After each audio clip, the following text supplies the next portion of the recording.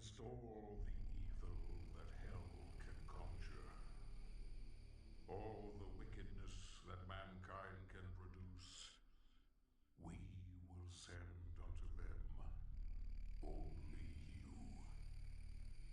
Rip and tear until it is done.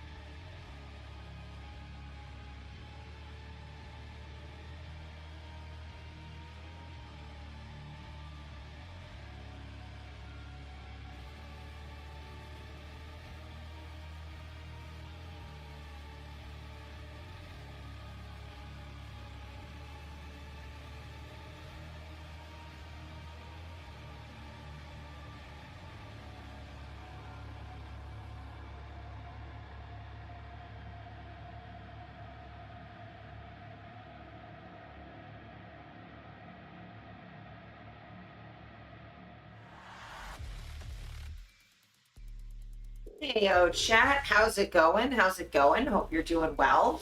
Happy Thursday, whatever time zone you're in. Welcome in, Steffi. Welcome in, Okairi. Good to see you both. Hope you're doing well. I have been busy. Let me know if my audio is good. It should be good. I don't think I changed anything, but shit always breaks because it's OBS. But yeah, I've had a really busy weekend. Thanks, Steph. And I'm tired as hell because I was up early this morning recording a thingy for TST TV, like one of the temple services. So I'm on this Tuesday service for anyone who's temple adjacent. It's a really, really good conversation, but trying to time out with people in Europe and people in North America, it's scheduling is a nightmare. But so like the only time that worked for everyone was 8 in the morning, which is not normally when I wake up. But I am in fact awake now, technically speaking. So yeah, since I last saw y'all, I think I saw you guys last week, the night before I left for the wedding. So, oh my God, I gotta tell you guys about how the wedding went because it was amazing. So good. So I finished, I think I did most of my packing after stream. Yeah, Vampy's wedding. Yeah. So I did most of my packing after stream. Sultan came and picked us up after she went to the Kendrick Lamar show, which was incredible. So we just yapped the whole way north. Talking about Kendrick Lamar and politics and shit, because that's what we do. Just yapping. It was really, really good to spend like pretty much the entire weekend with Salty, because like we don't get to see each other as often as either of us would like. Because we're both pretty busy, and her especially. She's got like a million social things to do at all times, and also a full-time job that you can't do stuff during.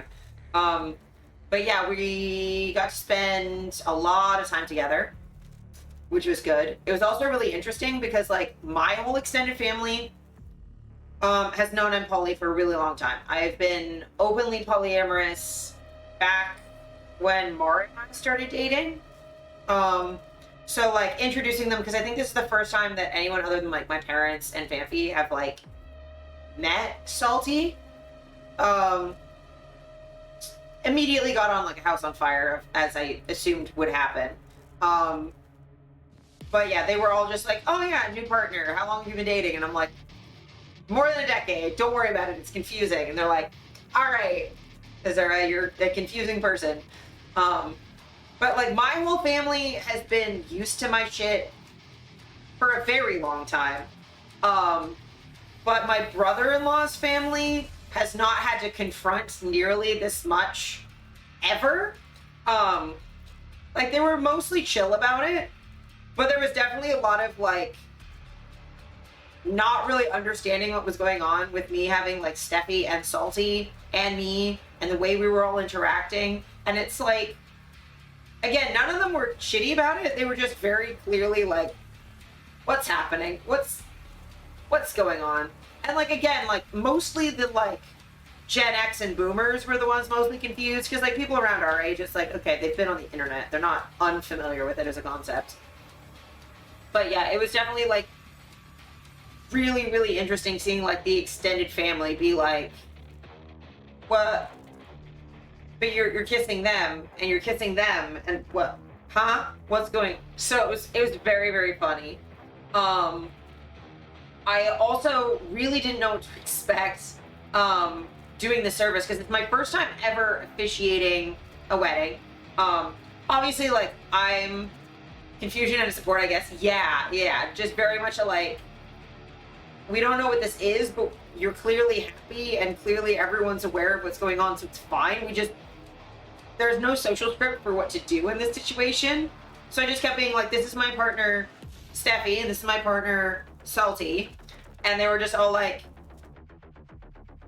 okay.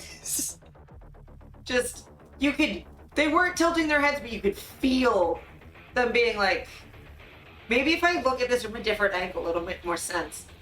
But yeah, so, Satanism isn't like, specifically like, the way that the law works in Canada is, so all people of any belief are protected as individuals under creed, here in Canada.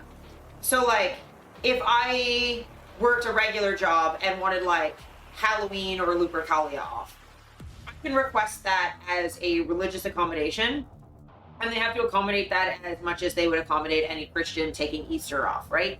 Or Christmas or whatever. So I'm already protected that way, right?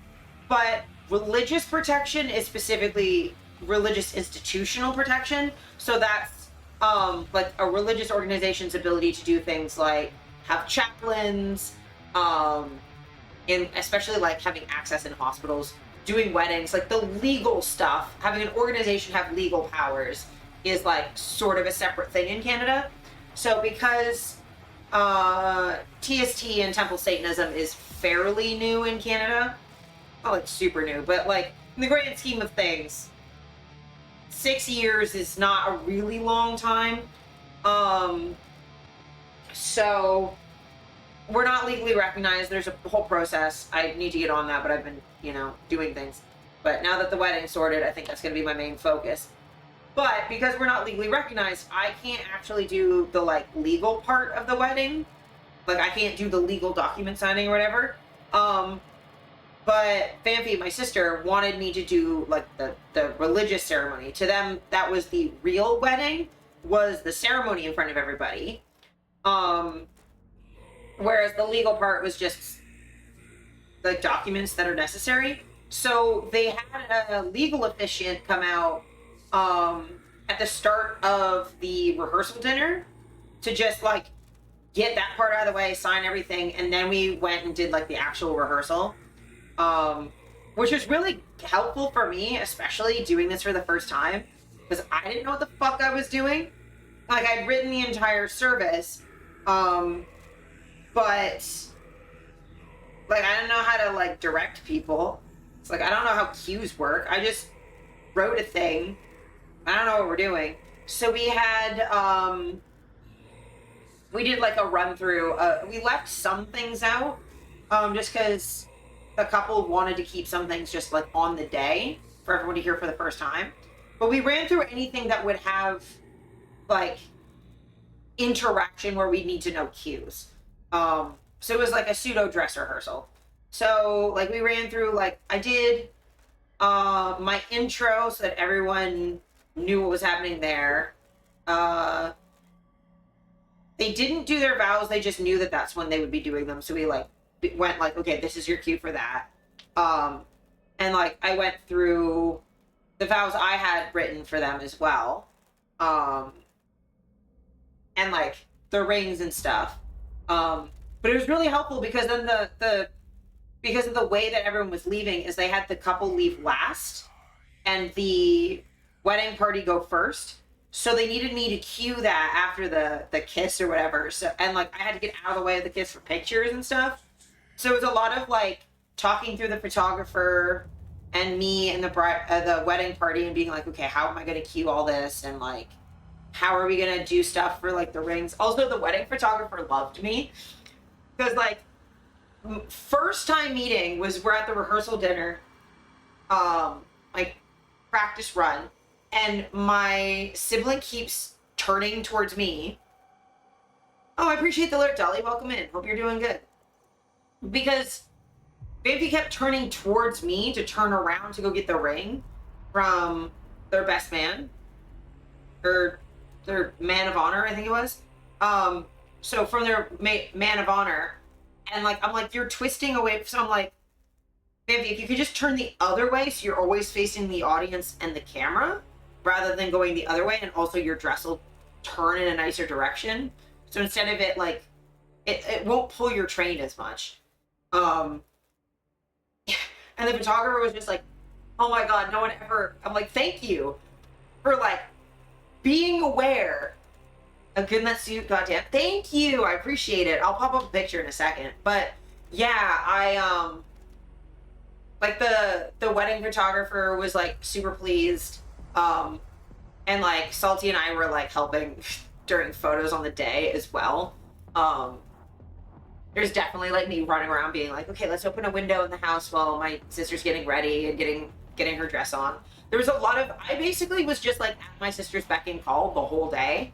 Cause I was like, I know my mom wants to do that, but like,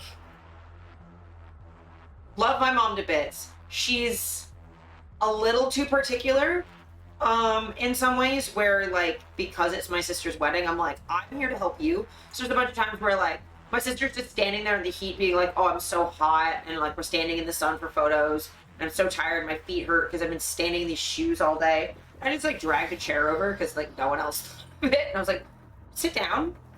um or like I laced the corset because like my mom was doing it a little slower than we needed it to be done, being very careful with it. But I'm like, I tie for a living. Just have me do the corset and the boots. It'll be a lot.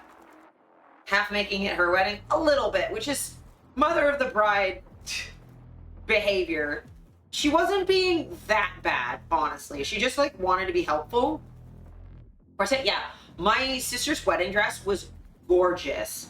Like the entire like wedding party was in suits except her, because she's in a wedding dress. So it really helped her like super stand out. And like all of the bridal party had matching shirts to the suit colors of the groom's party. It worked so well. Everyone like kind of matched. And then my brother-in-law matched my sister, and then I was sort of like, I was the only person in the front that was like sort of gray or black, that wasn't like a color. Oh yeah, Vampy, you can like rant whenever you want. I haven't seen any pictures. It's beautiful. Like I think I can guess what Vampy's like wants to vent about, but like the wedding went really well. I think like the main issues were like, I think like the DJ, and then like also Vampy being in that corset for so long was a lot. But yeah, congrats Vampy, I love you.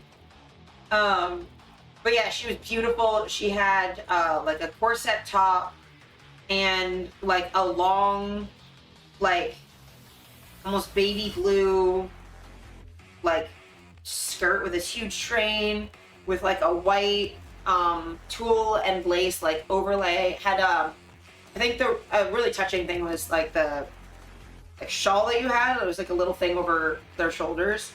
Had like a little piece as like the center of the back of it from my mother's wedding dress, which was really cool.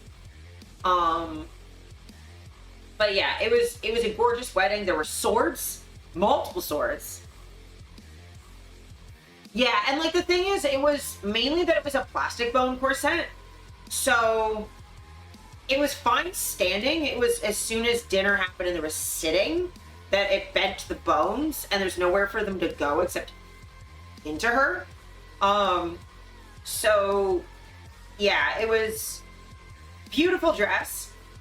If she ever wants to wear it again, I've recommended, and we've talked about this, like getting the bones swapped out for like steel, because those are much more comfortable to sit in. It just might require a little bit of an alteration to the inside of the bodice. It's an absolutely gorgeous dress though. And Vampy's hair was done, like there was a bit of a like Princess Zelda inspiration. You had a big bow in your hair. It was beautiful. And yeah, it was at a farm underneath a big willow tree. It was like an outdoor wedding. The weather was perfect. It wasn't too hot. It wasn't cold. It was sunny, but not so sunny that we were blind, because it was like really bright the day before during the rehearsal. But it was literally perfect.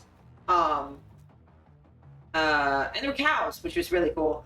That's just down the way. And the place whose farm it was just like let us have their farmhouse. Like they just gave it to us like for the whole weekend, which was really nice. So we had like the rehearsal dinner there. Was really helpful for like after the wedding for people to like have some snacks and stuff before they made it to the reception venue, which was like a 5-minute drive down the street. It was really close by. It was like the local Legion. It was perfect.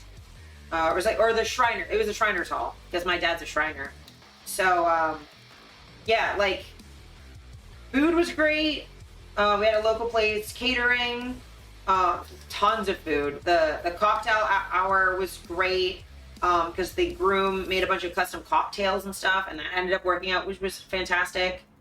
Um, the Yeah, like everything was really good. I think like the main issue was like Bambi was complaining because we had to keep getting up to like either like go to the bathroom because in a wedding dress that takes a while and requires assistance. So they were like clearing off tables and not realizing that like Bambi has left the table but like still needs to eat. Um, it does look like a Lockwood from like Googling it. I don't know because that wasn't ours. It was like a friend brought it. We did also have, actually I think Mara gave it to Vanphy a while back, but it was like a steampunk master sword that they used to cut the cake. And the cake had like a Zelda, like the Hylian crest on it. Photos went great. Like those, the photographer was really good at directing people and going pretty quickly. Sword enthusiast, yeah. So it was a good time. Got to spend a lot of time with family. A lot of family came out. My favorite cousin was there. Got to catch up with him a lot, and but yeah, it was overall like really good wedding. I was really nervous for how people were going to take the ceremony because it's not a traditional ceremony, right? Like, I'm a Satanist. It's got a little flair to it. I tried to keep the Satanism subtle. It was there, but it was subtle. For people who knew, they knew. People who didn't, it wasn't apparent. People knew that it was like that I was a Satanist and that I was officiating. So people were like, I could tell people were like, well, what is this gonna be? Like, because I was just introduced, like, oh, Izra is the minister. They're, you know, Vampy's sibling. They're like, oh, like, what church? And it's like, TST. And they're like, what? So there's a lot of, like, people not really knowing what was going to happen. There also are a bunch of, like, video game references in there. Specifically because, A, they wanted it, but also it worked out really well because, that's sort of their mythology that's important to them, is those stories they share together. And I wanted to sort of highlight that a lot. That like neither of them are religious, but they share stories together, and those stories have meaning to them in a kind of religious way. Oh, I had a blast. I was so nervous, but it was such an honor to be able to like write like a custom ceremony for them. It was like there was some structure from a TST Washington wedding. So like the vows were from that, like my vows that I had them do, which was great because they didn't have to be the legal binding ones. So you'd be super custom with them. And then yeah, I threw in a couple references here and there, and like from what I can tell from the feedback, the nerdy references for the people who knew caught them. And we're like, oh, I noticed that was from this game, or that was a reference to that, and like made sense to the couple and like the context I was using it. But to all of the like non-nerdy like family there, none of them were like confused, or because I didn't want it to be like just a Big Bang Theory style, like I'm just throwing references at you constantly.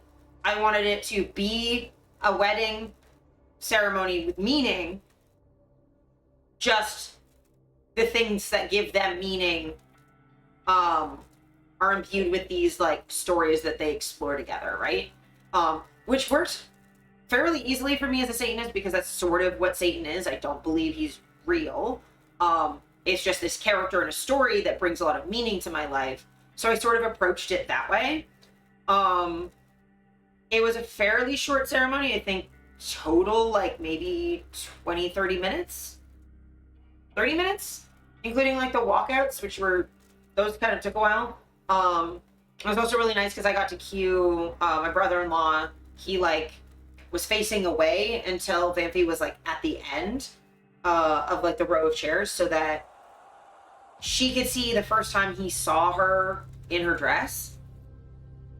References lose meaning when they're done in a way that people who don't get them feel excluded. Yeah, so I was like trying to like express the meaning and not just be like, haha, Zelda, right? Move the wrong beat. Oh my god, I used to do that all the time. I used to play chess competitively, and yeah, a lot of that. But I was so honored to do it. We were recording it because there were a bunch of friends that obviously couldn't make it. Because Bamfi makes lots of friends globally, like here on Twitch and online and stuff. So there were people watching it on Discord, and we were recording a backup on my second phone, just so that we had like a recording in case there was like dropped frames or issues or whatever. So we had it recorded on my phone, and then we were testing that the recording was working. It's just me standing at the tree before the rest of the wedding party has shown up. And me just being like, I'm scared. I'm nervous. I don't know what to do. I'm so nervous. Oh my god. Like, I'm just full freaking out. So I'm like, I'm so scared. So nervous. Because I'd never, like, I've done stuff with TST before, but like everyone in TST knows me, right? So like I don't get worried in TST stuff because it's also usually smaller. It's either recorded or like, even this on Twitch, like, I talk to y'all, but I'm talking to a camera, so like I don't have to look at you.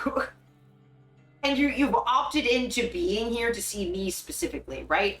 So like talking in front of like a bunch of people I've never met before. I don't know who they are. They don't know me.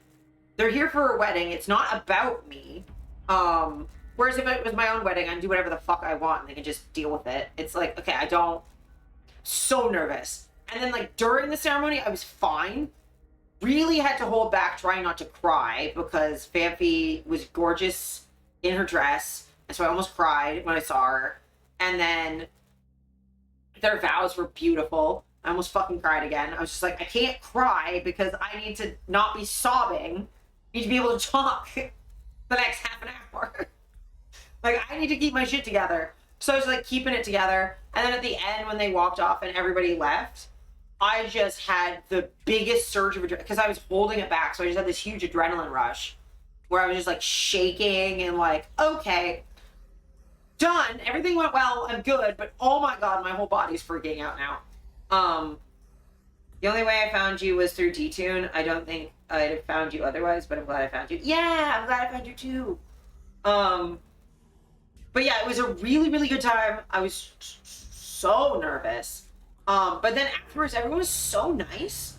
Like, so nice. People were saying that it was, like, one of the best ceremonies they've ever been to. That they really liked it, that I did a really good job. Like, straight up, like, people coming, not just, like, while we were there, but, like, at the reception afterwards and, like, after all the dancing, people before they left would come up and be like, oh, you did such a good job. And I was like, oh, thank you.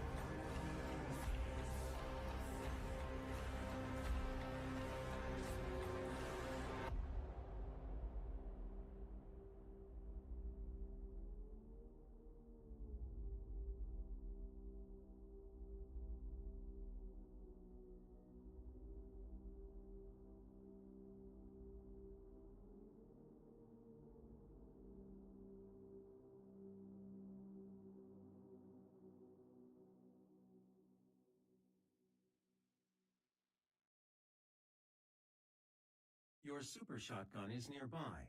A relic from the past. Imagine me streaming and then you coming on my stream. Yeah, that would be really funny. Yeah, that you would be really good at that. An apartment. Yeah, like definitely you'd need like some space to yourself would be the most important, but you can just stream on your phone. If you have like a decent if you have decent data and like an okay connection, or like you're somewhere with Wi-Fi, you can stream on Twitch with your phone. It just you can't play games. Or I think you can kind of do mobile games, but it's like really difficult. The Twitch mobile setup is really ass. Sorry, Ace.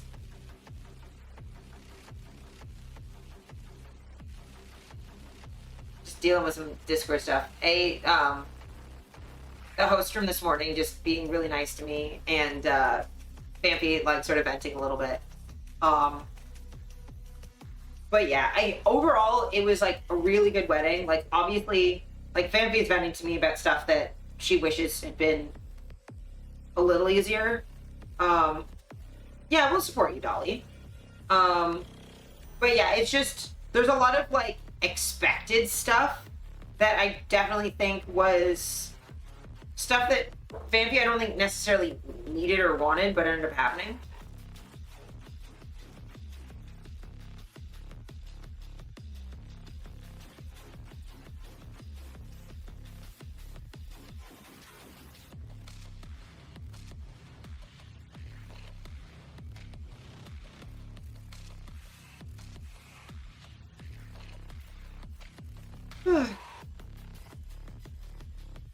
Yeah, I mean, you have like, I think the most important thing for streaming, not that you asked for my advice, but I'm gonna give it to you anyway because I'm on camera. Ooh, yeah, that'd be cool. But I think no, you're all good, Vivi. There was an ad anyway, so I meant I wasn't yapping over. Everyone got to still hear me, so. But I think the most important thing for streaming is to have something you want to, like, to stream for a reason, not just because you're like, oh, that would be cool, but like have something you want to do with your stream. Like if there's something you want to say or a reason why you're doing it. Oh God, it was so stressful. Like even just being there to help was like, I could tell how stressed she was, and it was like doing my level best to like help. Yeah, the planning was the worst of it. The day of, the most stress was just like physical stress, I think, of like having to get up early and do everything. But yeah, also like really important for streaming is like, or I mean, it's really helpful is if someone's like kind and compassionate and like think of other people, because otherwise like having people focused on you, if you're not a compassionate, kind, caring person, can make you into like an egotistical piece of shit so easily. Gotcha. I think you made the most of what happened, right? That like you made the most with what you had. And like you pushed it. You were there. You were like the first one up and one of the last ones to leave. Like you were there the entire time. I can't imagine you having like anyone saying you didn't make the most of it, because you were there for like the last dancing. You were there at the start. You were there for like everything. You managed to do cocktail hour and everything. Yeah. Other than that one thing, yeah. And like, because like the main things are just like, you know, the dress is uncomfortable and your feet hurt being in the shoes all day and it's hot, and yeah, I appreciate you. Yeah, giving like trying to create a place for people to rest is like definitely like a valid thing, like a valid goal. Like mine, I needed something more than just I'm gonna play video games on stream because I think that'd be cool. It's like, okay, what do I want to do with a platform, right? And I think a lot of it was like my previous attempts at streaming. I needed to like grow as a person. So now like I have a good balance between wanting to do politics, especially because I used to do that on Twitter a lot, and obviously Twitter doesn't exist anymore. So that like outlet I had for like expressing how I feel about things is like sort of gone. So, and this is much more productive than Twitter anyway. So I get to have like a lot of those conversations that I want to have. And make sure you can enjoy it and be comfortable. Yeah, exactly. Like, I think that's part of the problem with a lot of like the established wedding traditions is they're based around an assumption that everyone involved is able-bodied and that everything will go perfectly and that like it has to be that way because it's always that way. It's like do what you want. Do it whatever order you want.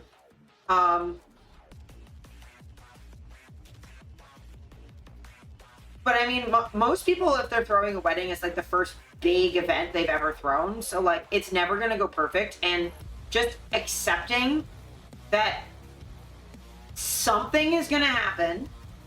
And hopefully it's either small or something manageable, something that you've planned for, like a contingency or something. Something will happen. And the most important part is that, you know, the couple love each other and the family is supportive. The family and friends support each other. And I had much either. Yeah, I mean, you planned as much as you could, right? Especially, like, you got a lot out of, like, a reasonably affordable wedding. Because, like, I think, you can correct me if I'm wrong, but I think this ceremony part, like, up until we finished photos, went essentially flawlessly. As much as it could, because obviously you're in a corset outside in the heat. Yeah, you couldn't have foreseen any of that. There was like you did as much as you could. But I think like the start of the day went pretty flawlessly. The song timing, yeah. Which I think part of that's also because the DJ wasn't at the rehearsal. Like the DJ MC wasn't at the rehearsal, so we weren't able to like really talk that out with him. Was a reception problem. Yeah. And honestly, like, because receptions have much less structure, that they're much harder to plan for. I do think if we had just started and you'd like been like, okay, this is dinner, we're gonna like cut the cake and do a couple speeches and then immediately be like, okay, before like food starts, have you go change. Might have been good, or even just have you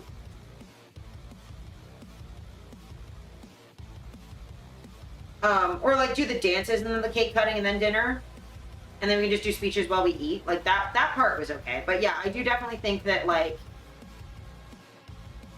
doing it in a different order could have been nice, just so that you wouldn't have been in that dress the whole time.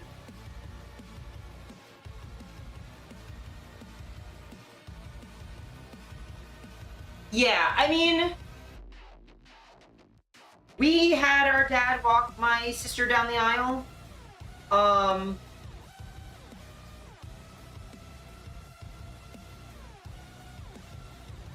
Yeah, switching plastic for steel would have helped too, but like,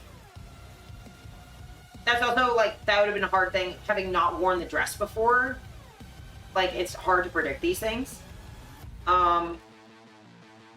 But also, you were in a corset for a really long time, which is difficult regardless. Yeah, it was less giving away and more just like okay,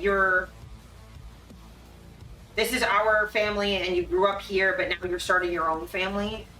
It's like, you know, like, you're no longer just in our family. It's this combining of families and stuff.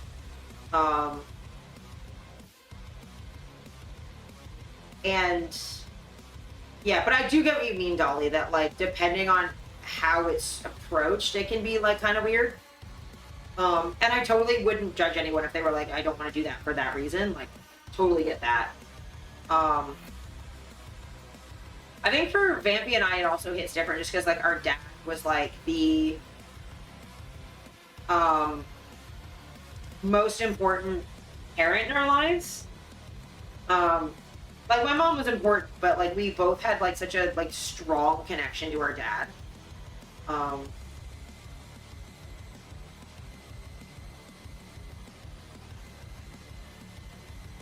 Yeah, he, like, met you, and then, and, like, he also didn't just, like, give, your partner a handshake. He, like, gave you a hug as well. It wasn't just a, like, okay, I'm giving my daughter to you. It was like, okay, I'm, like, saying goodbye to this being my family and saying hello to it being your family together. Sort of like how parents are, like, kind of have to adjust to being, like, you're not just my kids anymore. You're now adults, and we have a different relationship as equals, as both being adults, rather than me being the adult and you being the child or the teenager that I'm responsible for. It's like, okay, now you're not just in my family, but I have to adjust to seeing you as equals with our own families.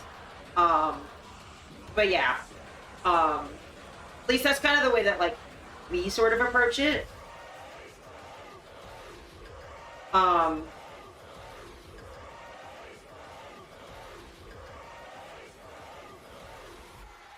And, like, I do think it can be nice to have, like, the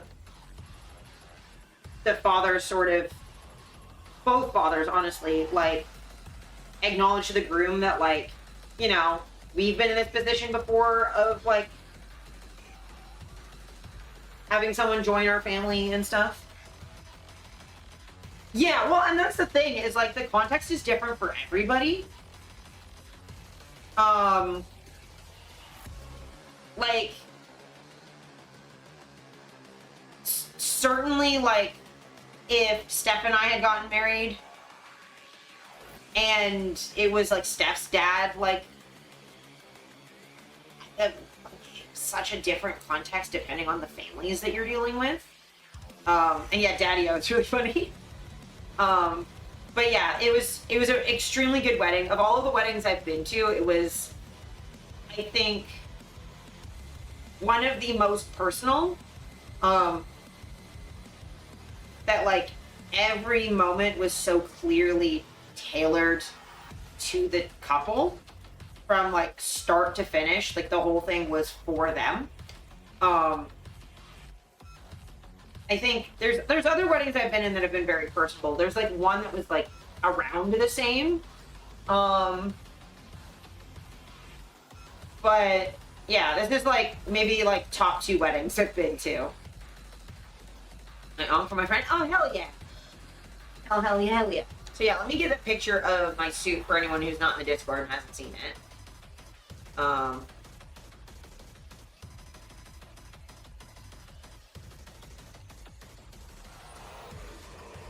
that's not the window I wanted that to go into. This window.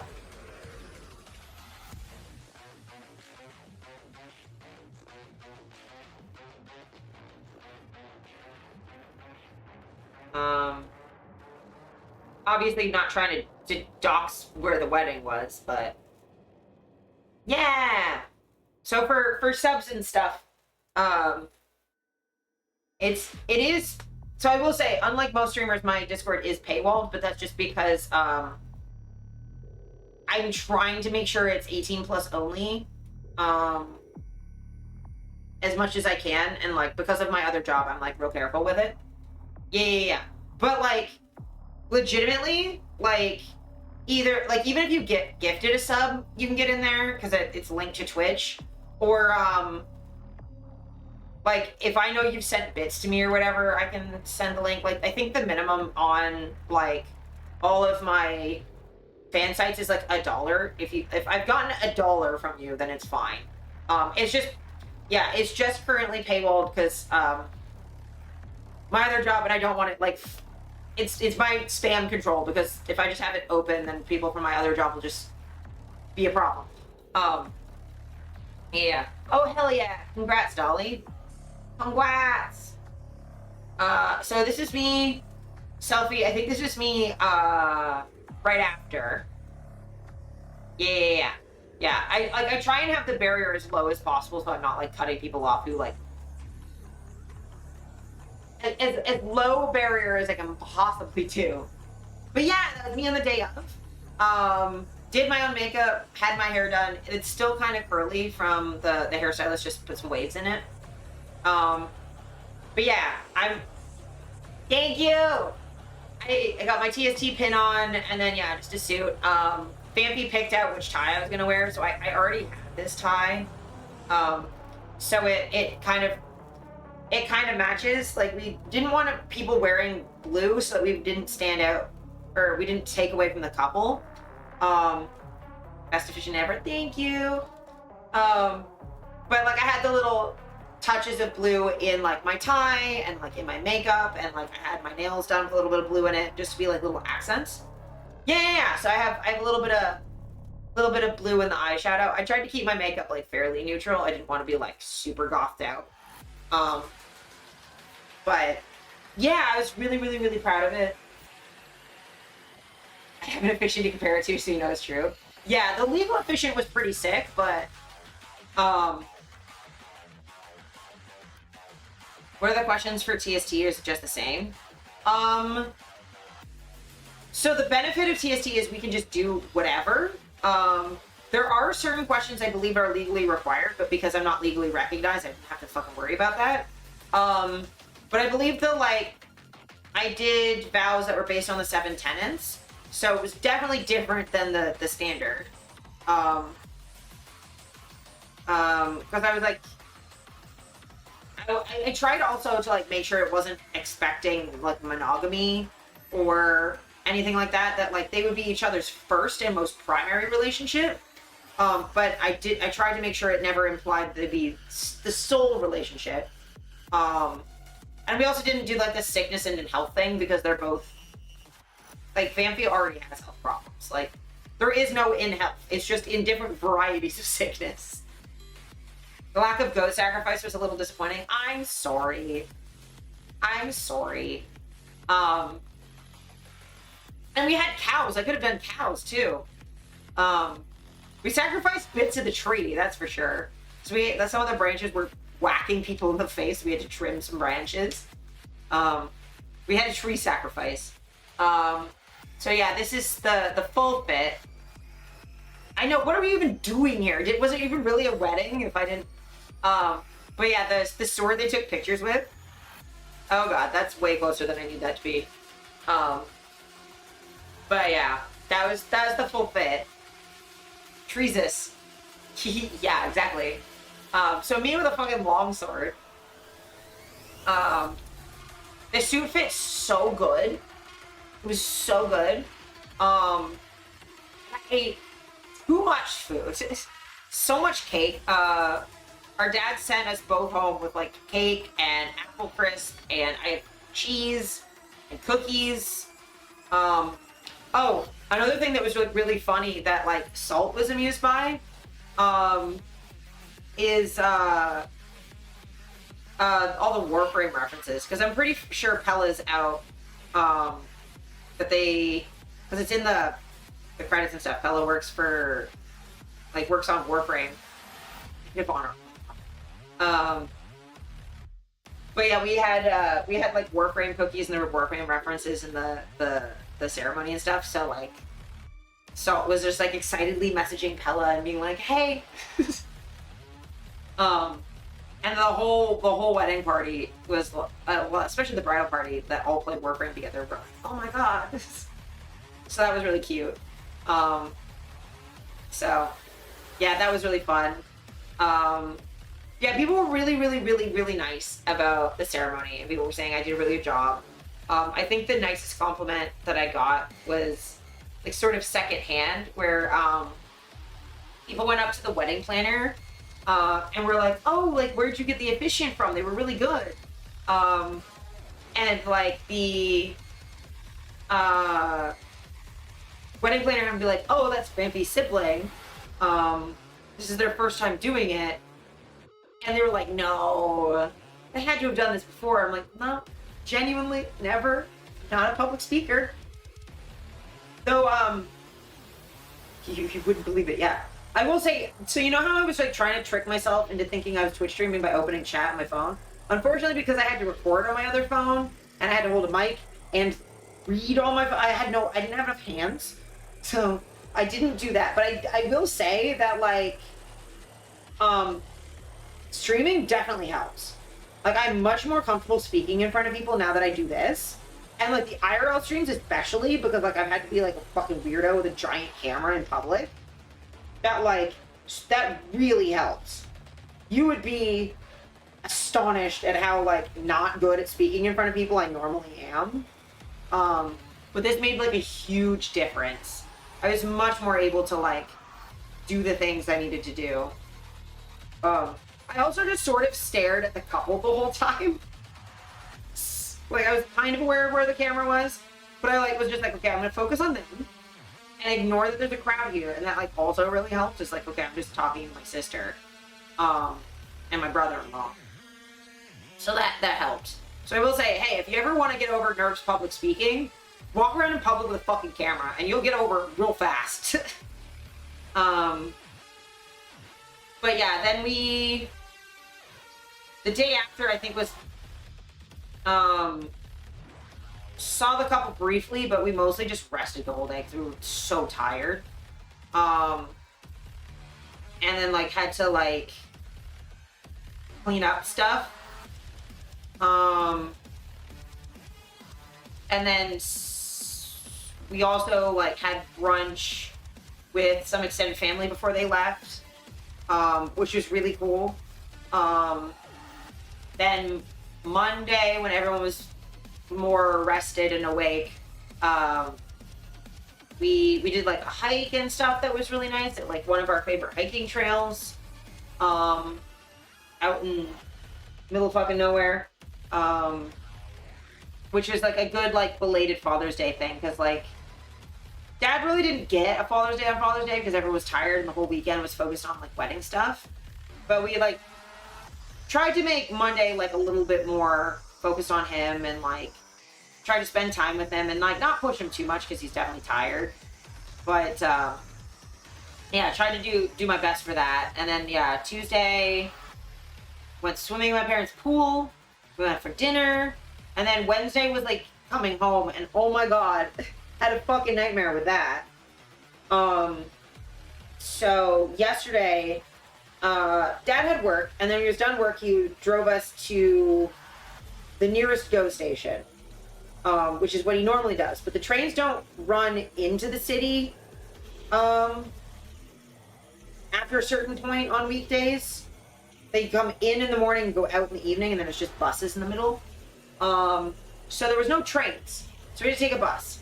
So we're like, okay, so we had to take one bus, and it drops us off kind of sort of in the middle of nowhere, and you get a second bus to get to the subway, and then the subway.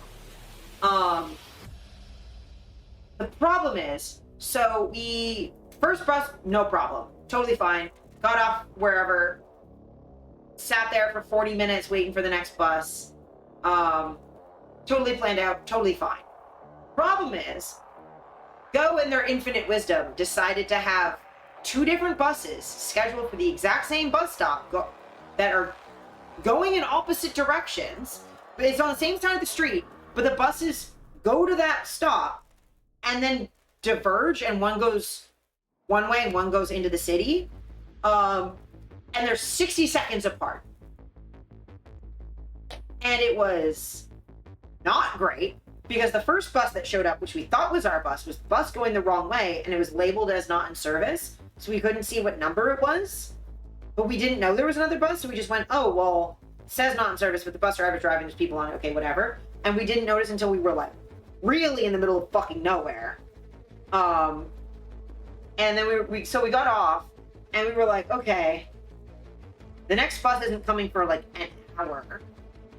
And, like, I was coming home, there's a bunch of stuff that I got in the mail that I needed to get home to open, because I was opening some stuff with Lucy, who was going to be here. It was already at our house waiting for us, and I was like, fuck, we got to get home, and I'm tired, and we've been traveling since like 1, and by this point it was like 5. We've been traveling for 4 hours, and we were exhausted. And I was like, all right, I'm just gonna get an Uber. Oh, and calligraphy is awesome. Yeah, that sounds cool, Dolly. But I was like, okay, I'll just order an Uber. It'll be kind of expensive, but it's fine. So it was gonna take us like a little under an hour and a half, and it was gonna cost us like $65. I was like, all right, cool. It's expensive, but like I just want to be home. It's whatever. It saves us so much time, and like I was like, I don't think I can stand out here needing to pee for another 2 hours. So like, we'll just Uber home. So I call an Uber, and it was like, okay, $65. Dude shows up, helps us get our luggage in the back of his car. We get in the car, and then he goes, "Hey, so the app quoted you like $90-something, right?" And I was like, "No. Why? What's going on?" He's like, "Oh, well, they're only going to pay me $35. The app like takes so much of the cut, and I've been here in this like small town for like 3 hours waiting for a job, and they take so much or whatever. If you're cool with it, can like I cancel the call and you can just e-transfer me, and I'll like, you know, it's like $90. I'll do it for you for like $10-15 off, and then you'll save a little money. I'll get a little bit more money. I'll still get you where you need to go." Important to know, he thought we were being charged $90. So $15 off that still would have been more than the app was actually charging us by $15-20. And also,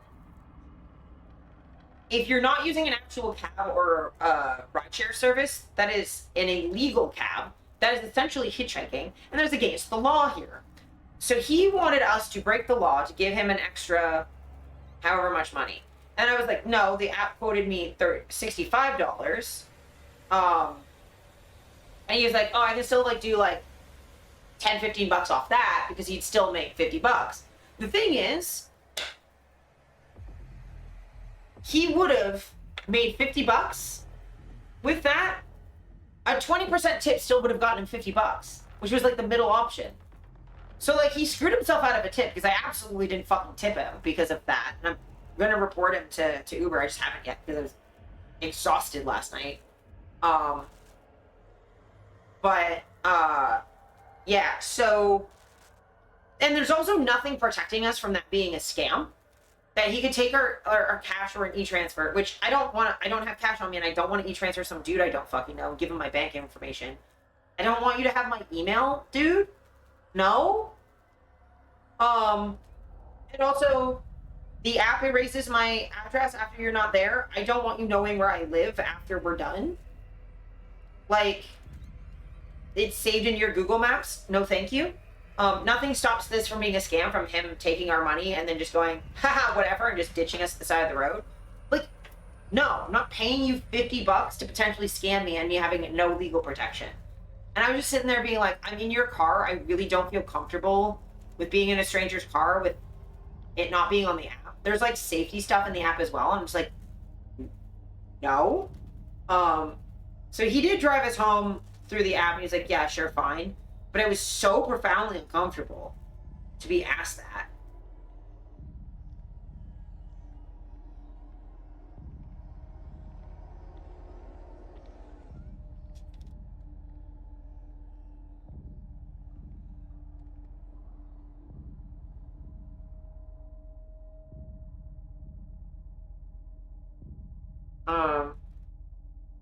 But yeah, so that was just like a really weird thing to be asked.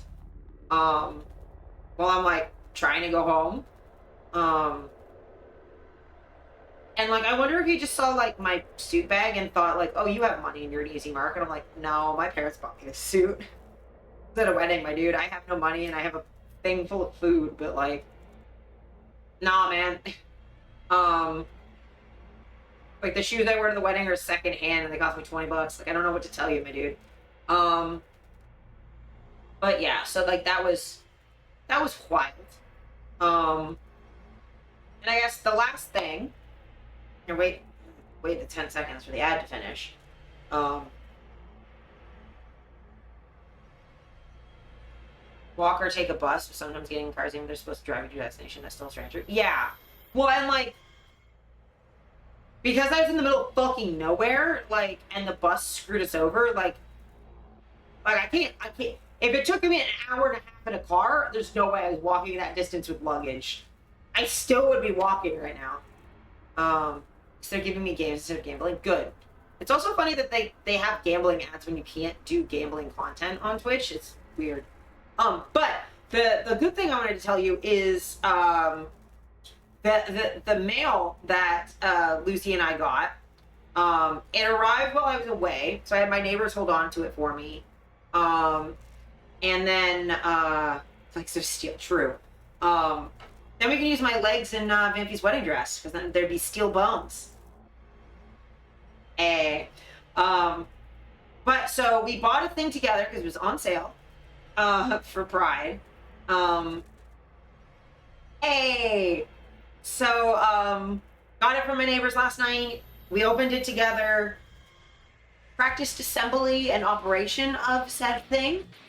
Don't want to get too into it on Twitch for TOS reasons, but we did get a little bit of a machine that we can use together on Lucy's stream, which we'll be doing tomorrow night, if anyone is interested.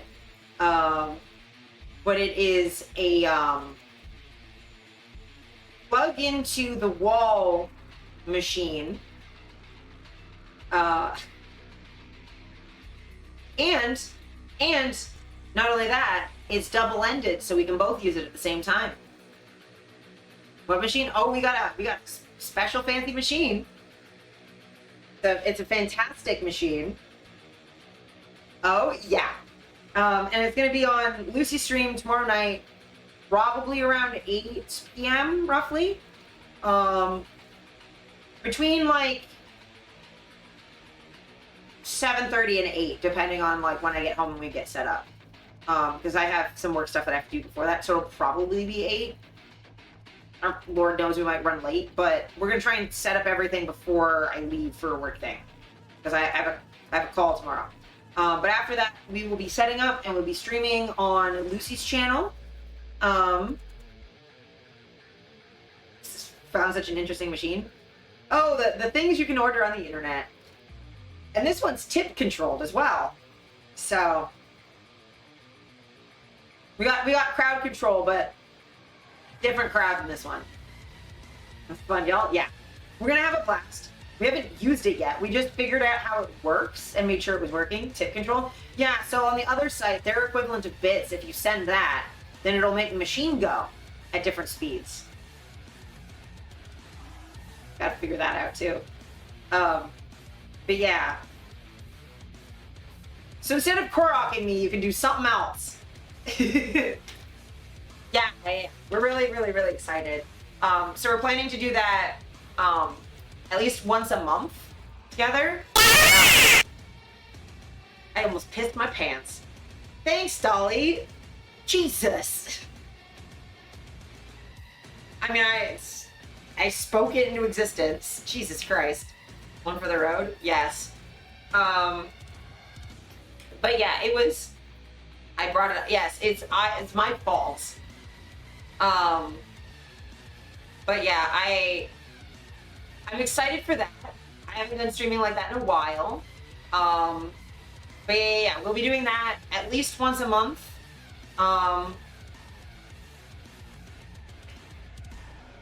So, wow, if you want to check that out, feel free. The screams, yeah. Yeah. I feel like at best every Twitch streamer has to be a Switch.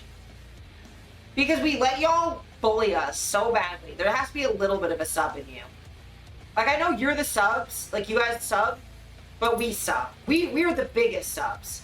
We have the never-ending sub. The infinite sub badge.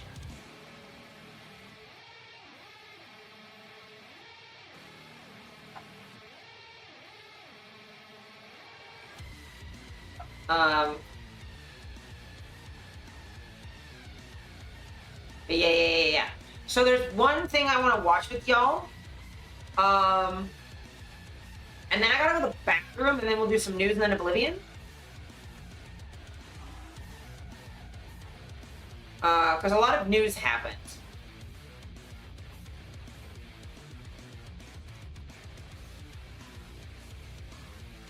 Oh, also, before we transition to that, I also want to just talk about this real quick. I posted this on the Discord, but, like, this is so funny.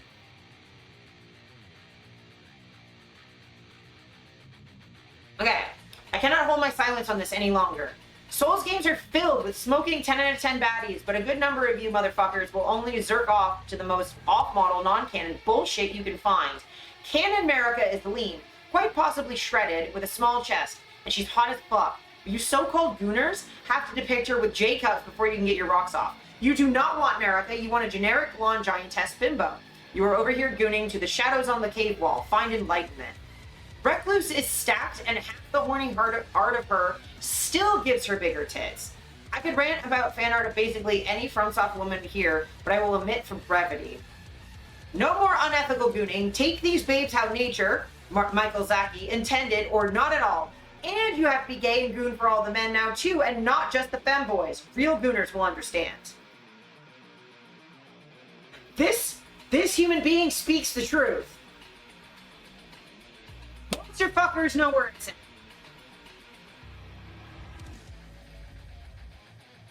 Oh, yes. Yes, boy, wife. But, look. You take them canon. The amount of times I've seen fucking fan art of Minda from Twilight Princess with massive honkers. No. That is a flat-chested, big booty imp, and you will take her as she is. That is small chest, big ass erasure. You take her as she is. You have all the big titty characters out there. Leave us our small-chested waifus alone. Alright? The only fucking character out there with the same body type as me. Fuck off. Not every character has to have titties the size of my fucking head. But the ones who do, keep those fucking titties there. Don't you dare remove them. Those were there for a reason. You cannot take the tits. Even in Twilight form, only medium boobies. Yeah, exactly. Exactly. Now, again, this doesn't apply to cosplay. Your body is your body. You cosplay who you want to cosplay. You do not have to match the body type of the character you're cosplaying. Who gives a fuck? That's fine. You're putting in work to make a costume and put it on your body. Whatever body you're putting that costume on is a perfect body for that costume. The fucking fan art? Don't you goddamn dare. Don't you dare. The only exception I will make is transing a character who wasn't originally trans, because that shit's hot.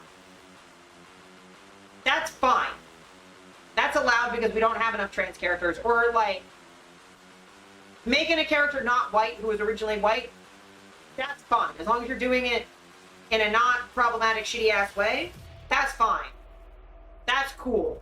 Put them in a non-canon outfit, totally rad. But the people who smooth out the wrinkles off of Viserion, you do not deserve to love a vampire. Fuck you. If you can't take wrinkles, you don't deserve vampires.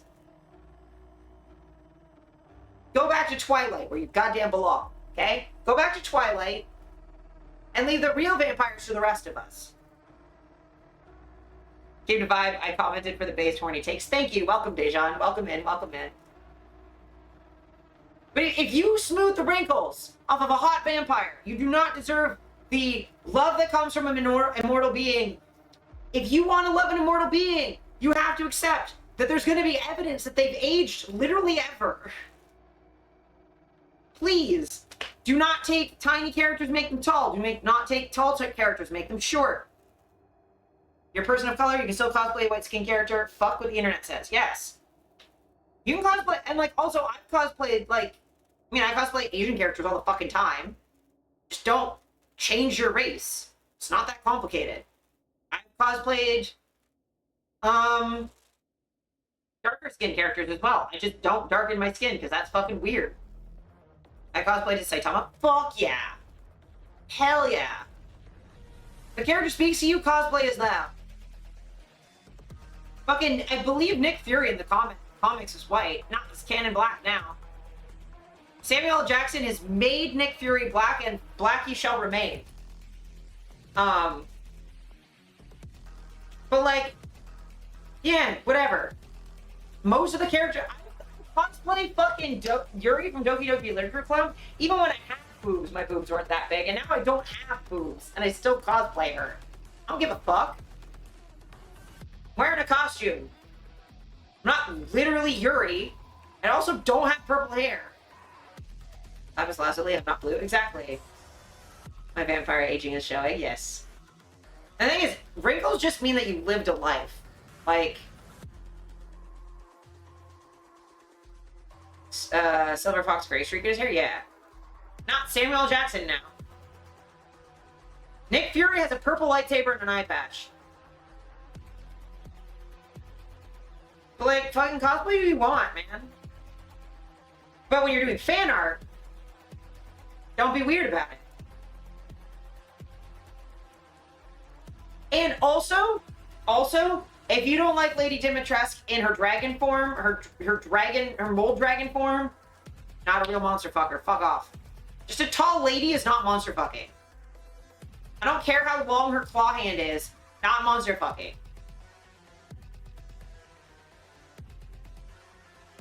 Stolen Valor. The Dragon Bird's the best part? Exactly. Well, now I'm not gonna kick human Lady D out of bed either. She can give me uppies all day long. But if Lady is 50 feet tall, that is just a giantess. That's not necessarily a monster.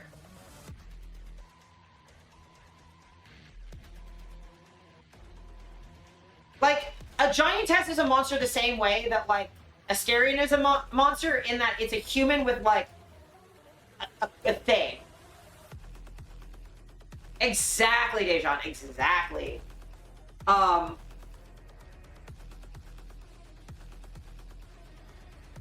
Like, I think there's degrees to monster fucking the way that there's degrees to furry, right? The humanoid monster. Yeah. But I'd say, like, if you only like vampires that, like, just are humans with long teeth, that's, like, not... See, that's fine, Vampy. That's fine. Taste is allowed.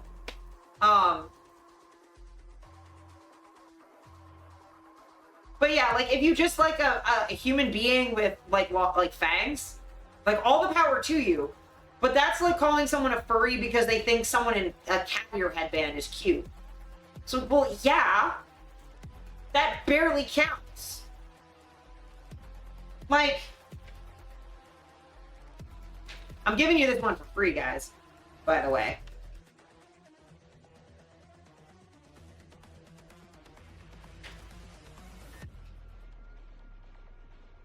Am I a furry now?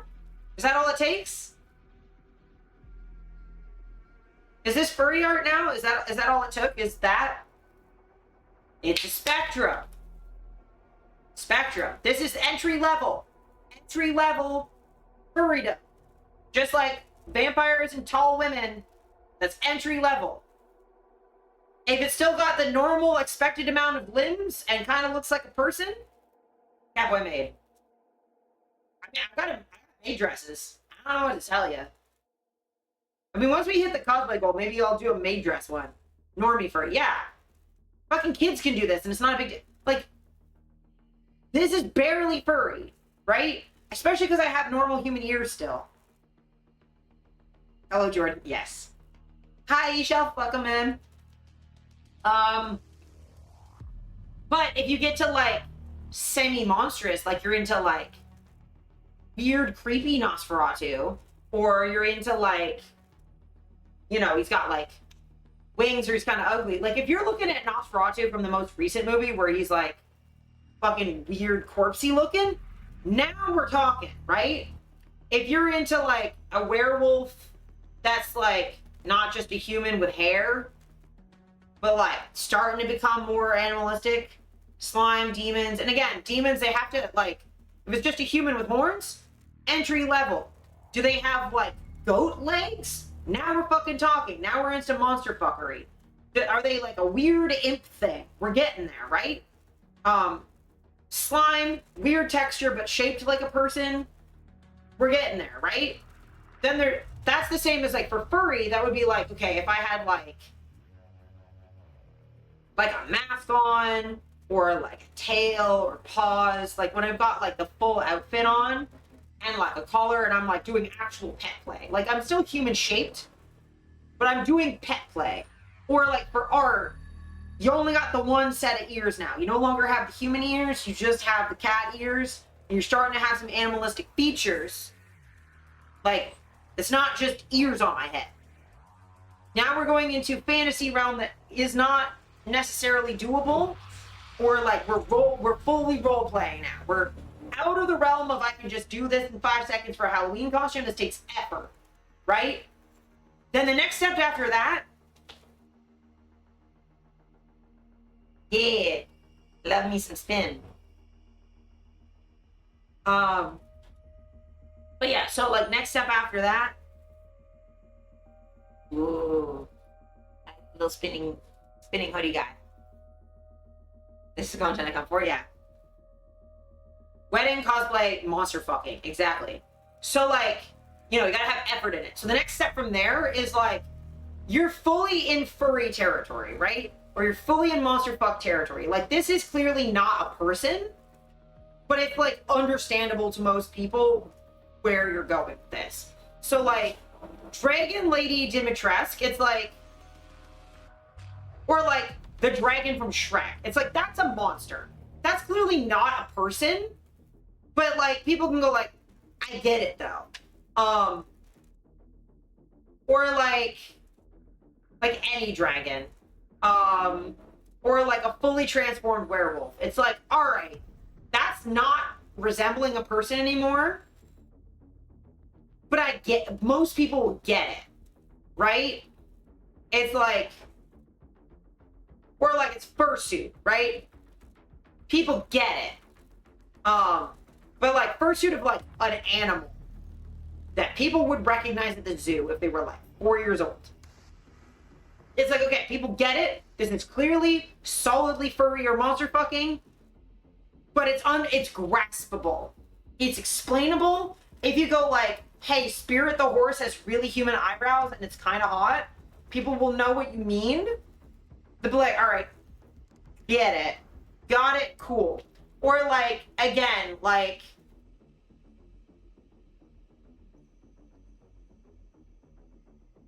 I think you get what I mean. That it's like clearly monstrous, but like something out of like that the Pale Man from the Del Toro movies. It's like,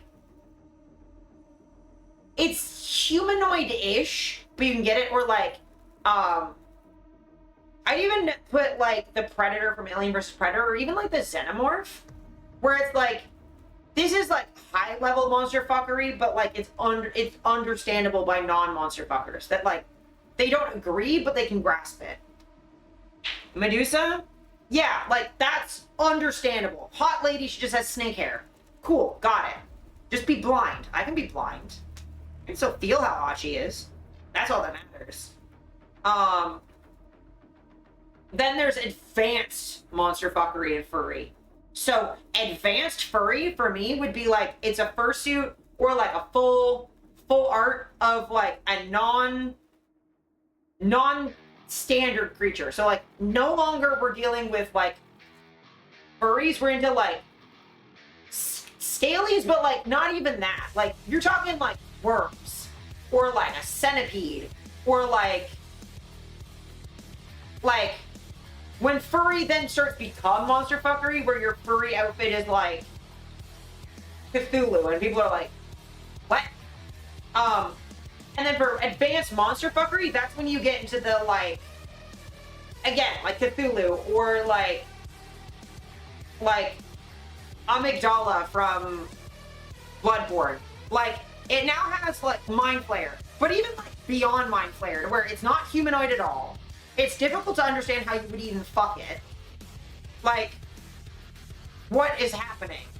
Where it's like, okay, like, I guess to put it in Pokemon Smasher Pass terms, like, beginner is low potty. That's entry level. That's basically a person. Next after that is, and like, next after that would be like, you know, You get beyond the humanoid ones into ones that are like more clearly like a Pokemon, but are like understandable of like a Venusaur, where it's like I can see where you're going from that. Advanced is when you're like, I would fuck a Spiritomb. And it's like, what does that even mean? Greedy chef. But like you're talking like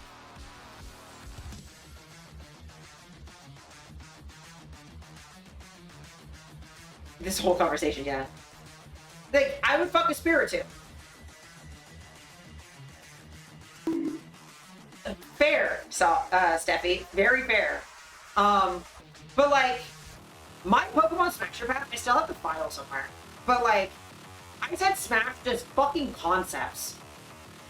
Like Cosmo, I want to fuck a Nebula. I would Smash. Don't know how I would do that. But if it was on offer, I would say yes. Not really sure how that works. Spiritomb got that spin going on? Exactly, now we're back to the spinning, right? She spin on it crazy style. W. But like when I watch like a horror movie and like this is clearly not meant to be like this is meant to be visually confusing and disorienting, and I'm like, Smash. And even other monster fuckers would be like, what do you mean? What would you smash? What are you talking about? That's what I mean. That's when you're going like the fucking tree from Evil Dead. Like something's off about me that I would. Like I mean it also would because tree, but Power of Horny is strong with this one. Yeah, it's like unstoppable horny. That's like when like you are incapable of being confused about your boner anymore. You just like fully accept that you're just gonna go where you're gonna go. You know? You're just like, yeah, I'm horny and I'm not even gonna apologize for it anymore.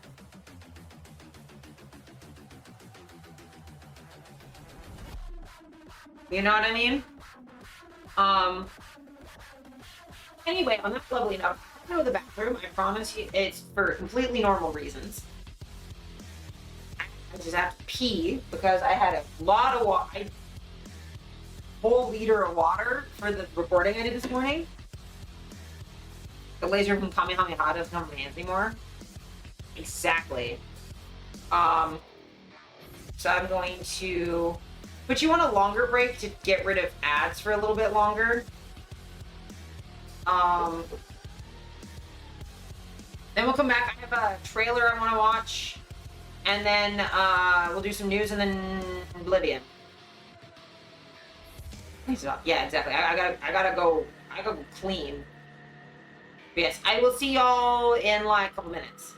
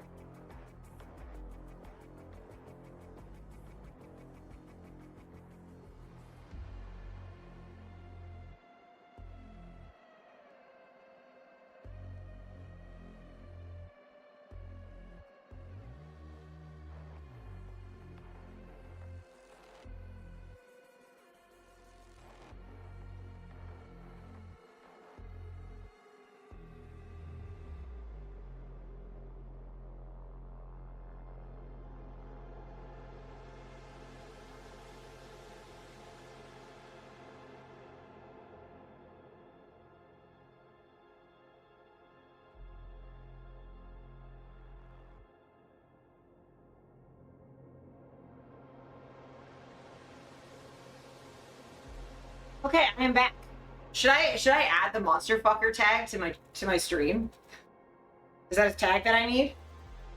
So I was refilling my water and then we put some eye drops in because my parents took me to get my eyes checked while I was out there.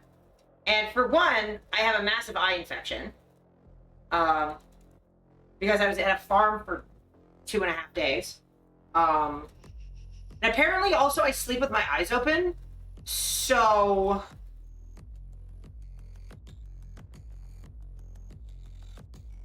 apparently I get shit in my eyes while I'm asleep because my eyes don't ever fucking close properly. So I have medicated drops to get rid of the thing in my eye, and then after that, I have to use other drops for my eye when I sleep after. Yeah, let me add monster fucker.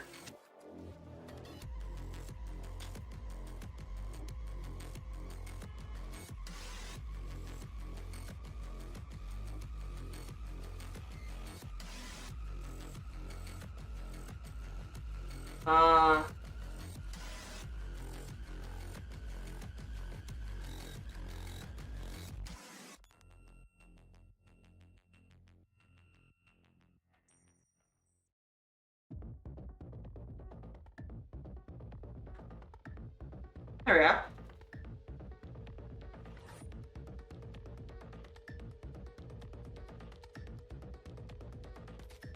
I put Monster Lover because I think that's the one that's the biggest, I guess. Oh, I have so much shit in my eye now. But yeah, turns out you're not supposed to sleep with your eyes open. Who knew? Also, I haven't had breakfast yet, so I'm just gonna sit here and chomp a little bit.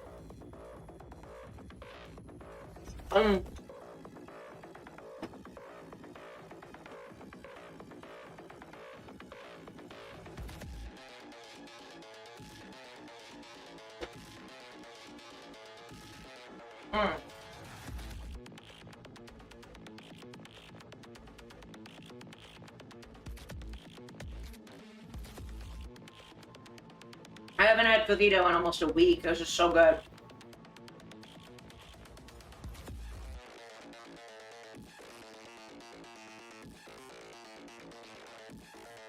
Okay. Everyone but me knew apparently. Oh, amazing! That's so good. I got this. Oh god, that's the thing I have to complain about. So I have the CDCP as well, the dental plan, at least in these braces. But my dentist's office doesn't take it. So either after stream today or probably tomorrow, I have to call. She works out of another office half the week, so I'm gonna call them and be like, "Hey, can I just switch? Because you guys take it and her other office doesn't, and I do like her." Because she was the first medical professional I've ever had that wasn't like explicitly a specialist in EDS that went, "Oh, EDS probably affects your care. Let me look into it and adjust things to make sure that I'm giving you the best care that I can." Which sounds wild, that should be the standard, but legitimately when I went to her for the first time, she's like, "Okay, so you have EDS. How comfortable is it for you to hold your jaw open? Like, are you gonna dislocate your jaw? Do you need like a thing to, like a little block to rest your teeth on? Like, how comfortable are you holding your mouth open that long?" And I'm like, "Lord, I can hold my mouth open for like fucking half an hour. We're good." But then she was like, "Oh, okay. Well, you also have POTS, so I have to give you fillings. But the normal local anesthetic that we give has adrenaline in it, and that makes it last longer because it basically your blood vessels close up and hold on to it longer." And she was like, "Oh, well, you have POTS, so we probably shouldn't give you adrenaline. So we'll give you the other kind, which isn't as long lasting, but won't give you a heart attack. So we'll do that, and then I will just check with you frequently." She was like, "I'm going to check your blood pressure and your heart rate periodically throughout to make sure it's okay." She didn't do that the second 2 filling appointments because by that point she knew that like if something's up, I will just say. And they're like, I'm okay. But she was like, you know, it's our first time working together. Let's like be overly cautious and make sure that I'm checking everything that I need to. And I'm like, yeah, no, your office is air conditioned, so as long, and I'm lying down, so I can't really faint from lying down. I'll be fine. But like, she was really, really good about checking with me with stuff. And then she was like, well, you know, we have all of these, like the second set of fillings. She was like, oh, well, we were going to do this side and then this side in separate sessions so we don't numb your whole mouth. But there's only one on the one side, and like, I don't know what to do. And I was like, well, I've had a filling without numbing before, so do you want to just do that? And she's like, yeah, we could do that. I'm like, yeah, like, if they're not that deep, then it's... I'm like, how deep are they? Is this the Sun Life Canada plan? Yeah, like, there's some places that just aren't taking it for whatever reason. Even though, like, filing for it is not really different, it's very silly. I tried to look into, like, what their issues might be to see, like, how legitimate it is. But, like, all the denturists are taking it, and all the dentists in BC are taking it, and they're all like, yeah, no, some of the dental associations are just being weird. So, yeah, I want to still see her if I can, because, I don't really want to hunt for a new dentist that will understand, like, EDS and all the stuff going on. I mean, if the other place starts taking the insurance, I could switch back, but, like, the thing is that's really funny is they're missing out on a bunch of money, because I was gonna, after I can't really afford to out of pocket the wisdom teeth removal and the other thing I was gonna do. Wisdom teeth removal can be up to $1,000 or so, and I'm like, I can't really fucking afford that. And that's only assuming I don't need it like general anesthetic. I guess I could be awake for it, but the problem being that like I might have to go under general because I don't know if the other numbing will last long enough. And considering we can't use normal anesthetic, right? So, like, I don't know if I'm going to need to go to, like, a special clinic or, like, what I need to do.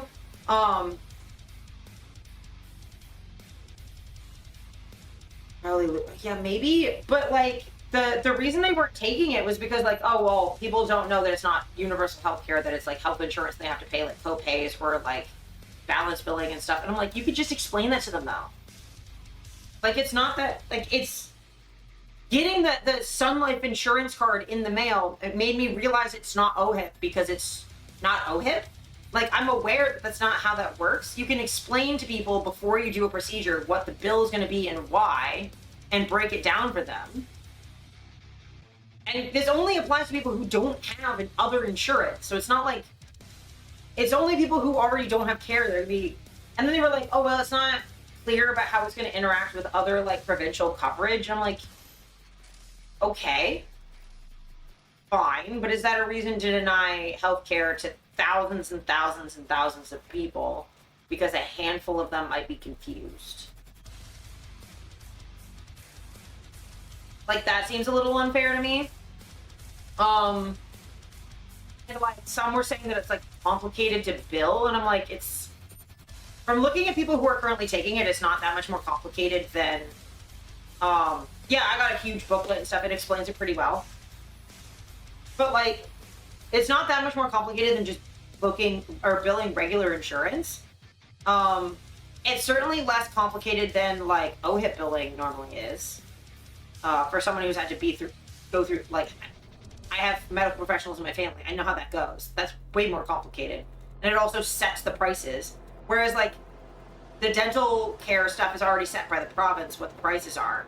So, like, it's weird. So instead of, at most, if it was the most complicated dental situation for my wisdom teeth removal, which it likely isn't because they're not impacted. The only reason I'm getting my wisdom teeth removed is because there's cavities in them.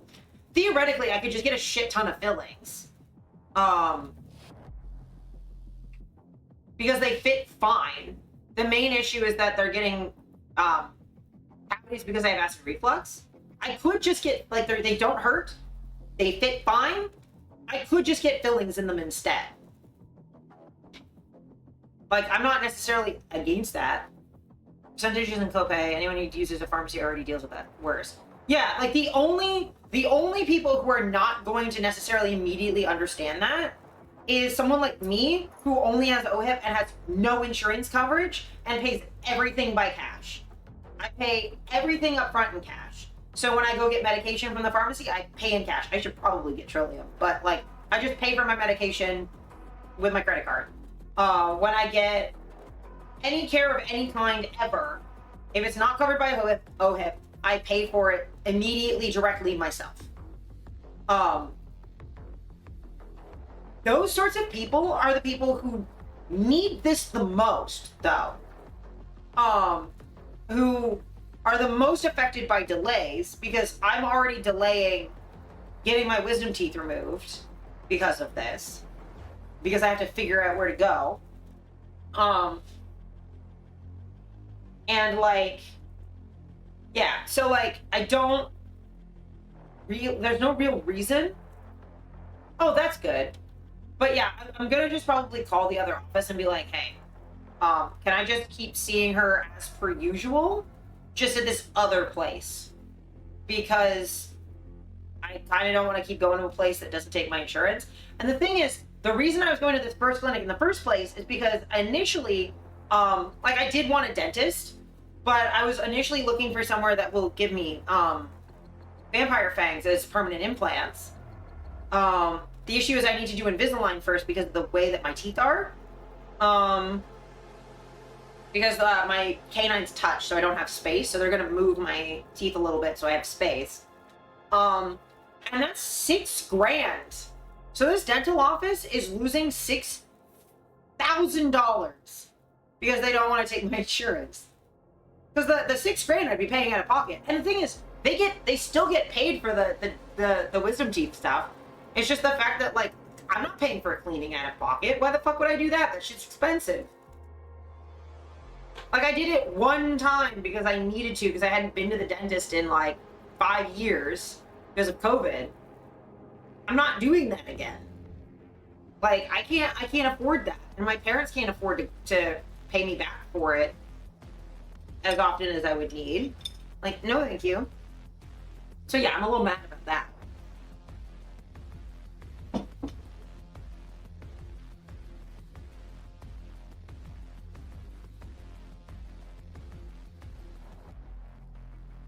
But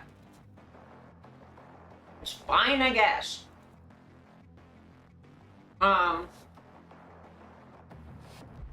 But yeah, I'll figure it out. It's just silly.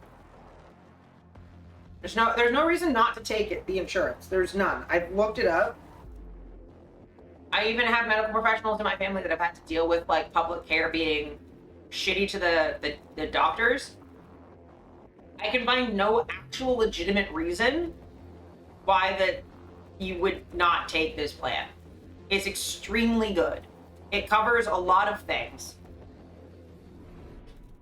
But I just genuinely don't get it. There isn't even a greed aspect that you can still do balanced billing. Like, it's still weird. Like, I cannot conceive of a reason.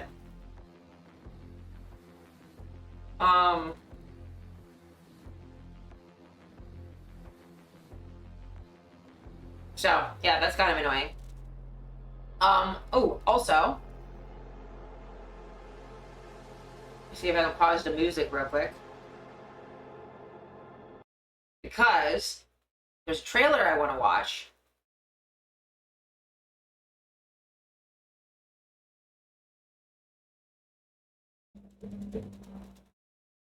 I want to watch for the first time with y'all. Cryptid sent this to me, and I haven't seen it yet because I was doing stuff this morning.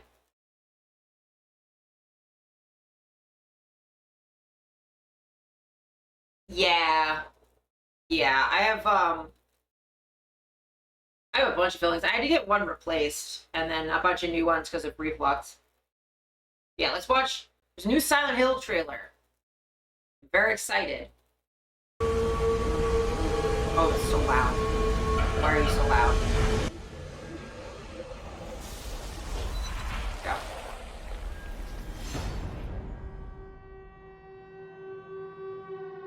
This return is my return to a world, a universe, that I have touched in 2006, 15 years ago. The film was a great success, and we decided to go back to the best of his stories, I mean Silent Hill 2.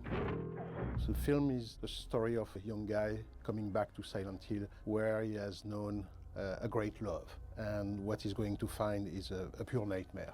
I have the chance of being very close with Christoph, and we together has achieved to convince Konami that there is a new version of Silent Hill that needs to be done, and they are 100% on board.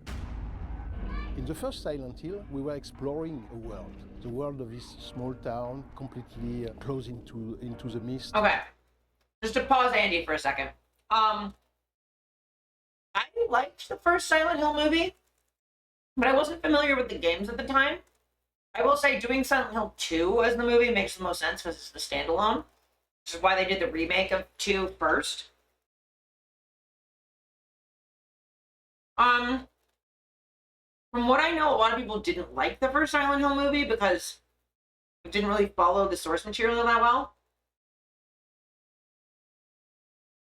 And if it's being made by the same team, I'm not sure how I feel. Like, 2 is a little bit more self-contained. More of like a standalone story in the world, so it's like a little bit easier to do a movie adaptation of, because if you do 1, you have to do 3.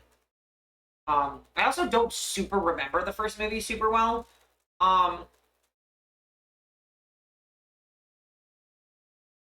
It did make me really, really, really excited to play the games and watch people play the games, but yeah, I don't know how I feel about this, especially being the same team. It was like being trapped into a Twilight Zone. But in the second game, you know, the creator of the game have changed the rules, you know. We were basically going back to Silent Hill, the same town, but we were looking this strange world entirely through the point of view of the hero we were playing. Mary, could you really be in this town? He realized that Mary is lost somewhere into this strange place. At its core, it's also the idea of the myth of Orpheus. And whatever a man can go deep in hell to bring back the soul or the person he loved the most in his life. So it's much more about psychological horror, even if we are going to find again Thanks all for the the meow same cat. creature and the same strange terror sequence, something like that. But the first big interrogation and the first big terror is about ourselves. Are we mad? Are we sane? Are we sane to go back to Silent Hill to find this great love?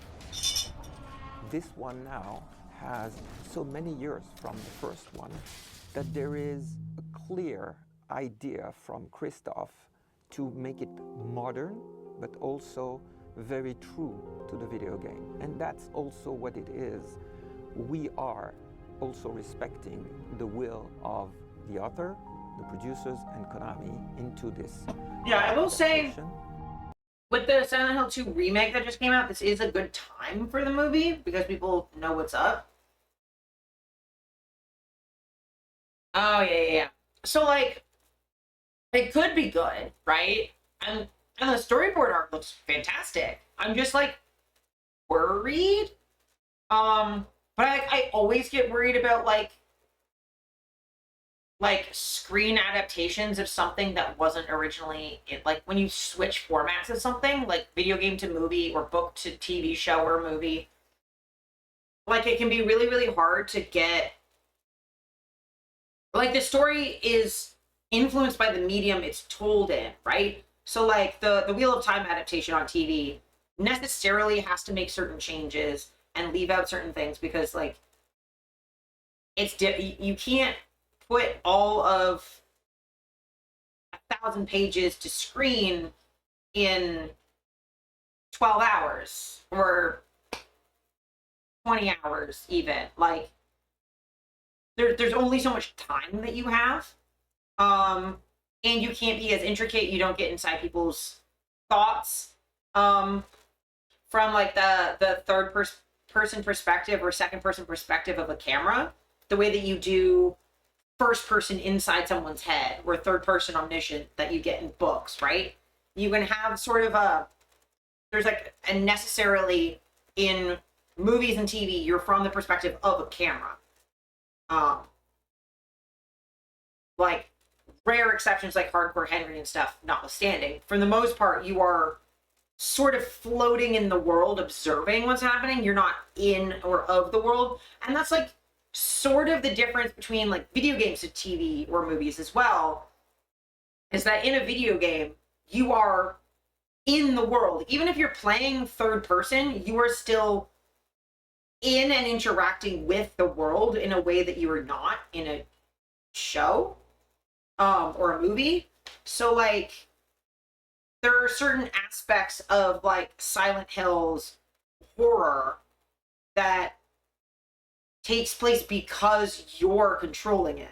That the jump scares, such as they even exist in Silent Hill, are mainly just if you don't notice something, you get startled by it. It's not actually designed to jump scare you necessarily.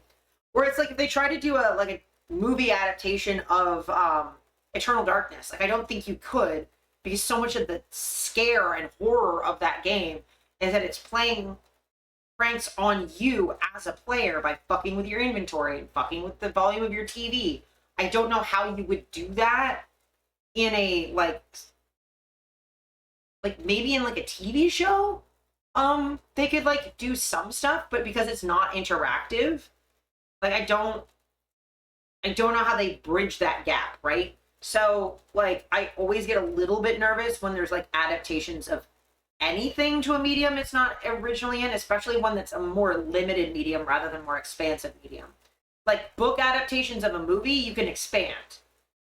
Though you do lose a lot of like the visual language, right? So always a little bit worried. I have loved a lot of, because like Silent Hill for a while there were some sinkers going on. So like the recent stuff I've been way more interested in. There's a couple more Silent Hill things I want to look at after the trailer, but like I don't know. I've been excited also because it's Silent Hill 2, then like necessarily there'll be nurses. Actually, never mind. I take back everything I just said about the nuance of medium, and I'm just going to tell you straight up, this new Silent Hill movie is going to suck because they're not going to cast me as a nurse, and that is unacceptable. I'm not going to get to be able to play a nurse in this movie, and that is incorrect. Because I'm probably... Hi, Pint. Thanks. I'm so right. Thank you for the Korok. But, like, fuck. I'm, like, I think I'm the only person in the world who cosplays the nurses from Silent Hill who also canonically has the same fucking leg problem. Because the legs have the weird little stank leg. I can do that. And I can do that safely now. I should be cast as a nurse. And I won't be, so the movie's bad. It's not even made yet, and it will be bad. You watch the media now. Preposterous, you haven't been. I will say that's the most annoyed thing I have about having worked as a background actor, is the fact that I never once, not a single time, was casted as a zombie or a corpse. Ever. And I put it in my, like, special skills that, like, I've done life modeling. I can lay still for an absurd length of time without moving. With barely breathing. You want me to lay down for 40 minutes and not move? I can 100% do that. In this economy and the socio-political climate, yeah.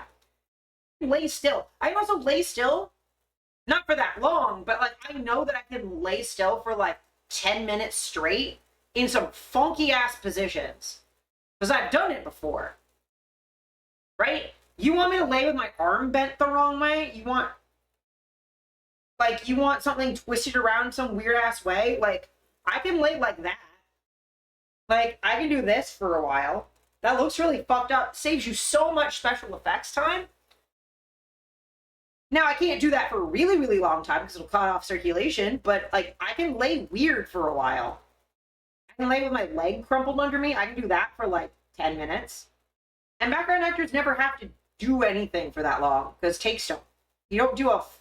You're not gonna have a corpse in like a oneer where you do like a long single take. You're not gonna have a dead body in that has to stay still for very long. Because the vast majority of people cannot do that safely. I can. I can also limp really convincingly, yet never been cast as a zombie. I've also never been in a like a nude scene, and there's so many times where I was like, I work as like a nude model. I'm extremely comfortable in nude or in lingerie in front of camera. But they never cast the. I've only been cast as a sex worker once. And it was as a streetwalker, and that wasn't. I was actually casted. I showed up on the day in my street clothes, and on the day, everyone just made the decision of like, no, you look too good to be a homeless person. You have these incredible platform boots. We're just gonna leave you in them, right? I was also gonna go grab a nail clippers because I have like hangnails and I gotta stop chewing on them. It's like I should be cast as dead person. Like, come on, what are you even doing here?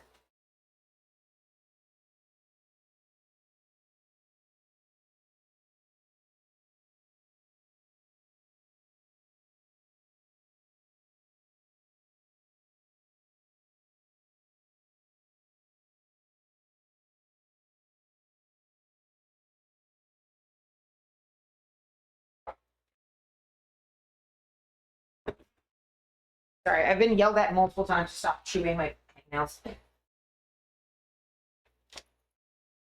I've declined nude auditions? Really? Because, like, I'm super comfy with them. Like, I've done so much nude modeling in my life that I'm like, I'm fine.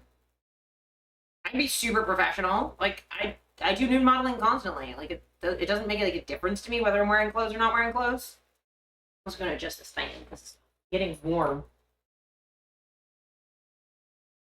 Let me know if you can hear the fan or if it's bugging you guys at all, but... Oh, it's better. But, like, I don't give a shit. I'm naked all the time. Means I don't have to bring wardrobe to set.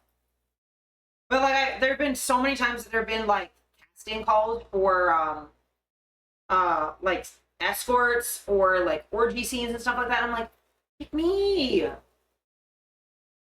I actually know what it's like to be in that situation. I could be actually authentic. I 100% have been in those situations before.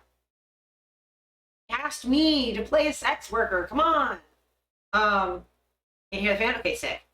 But I've had these conversations with Cryptid, because Cryptid works in like film and TV. That like really, Hollywood just needs to cast sex workers for sex scenes. And that's lamenting about not being cast as a lore accurate sex worker. Yeah. But like, if it's like a recurring character where a sex scene is just like kind of part of it sometimes, that's fine. But if you're casting background to fill out an orgy or to play a background sex worker, just cast sex workers. We're way more professional about it. We understand our boundaries a lot better. We have the fucking time. Like, we don't normally work 14-hour days, but like in The Witcher that one time, yeah, exactly. Like, I really think like that would be The Boys. Yeah, The Boys, or What We Do in the Shadows had an orgy scene. Like, so many sex workers are fucking alternative too. Play vampires really easily. And they did it for The Boys. Yeah. I know someone who was in there. Yeah, like Cryptid works on The Boys sometimes, and like we've talked about it, how like background actors who are not used to nudity can be really uncomfortable, and like totally understandable. Like you have like a sensitivity person on set to make sure that everyone's okay. Yeah, that makes sense.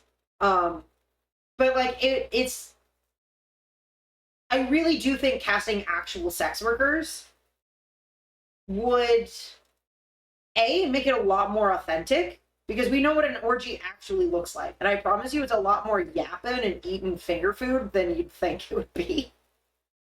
Like, a good chunk of the orgies I've been to, I spend like half the time drinking and talking.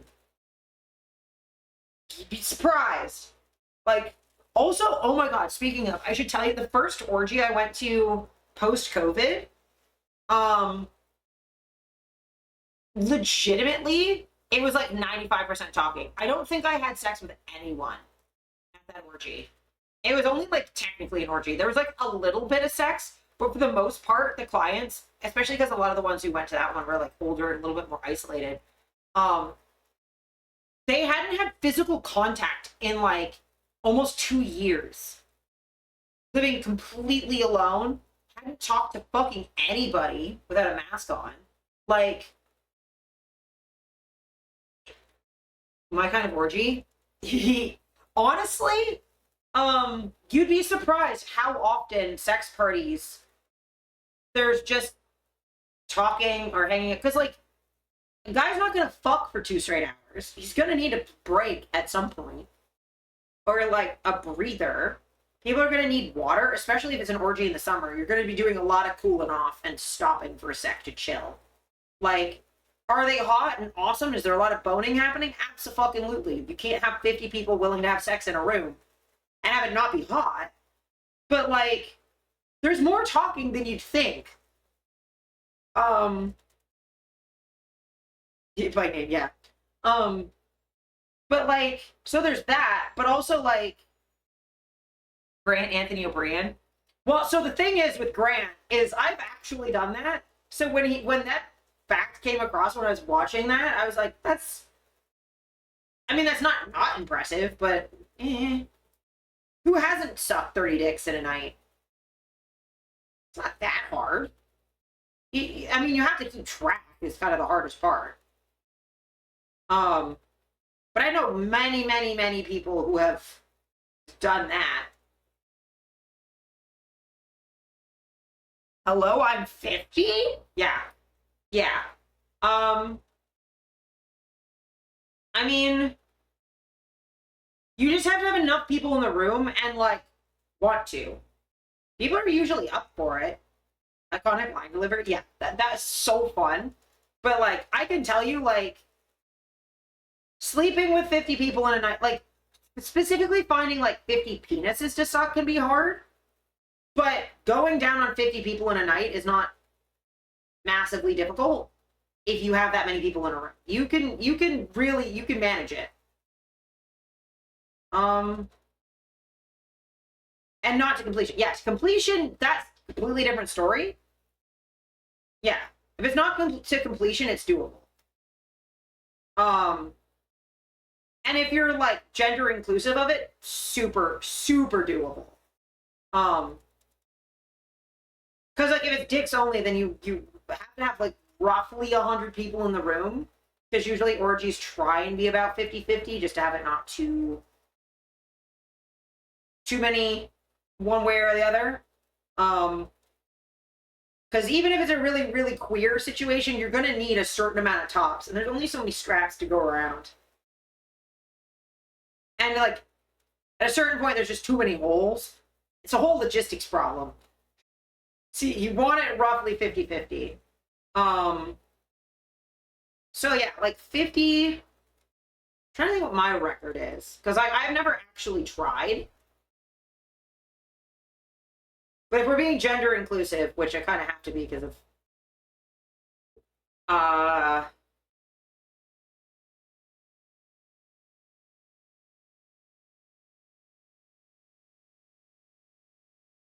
I mean, a dozen I do, like, pretty much every time. The logistics of an orgy. You have no idea. Trying to get everyone to show up on time and have all their lingerie sorted out. So, fucking catering, Jesus Christ. The motioning itself really got me. Yeah, just this, obviously. Definitely a dozen easily.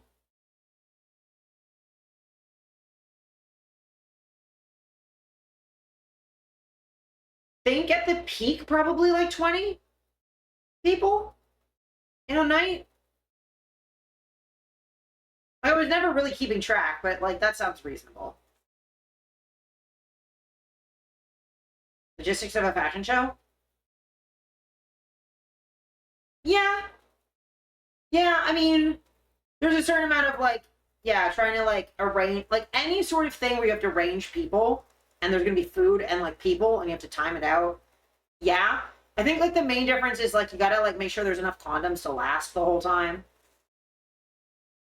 This sounds suspiciously similar to LARP. Yeah.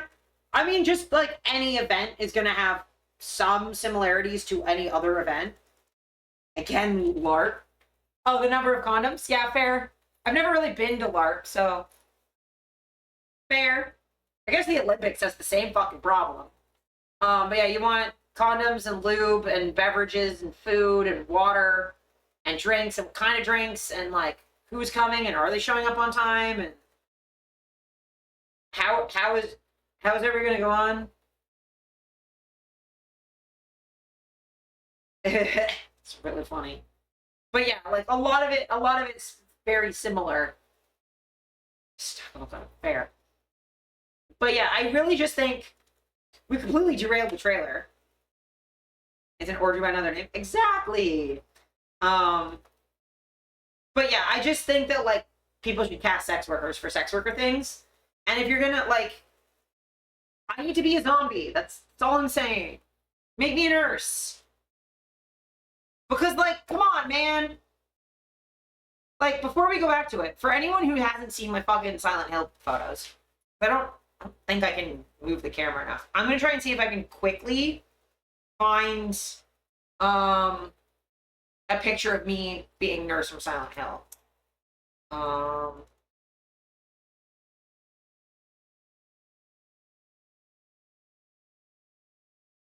Weirdly enough, I think Tumblr is going to be the easiest place to do this.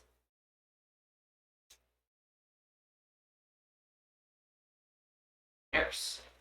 Hello, nurse. Yeah, I'm just trying to find one where my leg's doing the leg thing.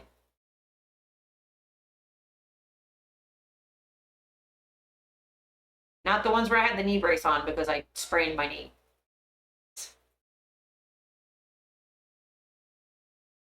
Yeah, fully agreed, Pint. Like, an intimacy coordinator with a sex worker would be real fucking good.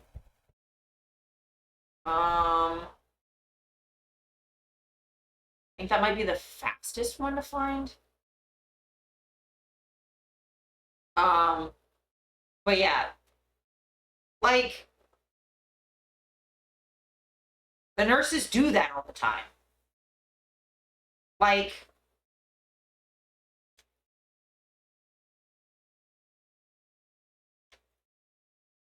shut up, AI overview. I don't want to see you.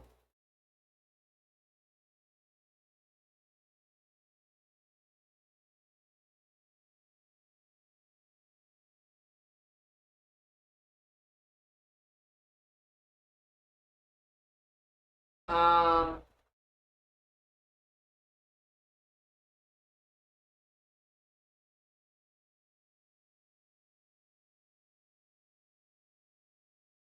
Trying to find like a good image of it.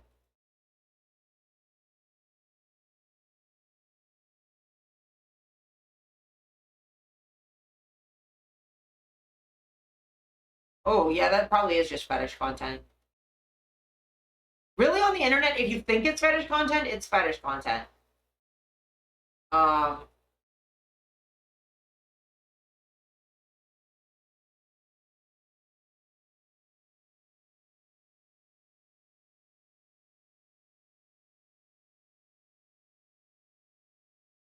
Trying to see like a really good example of the fucked up knee.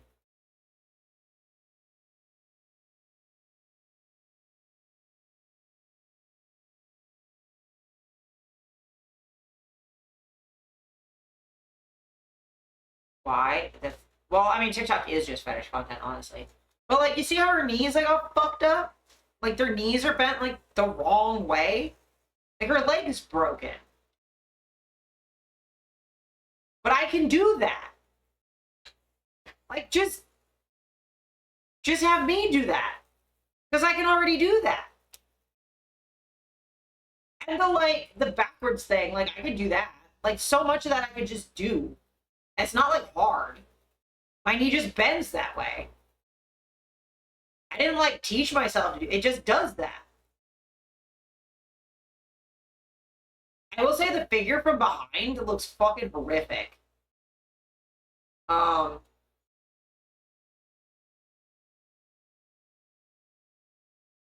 there's some people who cosplay like do like the knock-kneed thing to try and like make their legs look like that. But I will say, when I've cosplayed Silent Hill Nurse in public and walked around, I've made people profoundly uncomfortable just walking. Because I just walk like that. Like, most people cannot move like that.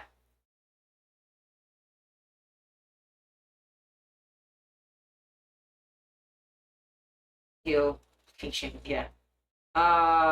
We watched a docu about that British OF model who tried to do 101 day and also tried some other records. Hardest thing was actually finding getting all 100 guys to come and show up and finding back up. Yeah, the logistics is the hardest part. I will say also, like, she got banned from OF for doing challenge videos because those can get really, really, really dangerous if you keep pushing the bar. And because she wasn't using professional talent, she was just finding guys, like no shame to her for, like, finding, like, a thing to do. Marketing is hard, whatever. Like, I'm not going to shame her for it, but also, like, pushing the envelope can be, like, really not a great thing to do sometimes. You know? It's like maybe we don't do that. Like, 124 hours is not, like, hard. It's like the logistics. Again, if you're not doing it to completion, even if you do a minute per, you could do that all in, like, under 2 hours. Like, that's not really that hard. Full day? If you do it efficiently, you could do, like, 1,000 in a day. I don't recommend it. It's really not going to be great. You're not going to find 1,000 dudes who don't suck, but I mean, whatever. Anyway, we're going to finish this trailer instead of derailing into me talking about my fucking knee and being horny again. Christoph, it's really somebody that respects the work that has been done, but that also has his own vision. It nurtures the creative vision of the authors from the game, but with a different vision from a filmmaker. And both, they have created, I believe, something that has struck the minds of the fans. Stop! Leave her alone! Spoiler! The game of Silent Hill franchise were great artistic achievement, and I have a responsibility to transpose that on a big screen, you know. Christoph is a real gamer. He has Okay. been immersed in this world. That's why the first film was so well. It looks like he received as showers a too fan often of to be a real Silent Hill, gamer. because they felt that Sorry, what? Did he just say the first game was well received by fans of Silent Hill? Is that a thing he said out loud with his mouth? To a camera? And then was aware that that was going to be put on the internet for everyone to see? You think? And it was well received because we thought he was one of us. Buddy, I'm not sure how to tell you this, but it's not opposite day. And like, I liked the first movie. But even I know it wasn't well received. I know that that's a hot take for me to have liked that movie that as much as I did. Like, come on, man.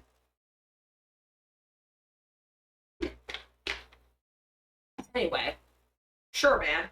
film was so well received by the fan of Silent Hill, because they felt that I was one of them, and it was so important for me to respect the original creation, you know.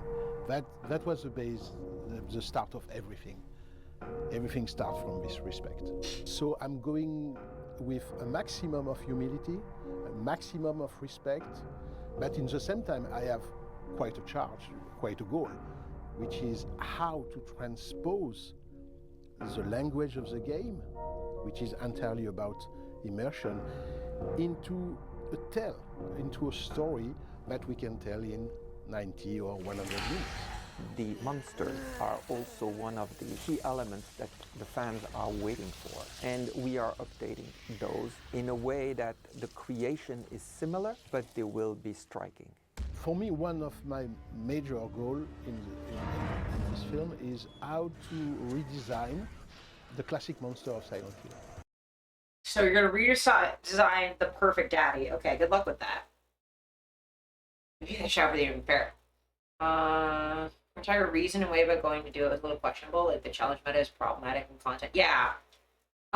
Just because it is a constant escalation that like I worry about people constantly like trying to one up each other for content, because like the logical conclusion of that is not a place that I really think we should go. We don't really need to fill a swimming pool with like 10,000 Orbeez. I don't think we need to do that.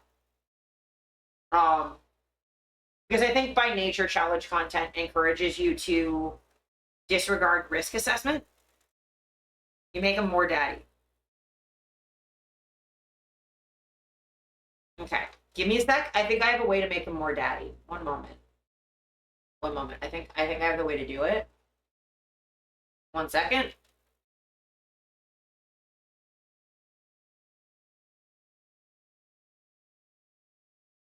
One moment. This is gonna be a good bit. It's gonna be a really, really good bit. Oh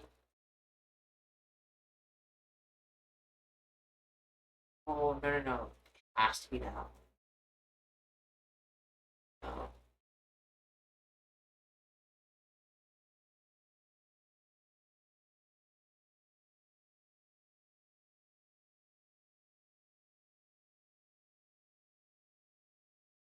This bit is totally worth it, y'all.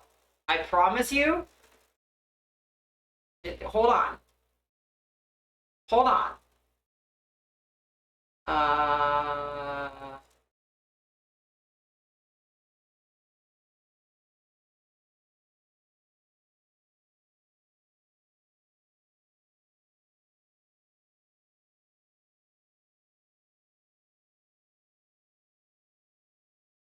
Hold on. Please hold. Please hold. No. You said daddy.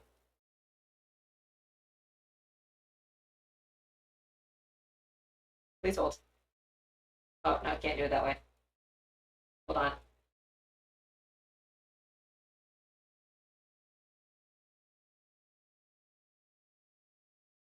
There we go. Made him more daddy. I don't know how well you could see that because of the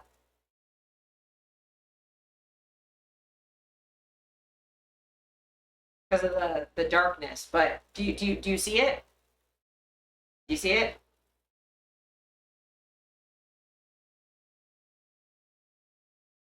Let's see if I can.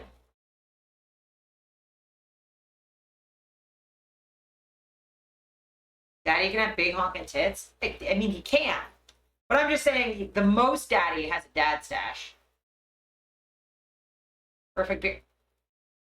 Fine. Here.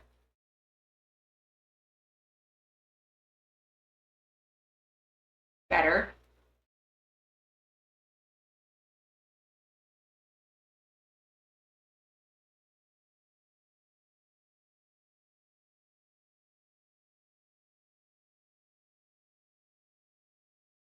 Was that worth it? Was that worth the bit? Is that worth it? It's just a daddy on screen.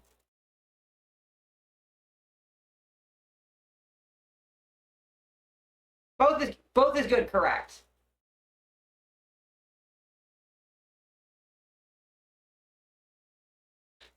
I'm your daddy now. Thanks. Thanks, Steffi. Yeah, I will. In a second. We gotta finish the 2 minutes of this fucking trailer. Okay, I'm just gonna get rid of that.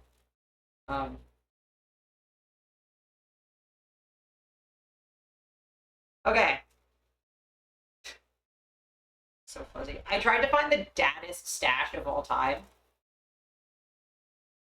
I'll have you know that's just in my OBS now. That's just in here now. I don't know why. Shut up, Steph. Why? Anyway, let's finish this trailer. I was talking about Red Pyramid, you know, this big guy with the helmet, you know. The big guy with the helmet. Again, in this one. Some Oh yeah, of he the belongs in pictures this of one. the film of back in 2006 were very, very appreciated by the fan. But in the same time, for me, it was important to come back with surprise. It's a new universe, it's a new challenge, and those are very important to bring these icons differently to the audience because they want them to have that wow effect. That's why, you know, I found a very interesting I collaboration. will say the with nurses people in the of movie, Konami. the They original helped me movie, a were lot so to achieve good. this new design of the monster, because they are also working on new episode for the franchise of Silent Hill. The younger audience, they want that collective experience. They want to be Right. with their friends, they want to talk about it, but they want also to live that experience together. We all know that watching an horror film alone at his home is quite different of being into a big theater. Yeah, I will with a say, crowd like, and everybody horror in a jumping at crowd the is same time. way different. I love It's horror very in a theater. We are modernizing, we are giving him what the audience of today is really wanting. We are trying to do as much as possible, creating a new experience for that audience. Could be more immersive, interactive, and we have now new technologies, but Okay, so thank you for the clip pint. The we're trying to do what the audience wants thing is like, no, just make art and the audience will like art. Don't be so worried about like, well, we have to do something new because we want to wow the audience. I'm like, no. Like, yes, creating the response in your audience that you want is part of art, but like it sounds a little overdone. But also new technologies and immersive. What are we doing here? What does that fucking mean? we still have what makes the best is the story.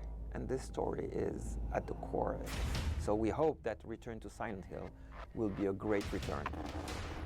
And if we want to keep the lead, you know, we have to be perfectly aware that everything has changed in 15 years. Everything has been washed away, you know. We have to bring back something, you know, very surprising.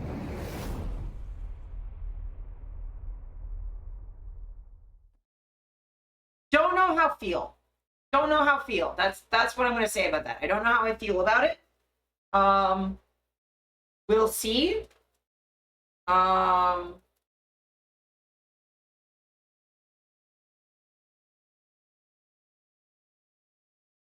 We'll see. We'll see. So we have the clip from Pine. Chat, go away. I don't need you. I'm your daddy now.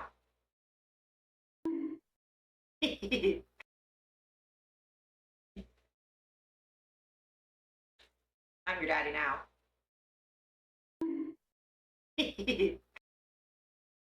Nice. Nice. That cat was so good. Thanks. I'm a little silly goose. And what else? Oh, cat sounds. Go grab the thing.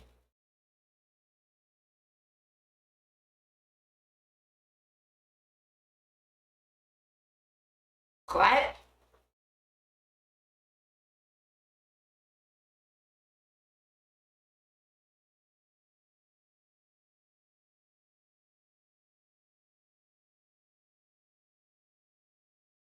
Too nervous to ask for emotional support. Man, it smells like wrong dog in here.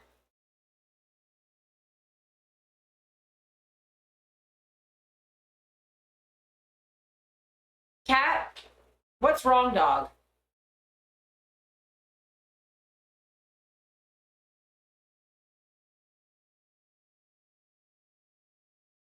Christ. Sibling, darn it. Fucking updog me in my own stream.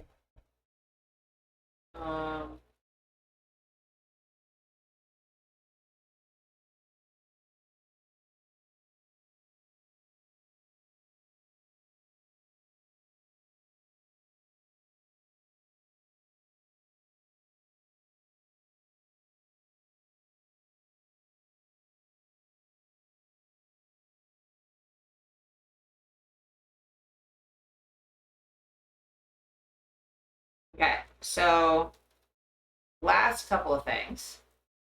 Then we'll do some news.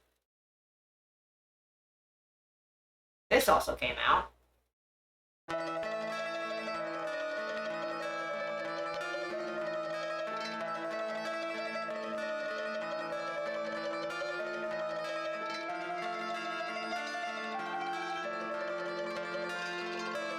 I'm so excited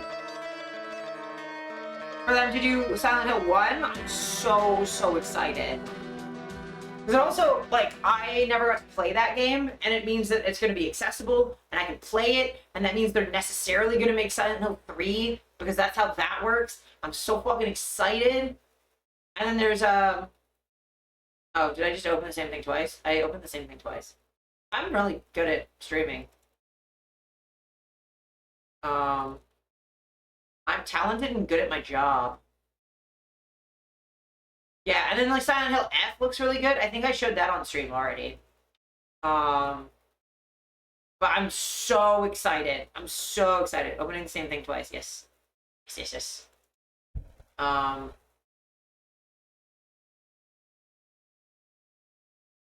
But yeah, it's I'm really excited. I'm a big Silent Hill fan. I'm more excited for the remake and Silent Hill F than I am for the movie. I mean, I hope it's good. I also feel like if I keep my hopes low, then, like, I'll be probably pleasantly surprised. Or right. That's kind of my only two options. Like, hopefully it's not even worse than I'm expecting, you know? Can't wait to make Salt play Silent Hill F. Oh my god. I kind of want to get Salt to play Silent Hill 2 remake as well, if it's not out by this October. Or whenever Salt figures that stuff out.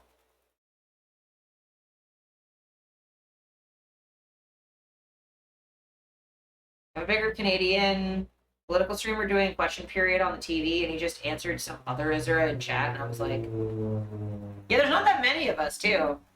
Both are good? Yeah, both are good. We could just... Next time we're, like, redeem an entire series to play, we'll just be like Silent Hill. Like, every Silent Hill game. I wouldn't do that to them. There's some Silent Hill games that are just not good. But...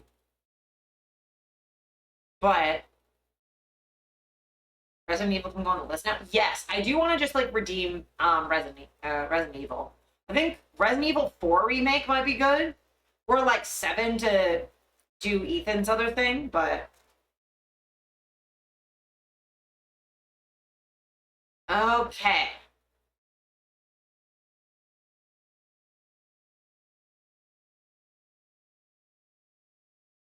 So, okay. As far as news goes, I don't necessarily want to go, like, I'm not going to cover, like, a lot of American politics. I think everyone knows that the, everyone knows that Trump's military parade was stupid and bad and embarrassing. Yeah. Oh, Soul's gonna have a bad time with the opening to RE7, that's for sure.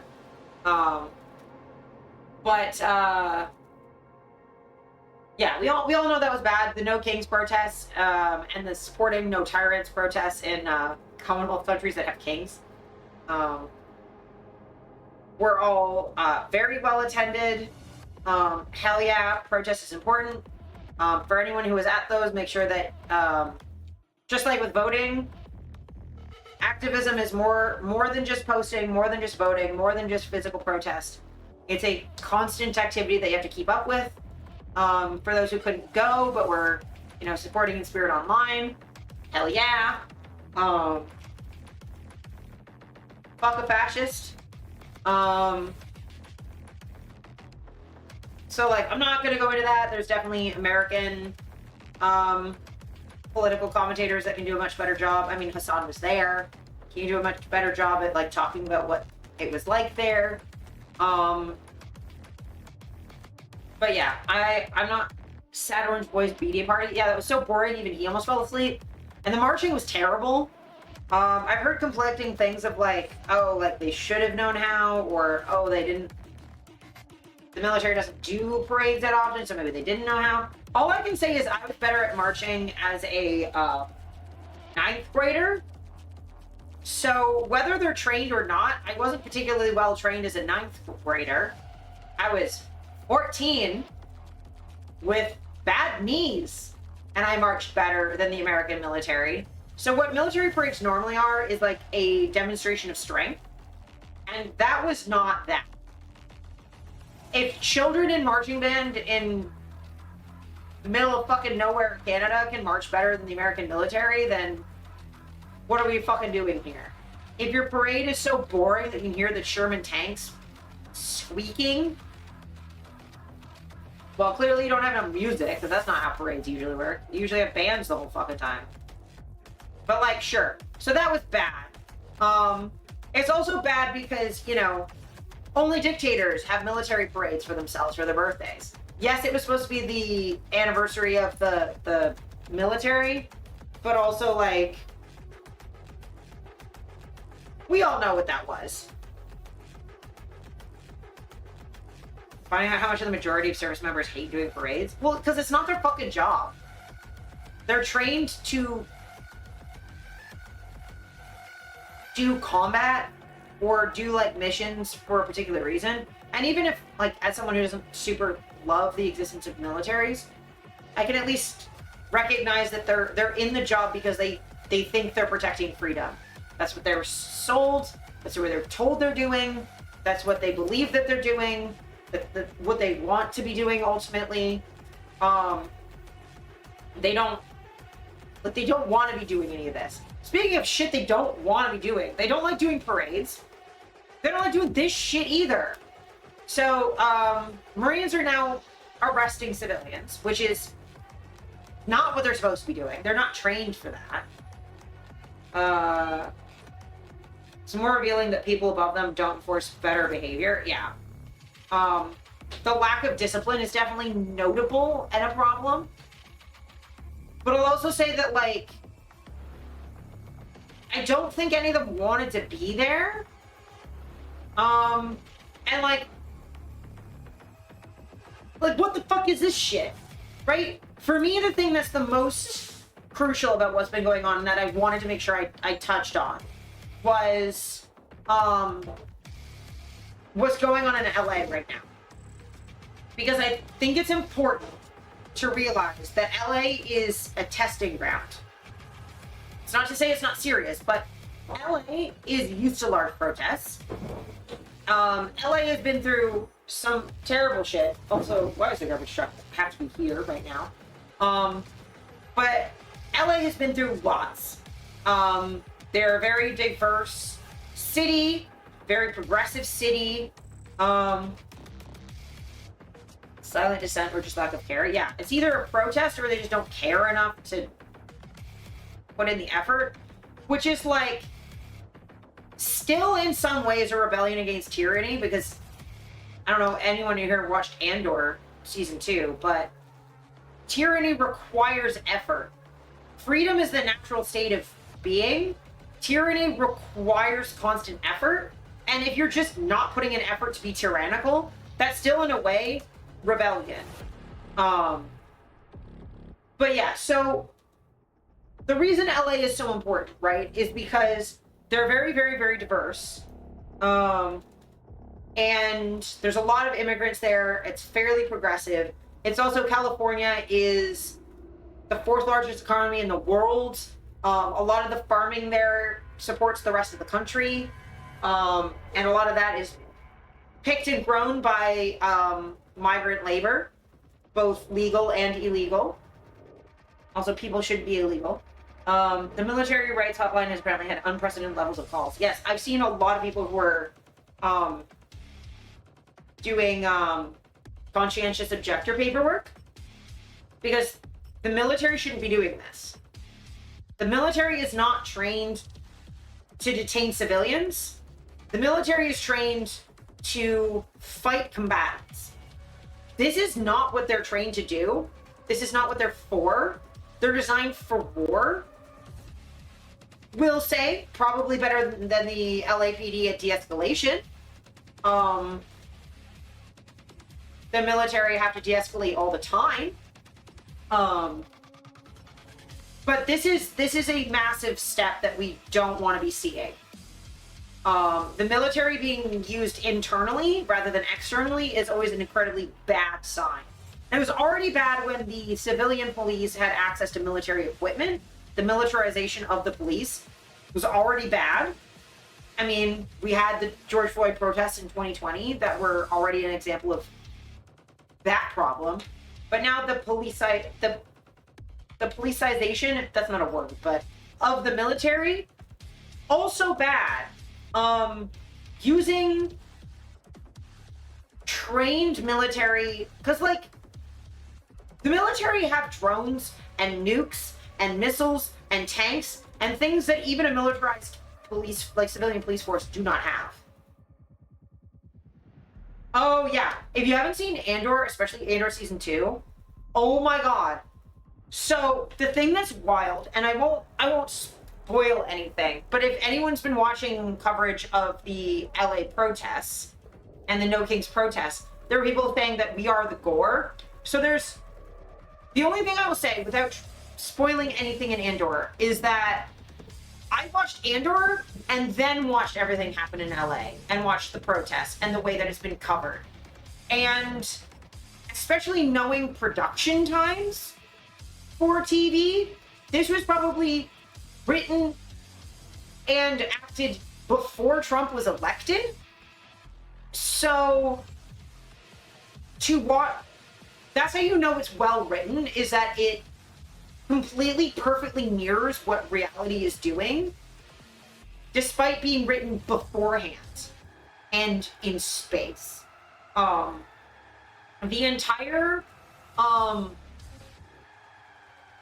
entirety of season 2 of Andor is a masterclass in the weaponization of protesters, the way that police and organizations will infiltrate and use protesters for their own ends or to get them to do things that get them arrested or harmed.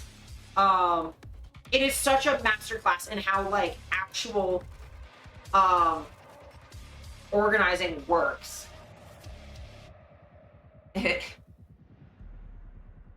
But I thoroughly recommend giving it. I should give it a rewatch. But it is extremely prescient to how things are working right now.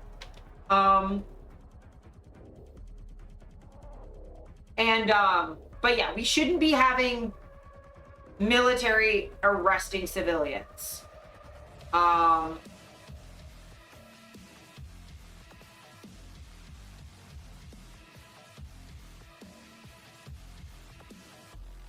Yeah. Copy everyone says homework, yeah. Well, I mean, the way that tyranny works, right? Like the logical way that tyranny progresses is with the tools that empires have. And I mean, it's not like Andor isn't loosely based off of real life.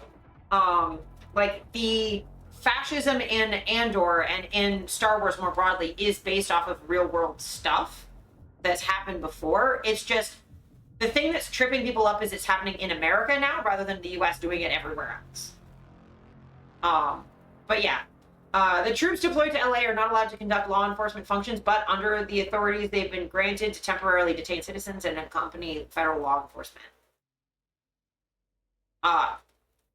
Bad. This was last week. Bad. Very bad. This is not what we want.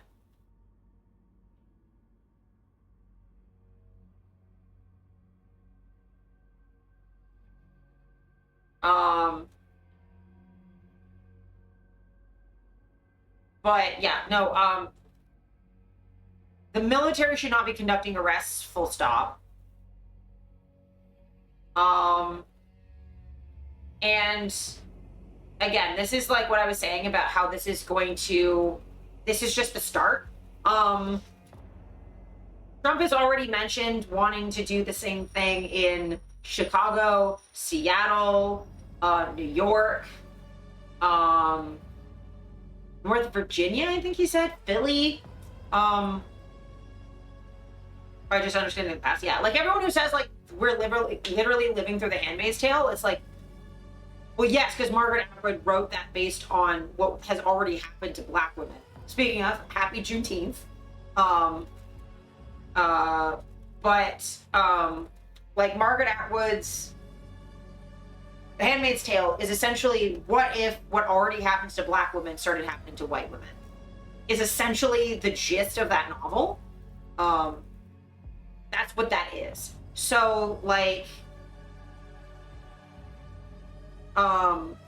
just because it is Juneteenth, I will, like, speak on this as well, because, and it's related, that, oh, what's her name? Thompson? The girl who, I want to get her name.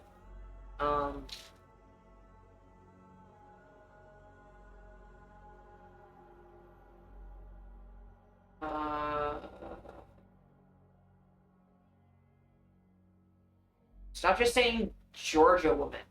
Adriana Smith just had an emergency C-section she had a C-section to deliver a fetus that she was forced to gestate while brain dead.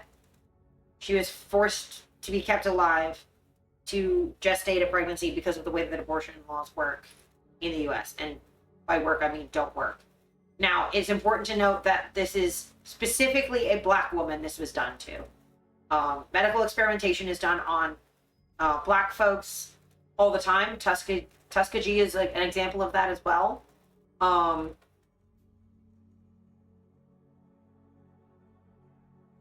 They have to have been aware of the way that it's written, especially in season 2. There's no way they weren't aware. As she's brain dead due to medical racism. Yes. She went in with a severe headache and was sent away with Advil, and then came back dying with brain clots. But yeah, so she's dying of medical racism, and then racism kept her body going as an incubator to birth a child. Not because anyone wanted that child to be born, but just to see if it was possible. So they kept her artificially living, so to speak. But yeah, medical experimentation on the Black community is why when Black people were COVID, like hesitant of like the COVID vaccine, very different context. When Black folks are like, hey, we don't want to be the first to take this medication because we have a history, totally fucking understandable. The Americans did the same thing in Japan, which was why the Japanese also had fairly low uptake for the vaccine, because the American military did experimentation on the Japanese as well. And as a consequence, we're all facing the ramifications of that. It came up in the discussion we were having this morning, but like in the Middle East, yep, and Africa, like medical experimentation and scientific experimentation on marginalized communities is extremely rampant. So no, like, it's important to know that like you need to care because they're people and you should care, but also this also eventually comes and boomerangs back at us anyway. Like this stuff with, you know, people from Venezuela being sent to CCOT in El Salvador and being tortured there. I mean, treatment of brown and Latino immigrants have been like that for forever. That's been happening, like the randomly selected checks at the airport. That's been randomly happening forever. Randomly. But that's been happening for forever. But now it's happening to white people at the border. It's happening to Canadians. It's happening to Germans. It's happening to British people, and now people are freaking out, being like, what the fuck? This wasn't supposed to affect us. I'm like, well, it always will. Because you're still not American. American exceptionalism means other white people too, by the way. But this is like a full thing. It will always come around. The way that I mean, and like it's also happened to like as sex workers get treated like that at the airports too. The way that sex workers have been treated at the airport the entire time I've been in the industry, if not longer, definitely longer, is now how every tourist is being treated at the border.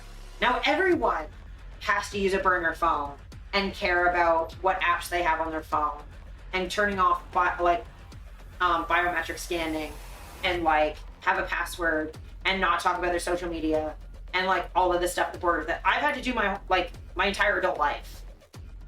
And American dissenters. Yep, American citizens who say the wrong things. Like Hassan got stopped. But like it starts with brown folks and racialized folks, and it will.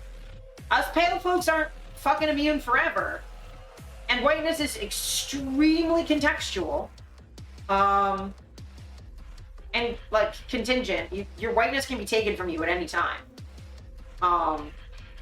So like when Trump is starting with, you know, LA at a very, very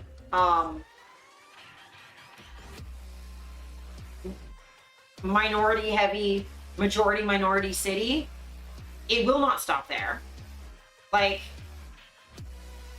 it will keep going, and it's important to care immediately when we have the most numbers and not wait till like, oh, well, I don't really care. It's just brown people. Oh, it's just disabled people. It's just sex workers. It's just trans people. They're not people anyway. And then when it comes to you, like that's what the first they came for thing. It's not supposed to be arguing about who actually was first in the line, because God, we'd be here all fucking day coming up with that line. And it doesn't really matter. At the end of the day, if they come from anyone, they'll come for everyone. That's what that's supposed to fucking mean. Anyone who claims that first they came for their group is probably wrong. Because first you need to find the they. And in North America, well, first they came for the indigenous. So like, maybe we start there. But yeah. So this is what Trump was saying. Trust me, we'll get back to doing favors for demons in Oblivion and it'll be better, but first we have to deal with this nonsense. This is from Trump. Our nation's ICE officers have shown incredible strength, determination, and courage as they facilitate a very important mission, the largest mass deportation operation of illegal aliens in history. Two things there. One, courage. They got kettled by unarmed civilians. What do you mean? And then had to beg the LAPD to help them, and then the LAPD was like, "Nah, we're not allowed, actually." And also, largest mass deportation operation of illegal aliens in history. So you're saying you want to do more than Germany in the 40s, is what you're saying?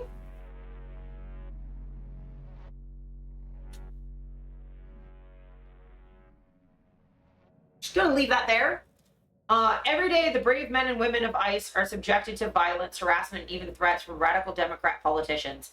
But nothing will stop us from executing our mission and fulfilling our mandate to the American people. ICE officers are herewith ordered by notice of this truth, fucking God, to do all in their power to achieve this very important goal of delivering the single largest mass deportation program in history.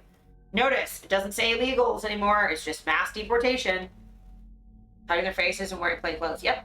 No uniform. So also now, if it's an unarmed, or if it's a person dressed as, I don't know, it's in camo with a gun, don't fight back, because they're probably a federal officer, and you fight back, then now you're assaulting an officer. But if they're dressed as a cop, they might be you have to call 911 to double check. Like what? Because like we'll get into the fucking assassination of Democrats in a second, but he's demonizing Democratic politicians, and this is already after. So okay, cool. But everything in their power, they're ordered to do everything with their power to deport as many people as possible. Considering what they're already doing includes kidnapping children at schools, claiming that they have permission from the parents when they don't. Kidnapping people from their hearings, who, by definition of showing up to an immigration hearing, are doing everything correctly. They're doing what they're supposed to be doing. They're going to their hearing and speaking to a judge. They've been kidnapping citizens, like green card holders, naturalized citizens, people who were born in the country. Where do you think the escalation from here is going to be? In order to achieve this, we must expand efforts to detain and deport illegal aliens in America's largest cities, such as LA, Chicago, and New York, where millions upon millions of illegal aliens reside. So not millions. That's not how that works. Also, looks like big cities in blue majority states. A candidate for mayor of New York? Yep. Also important to note, not just a candidate for mayor, the current New York City comptroller. He's currently already a government official. Also a Democratic senator. A Democratic congresswoman. Like, they're already detaining and arresting people doing their fucking jobs of being in the government. Like, come on now.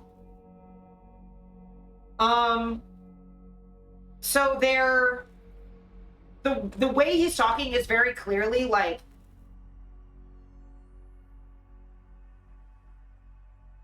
this is gonna sound alarmist, but this is civil war. That's what this is. Now the Democrats aren't fighting back. Hopefully it's just a yet and they fucking get their shit in gear, but if you are demonizing the entire half of the country, give or take, the major population centers of the country, the major economic drivers of the country, and saying that you need to attack the radical Democrat politicians is, and like you're talking about sending the military after them and a private military force or a private police force to get them out of the country. Like, someone would need to explain to me how that's not civil war. Maybe it's a old civil war, but it's a war. Like, I don't see how it's not. And that's bad, right? And it's the divide of well, it's not north-south so much as it's close to the heartland, which is you'll call it later, but it's not completely dissimilar from the original Civil War. These and other such cities are the core of Democrat power center, where they use illegal aliens to expand their voter base, cheat in elections, and grow the welfare state, robbing good-paying jobs and benefits from hardworking American citizens. So no, because non-citizens can't vote. So they can't use that to expand their voter base or cheat in elections or do anything. Also, people without papers can't get assistance. And also, they're not robbing good paying. If you can't get a job over someone who maybe doesn't speak English and is only kind of in the country, like, I don't really see a lot of hardworking Americans lining up to pick tomatoes or fix roofs after hurricanes. No one's stopping anyone from doing that. They control the money, they control the means of production, they have control over the rule of violence. They do see the issue of mass famine in the near future and do not mind ridding us of millions of souls. Yeah. Well, and the thing is, though, getting rid of the immigrants is actually going to make the famine worse, because who tills the fields and plows the fields and, like, who does all the farming? It's not fucking white people. We burn too easily. I mean, we could. There's plenty of places where white people do farming, like, actually. Plenty of small farms up here in Canada. But, like, the reason they're freaking out about it is not really about famine. It's about, well, we'll get into it, but it's about racism.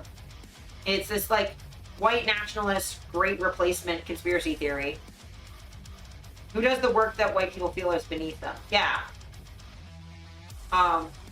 Though it's interesting how they're getting rid of all of the immigrants doing farm labor and instead want to have wellness farms and send autistic people to go do it. Just interesting thing that I'm thinking about is, you know, you get rid of all of these people and the farms go unpicked and they're famine, and it's like, oh, well, you know, these disabled people can contribute to the society that gives them all of these, because they're already talking about welfare state, right?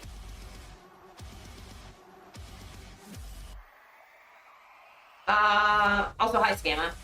Society will collapse in 50 to 100 years if population growth continues. Well, the thing is, that's not a problem in North America, right? Or at least, like, in Canada, our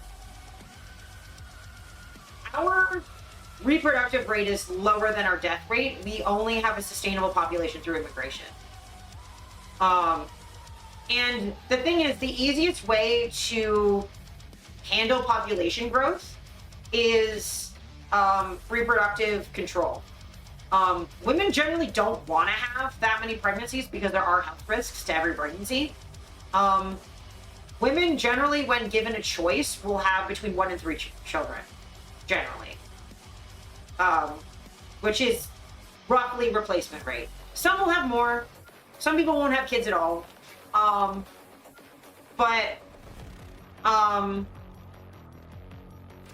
It's generally, population isn't generally a problem so long as people have access to, like, reproductive health care and family planning and such.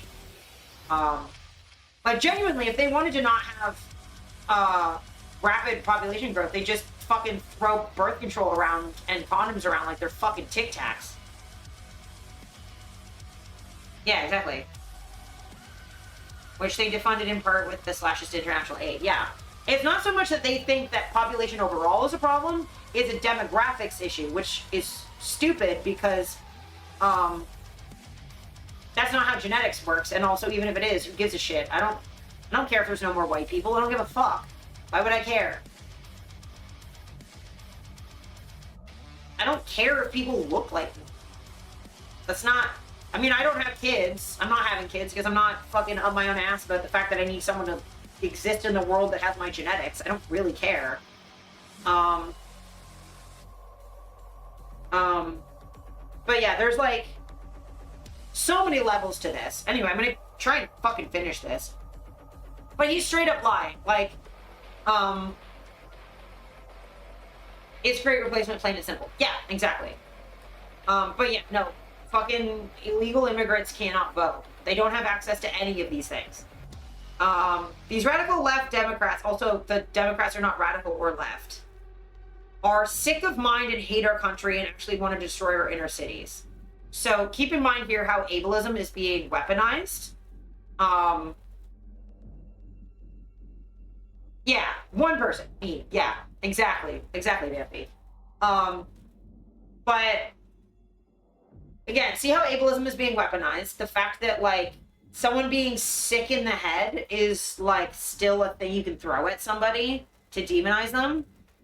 And that there's a moral component to that. It's not just that, like, oh, well, you know, they're unwell, so they might not have, like, the fullest, they might not be making the best decisions. It's like, they're sick and evil and twisted and they're fucked up and we should destroy them. Like, see how that, like, escalates. all of the things that are implied in that, right? Especially when they're saying they hate our country and want to destroy our cities. Like, first of all, the inner cities have not fundamentally changed, really. And if anything, crime rates have gone down, statistically speaking. Things have been actually getting better. But they hate our country. That is casting Democrats, which is anyone. Apparently Liz Cheney had left, which is wild to fucking think. That Liz Cheney. My brain hurts. Symptom of a plot that's been ongoing since the Reagan era. He's just a useful tool to indoctrinate people into the cult. He's a cult of personality, yeah. He's a figurehead. I mean, none of this is surprising to me as someone who lived through Bush, like George W. Bush. I would say, like, I feel like this has been in the soul of America the entire time. The idea that certain people aren't people being foundational to the founding of the country. Or, like,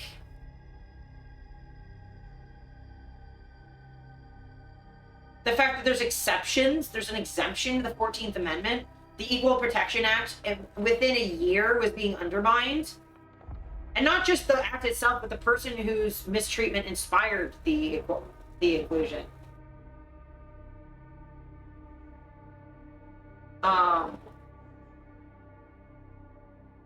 Like, this has been ongoing for decades and decades. And they're doing a good job of it. There's something wrong with them. That's why they believe in open borders, transgender for everyone, and men playing women's sports. So yeah, it's like this is extreme othering. It's us versus them. Of us, real Americans, aren't Democrats. We're not transgender. We're not immigrants. We're not racialized in any way. He's implying an us that is extremely limited to just MAGA. And again, he's like throwing in trans people in there as like a panic. But I think important to note is open borders and trans being next to each other is because what trans is gender having open borders is what that is. It's allowing free immigration from one gender to another. Like, there's a reason why they fucking hate it, is because it shows that their lines in the sand are fucking arbitrary. Both their goddamn borders, arbitrary. Their gender lines, arbitrary. Completely arbitrary. There's a reason they keep being mad about trans folks. And it's because it shows, it's such an incredible depiction of bodily autonomy. I fucking hate it.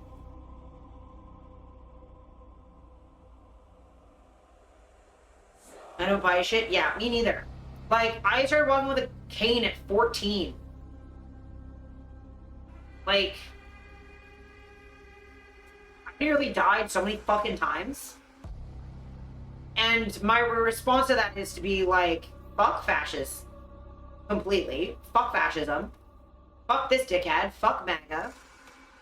Fuck all of that. Fuck Polyev. Like, I don't know how many of you guys have seen it. But this tattoo right here, this triangle, this inverted black triangle, I have that for a reason. And I'm not going to go too deep into it, but it is anti-fascist. That's what that is. And yeah, I will be anti-fascist till the day I die. There's if there's ever a point where I stop being anti-fascist, then whatever me exists is gone. Like, I must have gotten some wild head injury for that to fucking happen.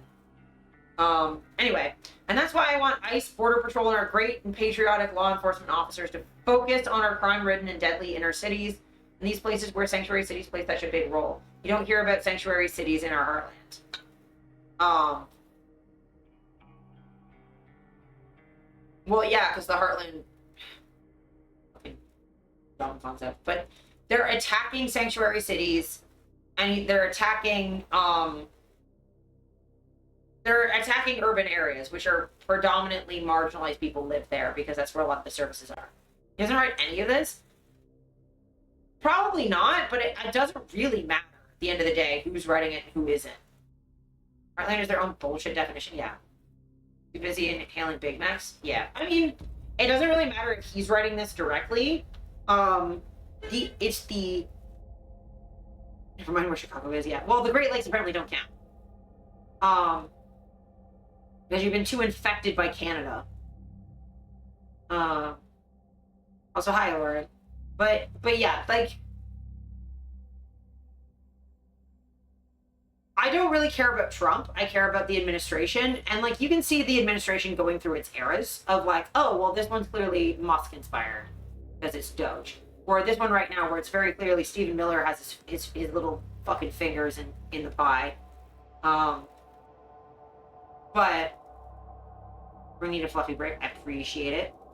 But, yeah, there's a reason that they're doing this.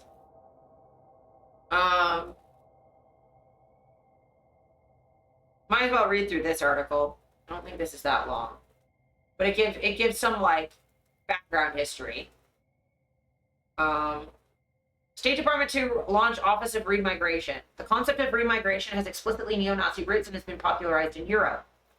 Secretary Marco Rubio's State Department published a reorganization chart Thursday morning showing massive cuts to diplomatic offices and functions, plus a few new additions. Rubio's department also reportedly sent the plan to Congress concurrently. What hasn't been previously reported is the extensive 136-page document Congress received that includes the more granular details of what the reimagined department would look like, including an Office of Remigration, a far-right anti-immigration buzzword made popular in Europe for ridding the country of migrants.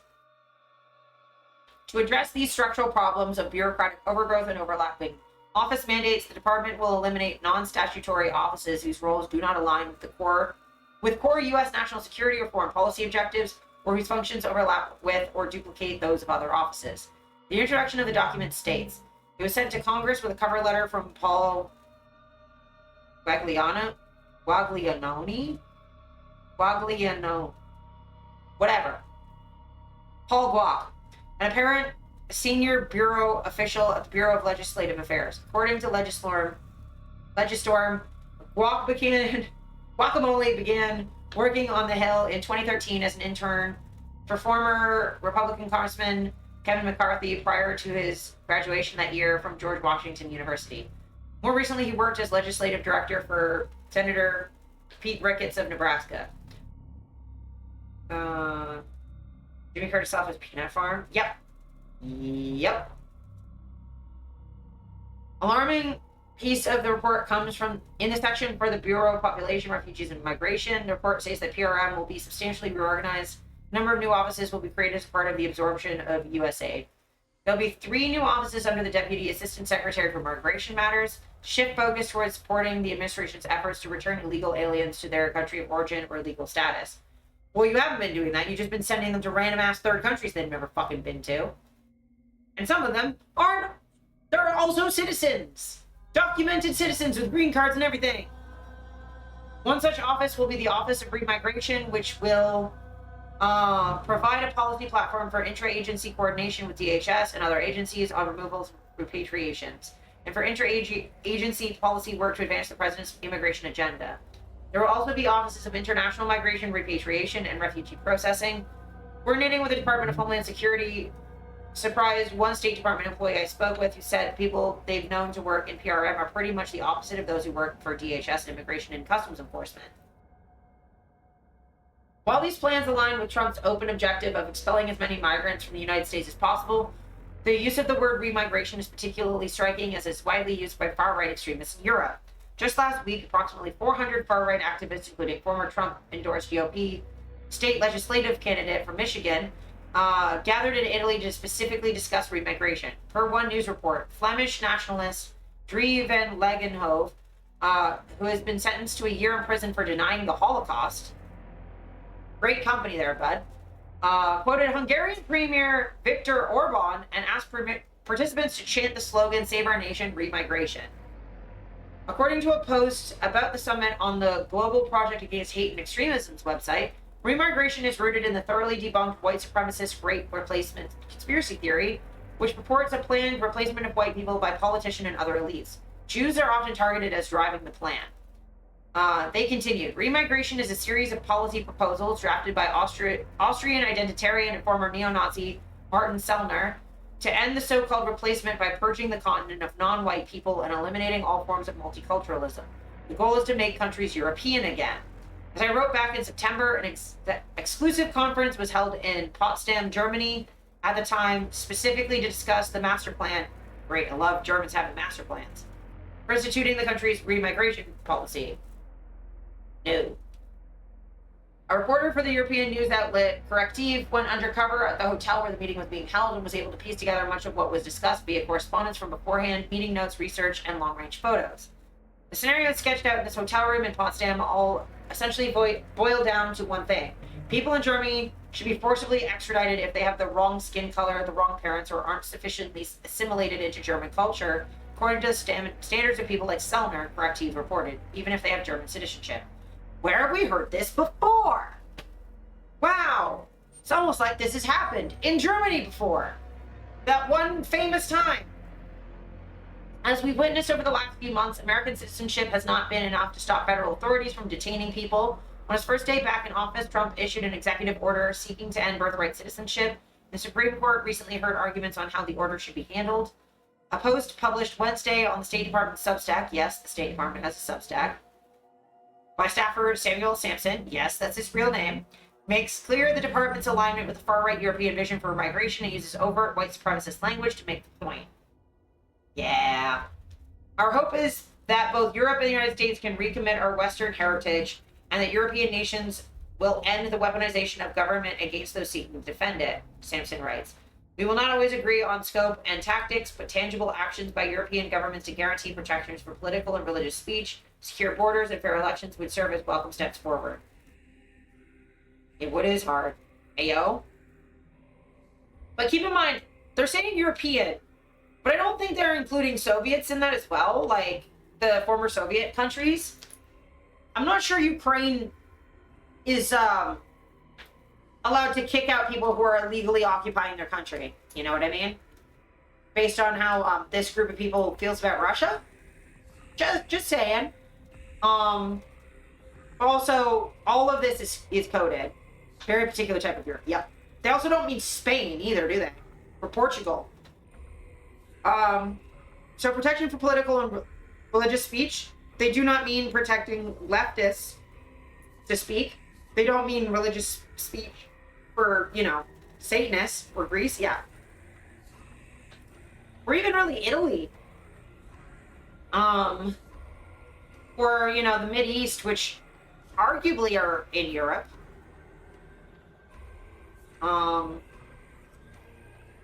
Depends where you put the line for the continent. Certainly not okay with Palestinians getting rid of the illegal immigrants in their area. Again, just saying. This language is also reflected in Thursday's report to Congress, which references the goal of achieving the administration's affirmative vision of American and Western values. Aside from mass roundups of migrants by ICE across the country, we also know this administration is similarly focused on sending migrants to third countries if their country of origin either won't take them back or is too dangerous for them to return. The Handbasket was first to report that an Iraqi national named Omar Amin was sent by the U.S. to Rwanda in early April as part of a new diplomatic arrangement between the countries. The cable confirming the deportation also stated that at least 10 more people were set to undergo the same journey. Yep. Poles and Slavs were not considered white enough. Agreed. Especially in Europe. Because race is a social construct. It's not like a real thing. It's not based on skin color or... If you walk from the southern tip of South Africa to the northernmost tip of Ireland, there's no hard line when black starts and stops. Third country migrants have also been unlawfully sent from the U.S. to South Sudan. The case of the men involved is tied up in litigation with Trump's Department of Justice filing an emergency brief at the Supreme Court on Tuesday. If there's any doubt that the Trump administration would make good on its promise to rid the country of migrants it deems undesirable. The State Department's report to Congress on Thursday made it clear that they're moving full steam ahead. All of it is pretty awful, with some pieces that definitely violate existing law and treaties. A person who works closely with the State Department told the Handbasket. But institutionalizing neo-Nazi theory as an office in the State Department is the most blatantly horrifying. Yeah. So, it is, to say that it's white nationalism is to just acknowledge reality. Also, again, because it's Juneteenth, important to note, a lot of this started with fucking Haitian migrants being demonized for eating cats and dogs. So, I mean, it's not even just limited to, like, Hispanic immigrants or Central American immigrants. It is everyone. Like, it starts with one group and then spreads.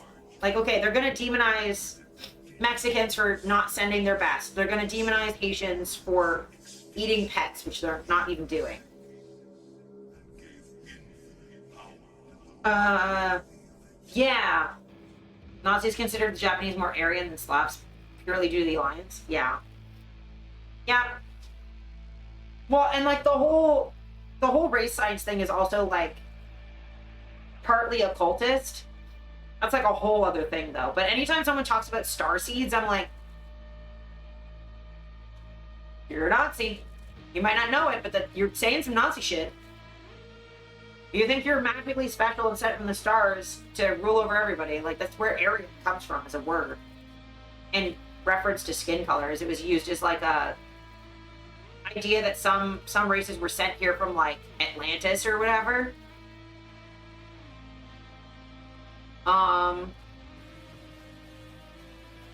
So I guess there's two last things I want to cover. One being the assassin in Minnesota. There's an article I want to read that I haven't actually read yet, but it's written by a reporter that I really, really appreciate. And I trust her reporting. So I want to read this on stream. And discuss that. And then I also want to briefly discuss, because it's Pride as well, the ruling, I think it was yesterday or the day before, on trans healthcare in the US. So we're gonna cover some shit. So yeah, we're gonna start with this. The accused assassin in Minnesota may have seen himself as an entrepreneurial missionary, influenced by a theology of violent prayer and spiritual war. Early Saturday morning in New Hope, Minnesota, a local law enforcement officer passed a parked black SUV with police lights. She did not know the nondescript white man seated behind the wheel was in the midst of an alleged assassination spree, stalking public officials at their homes, posing as a police officer at their doors, and when they answered, opening fire. Neither did she have any idea that the suspected assassin was known as Dr. Vance to congregants at a evangelical church, where he was soft-spoken and swayed back and forth as he told them how he was saved when he was 17 years old. One day, he said, he realized he wasn't living for God, but for himself. He wept at the revelation. He made a pamphlet of his testimony, he said, then went around town, knocked on every door, handing the pamphlet to anyone who answered.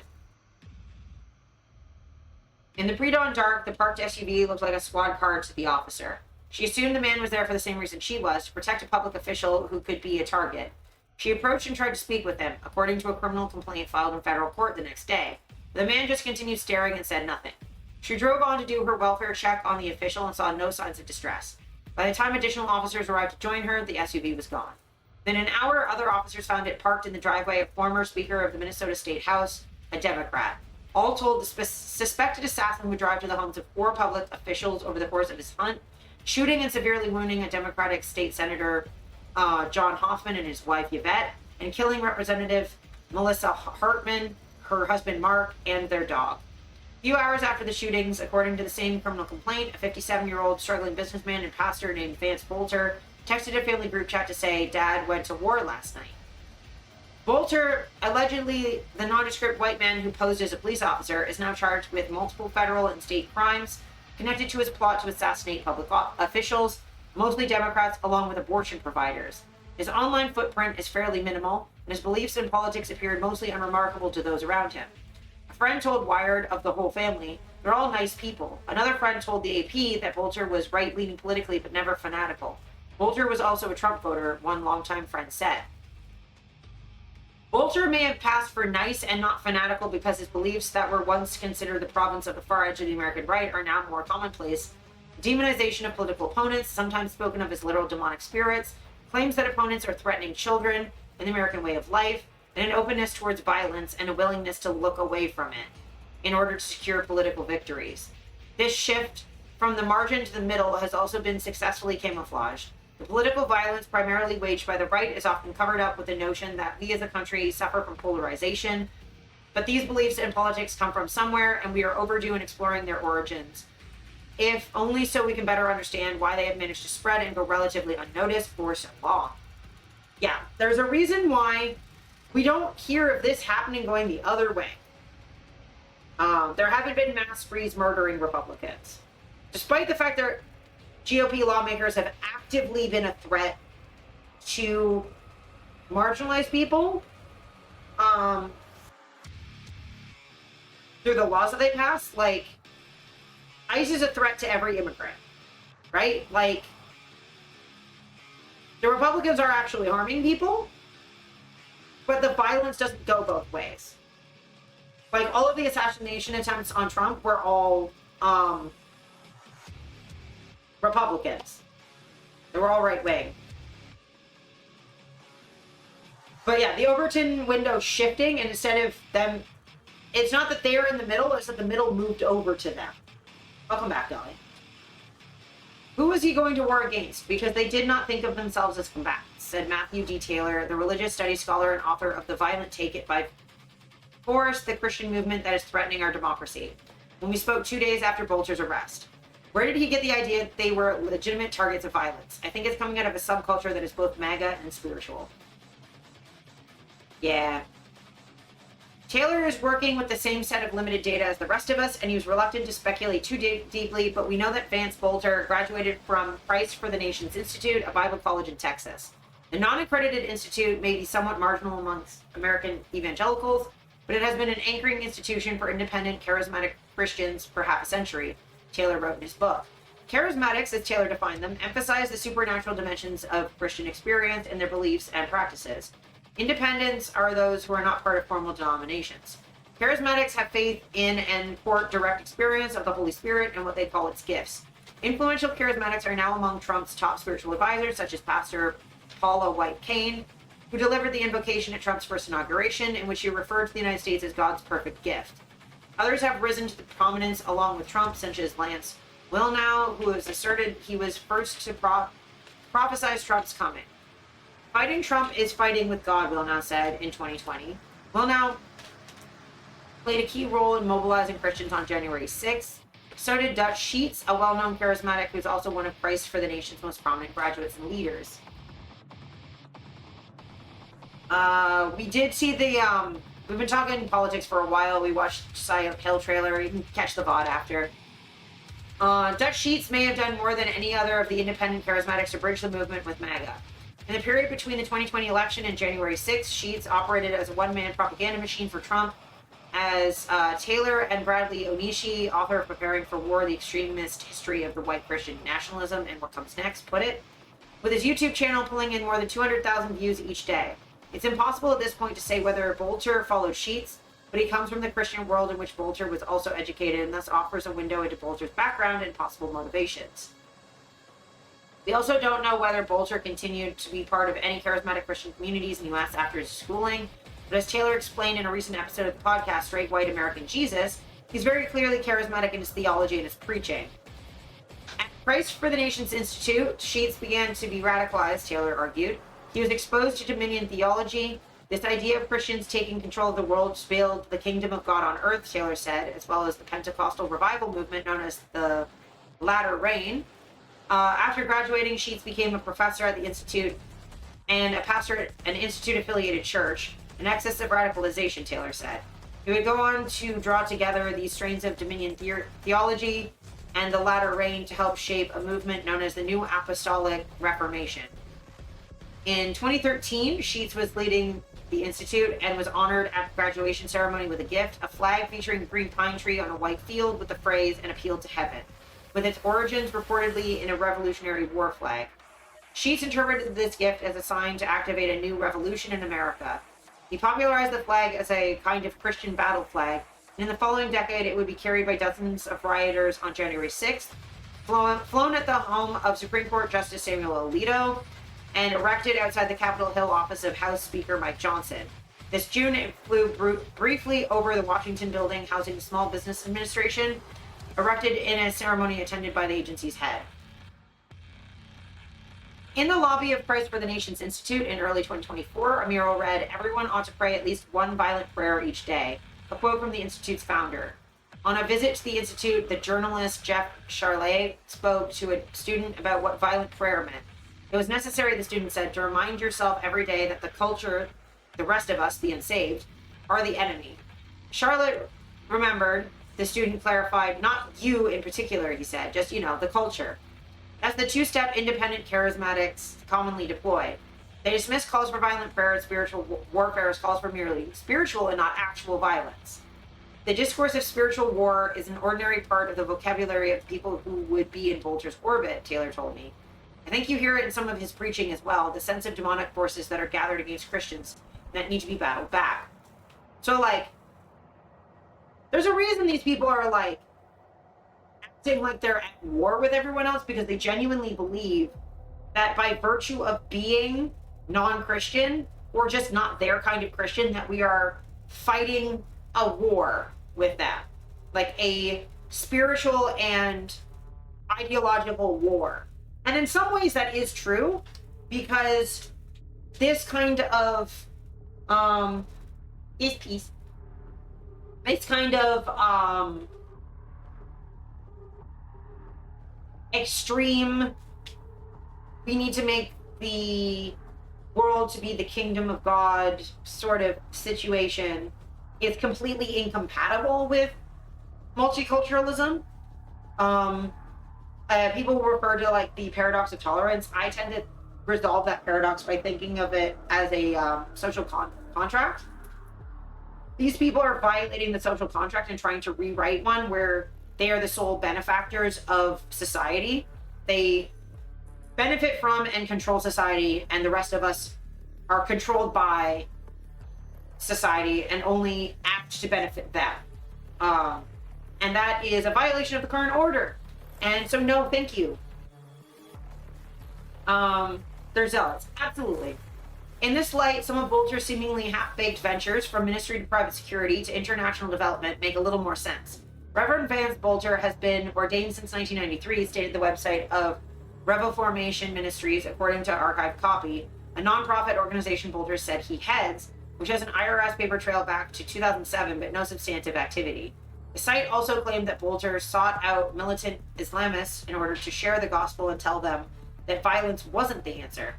On the nonprofit's most recent tax filing, its address was given as what appears to be a private family home, seen on Google Street View with a dark vehicle with police lights parked in the driveway. It's nearly identical to the vehicle recently on the homepage, also now archived, for Bolter's private security service firm, Praetorian Guard Services, which posted, "Our presence, including vehicles, guards, and signs, is designed to say this isn't a target worth looking at because the potential consequences would be too great." But yeah, this is why it's important to realize that this is not just a political argument, it's a religious and spiritual argument. People who write Project 2025 aren't doing it because they want control of the government for its own sake. It's because they want control of the government as a tool to fuel the white and Christian control of society. Because they believe that it must be white and Christian. Those are inexorably linked, because they think that whiteness is goodness and godliness. That white people are God's chosen people. That they need society to be sufficiently white and Christian in order to bring about the mandate of heaven. Like, they want all the Jews to go back to Israel so that Israel can be blown up, and Jesus can come back. Like, these are not people operating from a rational political standpoint. It is political, but it's spiritual and racist, first and foremost. Yeah. And this is why, like, obviously, you know, context dependent, like, there's a difference between someone who makes a mistake and doesn't know any better versus someone who's, like, virulently really racist. But addressing racism is incredibly important. Music is a paid actor, yeah. But, like, it's important to realize that, like, stuff like Juneteenth, like today, matters. Juneteenth is, by its very existence, pushing back against this.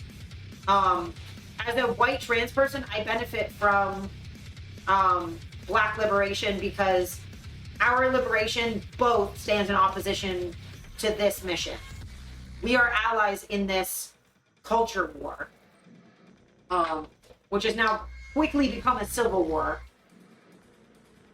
Juneteenth about Black people? Yes.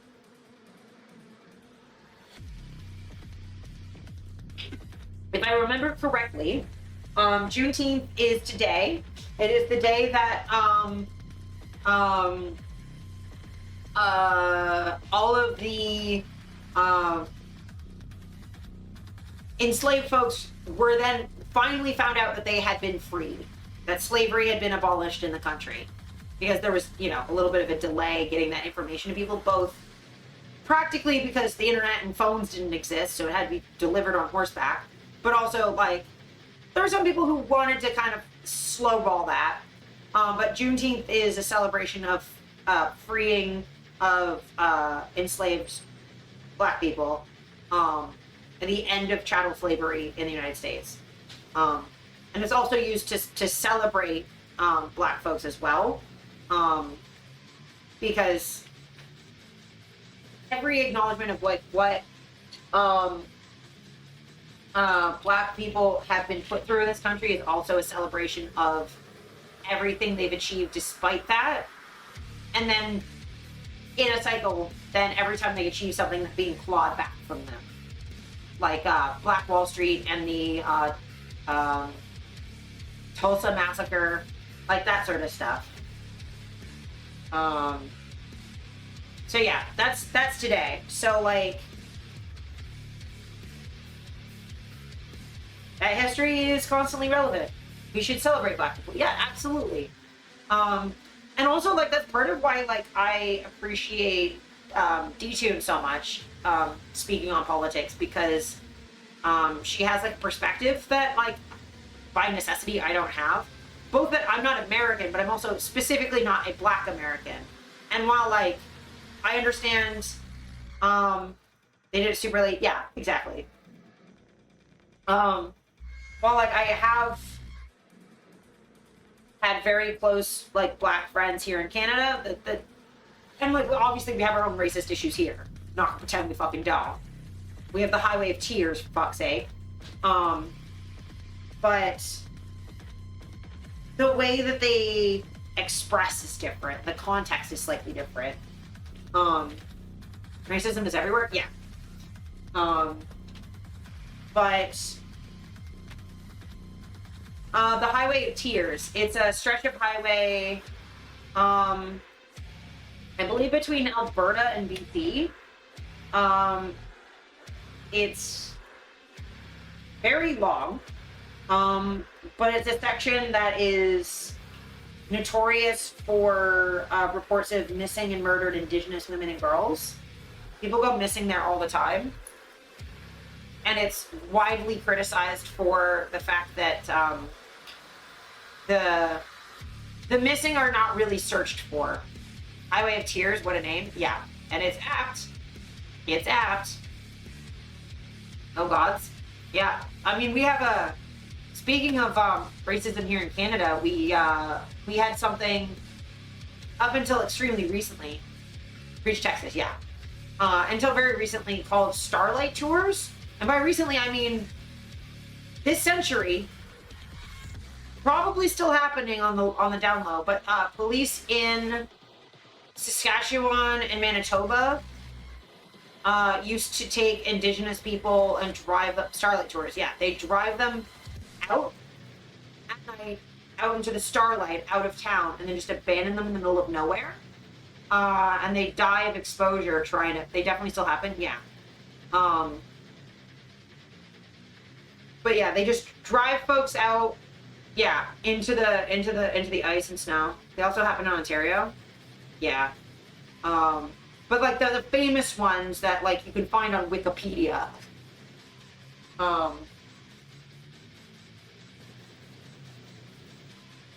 yeah, police will just pick up an indigenous person and just drive them out in the middle of nowhere and leave them to die.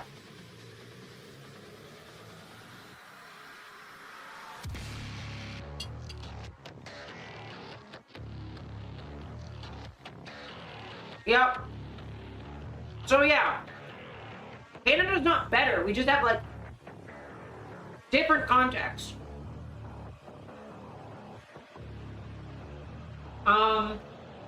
I mean, is my blood boil? Oh yeah.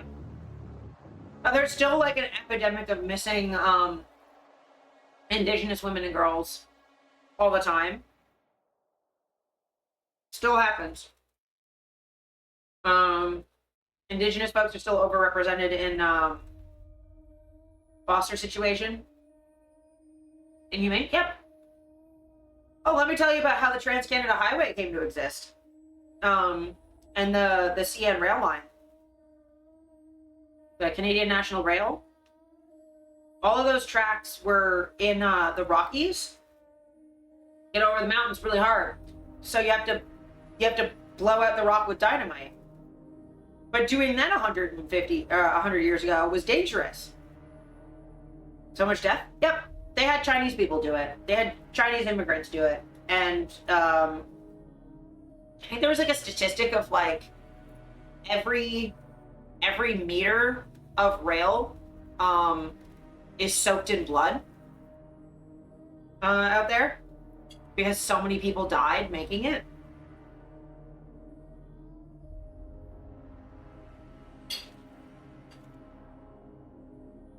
So, like, yeah. This is also a Canadian problem. We can't pretend that this isn't happening here. I'm currently reading a book that's specifically this Christian national stuff. I'm reading a book. Can't let me once again. It's a book called The Armageddon Factor, which is going over the rise of Christian nationalism in Canada.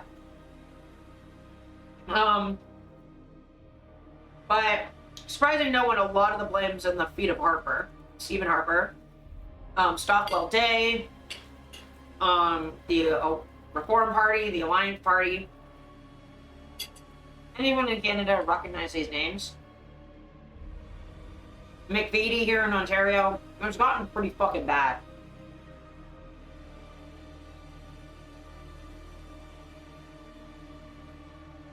So, happens here too.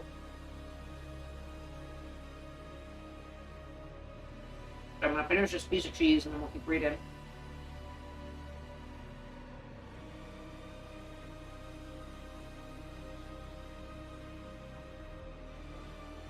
Identifying himself as Dr. Vance Bolter, CEO of Red Lion Group on LinkedIn, Bolter gives some hint of what he considers real vocation, being a kind of entrepreneurial missionary. In fact, as Taylor explained, it's a common type among non-denominational charismatics. There's a lot of people like this, Taylor told me, who've been trained and have some ministry background, but can't quite make a career out of that, or for individual and familiar reasons, who still maintain a kind of ministry platform or business or something on the side.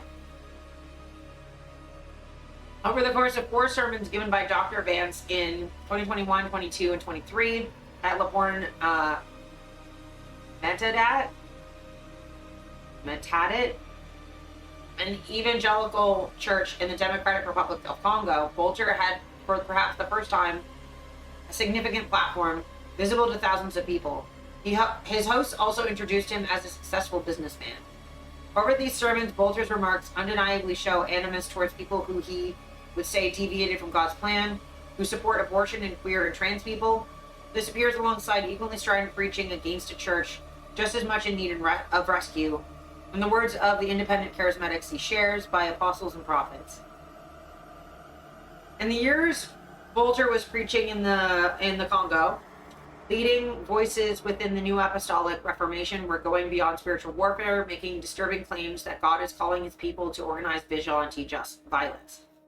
As Frederick Clarkson and Andre Gagne observed at Religion Dispatches in 2023, they argue that when the New Apostolic Reformation leaders refer to Democrats, feminists, and queer and trans people as demonic, scapegoating them for whatever social ills the leaders seek to eliminate, these leaders are using time-worn rhetoric that can prepare people to conduct spiritual warfare with material violence. Dutch Sheets had long been one of them and helped set the template, referring to Jesus as the commander-in-chief of a physical army and to fellow Christians as potential soldiers. So, never shied away from the full history? Yeah. I had a couple teachers that didn't shy away from it, which is really important. But, a lot of this scapegoating people as demonic is really othering them. Think of it like calling someone vermin.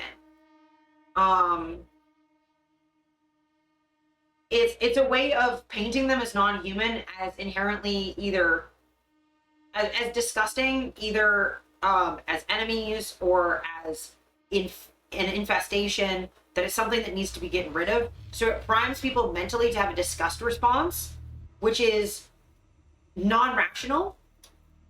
I love people to the pain. I sacrifice myself for do I hate people too. So much that should have not happened. Yeah. I mean, I think the important thing is I try and remember is that the majority of people are not like that. But it's power that does that, not the average person is fine. And that it takes this kind of priming to make people like that. But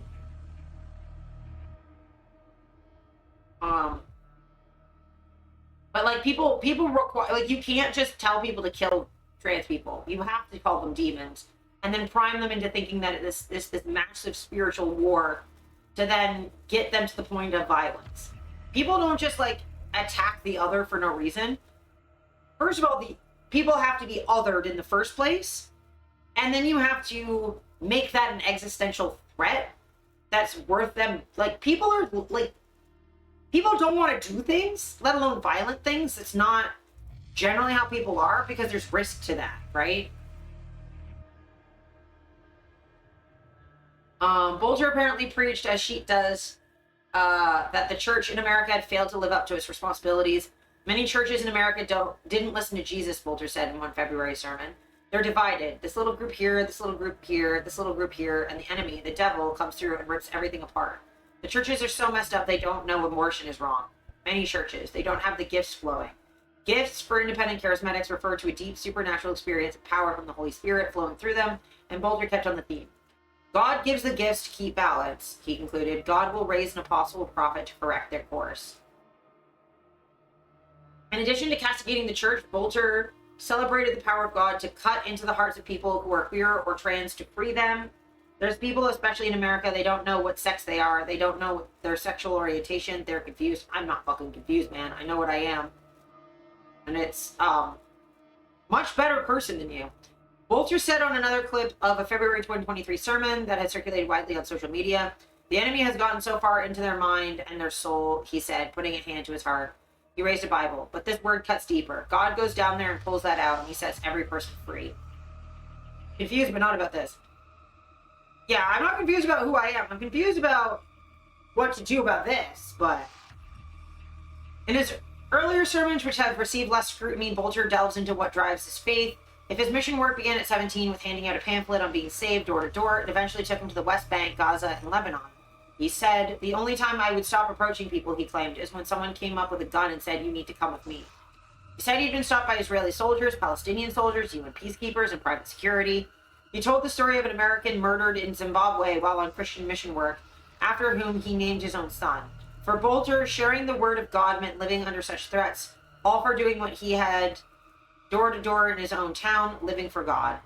At the close of one sermon, he proclaimed, "If you're getting closer to Jesus, you will win." And me chilling here at the earth, yeah. So he has normalized himself to facing violence. So, like, he's at such an advanced stage of, like, off the deep end of being used to guns and violence. Yeah, makes me angry too. But the thing is like, we don't want to...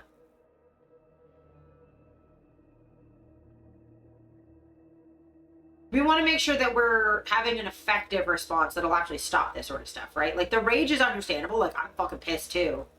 But I want to react in a way that cuts them off at their knees and not fuels them more, you know? And I can't say that I have the answer to what to do. If I did, this wouldn't be happening, would it? Right?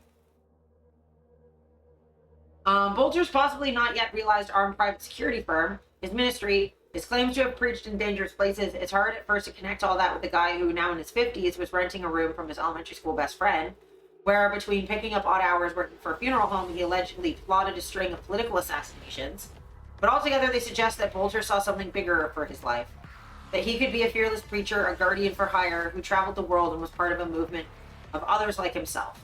There are probably thousands of guys like this, Taylor said on the recent podcast, who have some ministry training, who have a handful of business ideas, who have maybe fallen on hard times. Radicalization can happen very, very fast. None of this is legible in the public comments from Vance Bolter's friends. I haven't really talked about abortion with him for years, his longtime friend and roommate, David Carlson's, told a press gaggle on his front steps. I don't like abortion, he said, gesturing to himself, but I don't go to this extreme. He said Bolter listened to InfoWars, but he didn't want the media to paint Bolter as, in his words, a crazy right-winger. Dude. Yeah, I hear you, Dolly. What do you mean, not a crazy right-winger? What do you think? He murdered left-wing Democrat politicians. What do you think that means? As he was trying to make sense of why Bolter had gone so far, the friend said one thing that got at Bolter's beliefs and possible motivations. He had God, he said. I don't understand it. But what if that was exactly the problem? So, like, yeah. Now, not all Christians are like this. The vast majority are fine, well, and good.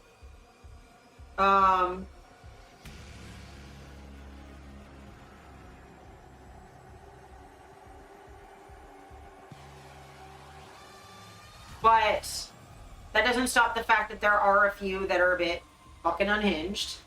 And it's specifically this idea that they know better than everybody else and their way of life should be the only one that exists. That concept of domination, regardless of what your belief is, will always lead bad places. Like, if a Satanist started to say that, like, oh, well, but Satanists are objectively correct, I'd be like, no. No, we're not. Religion is subjective, and everyone's culture is different. That's why I try and push back against atheists and non-theistic people who are really anti-church. Again, I'm going to loop it back because it's Juneteenth. The black church means a lot, right? Now, like, I've seen sinners. There's some complicated nuance there. Not mine to fucking touch on. But acting like the black church in America is at all comparable to this? Like, that is the church of a actual oppressed minority trying to survive in a hostile environment, is very different from white people forcing supremacy on everybody else. So, like, it's important to have nuance that, like, not all religious people are, like, these extremists. Or, also relevant, like, not every Jewish person is a pro-Israel Zionist. Like, the vast majority of my friends, I'd say all of them, are very anti-genocide, do not approve of what Israel is doing. A lot of whom don't think that Israel as it exists now should exist. That Palestinians have a right to life and a place to live where their families grew up. And that has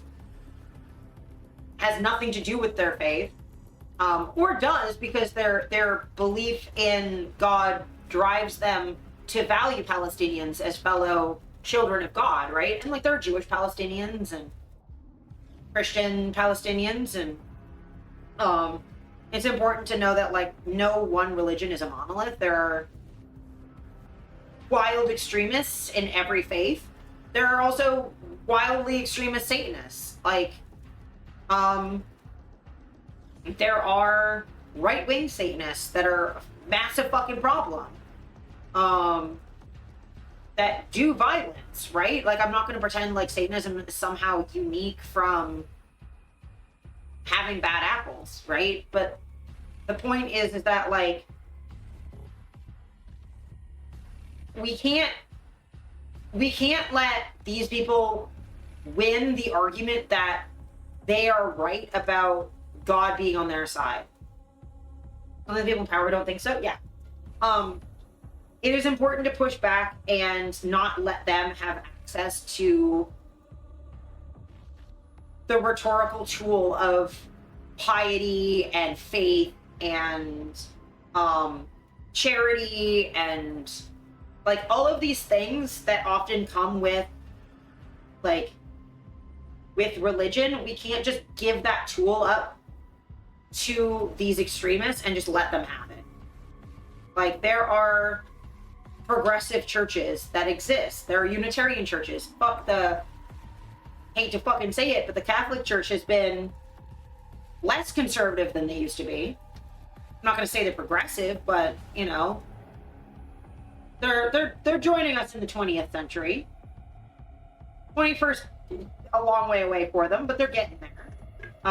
They still have a lot of fucking shit to atone for, like native residential schools amongst them.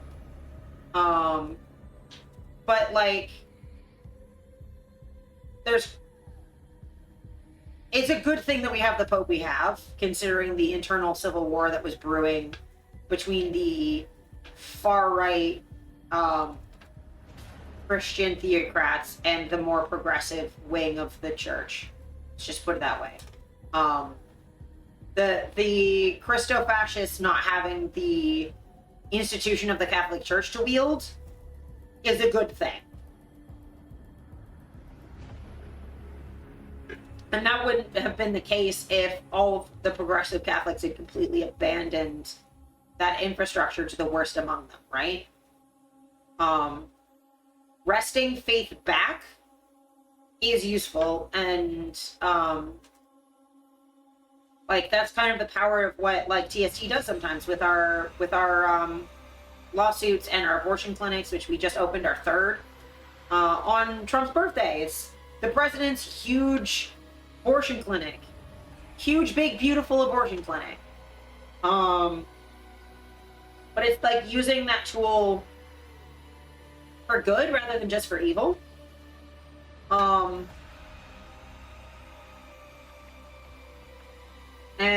But yeah, so then the last thing I wanted to talk about real briefly, I'm not going to go super over it a lot because it's so fresh that there's still people analyzing it. But the decision about trans healthcare is abhorrent. I still need to look into it more before I can like share my feelings. Next week I'll probably go over that in actual detail. I didn't want to like, I'm not going to go in depth with it right now. We're going to switch to Oblivion real soon. But I just wanted to say that like I'm aware of it. It's fucked up. Trevor Project having a stop work order, which you can still contact charity line or crisis lines. They're just not connected now, which is more difficult. Yeah, exactly, Dolly. But that's absurd. The attacks on trans people are continuing.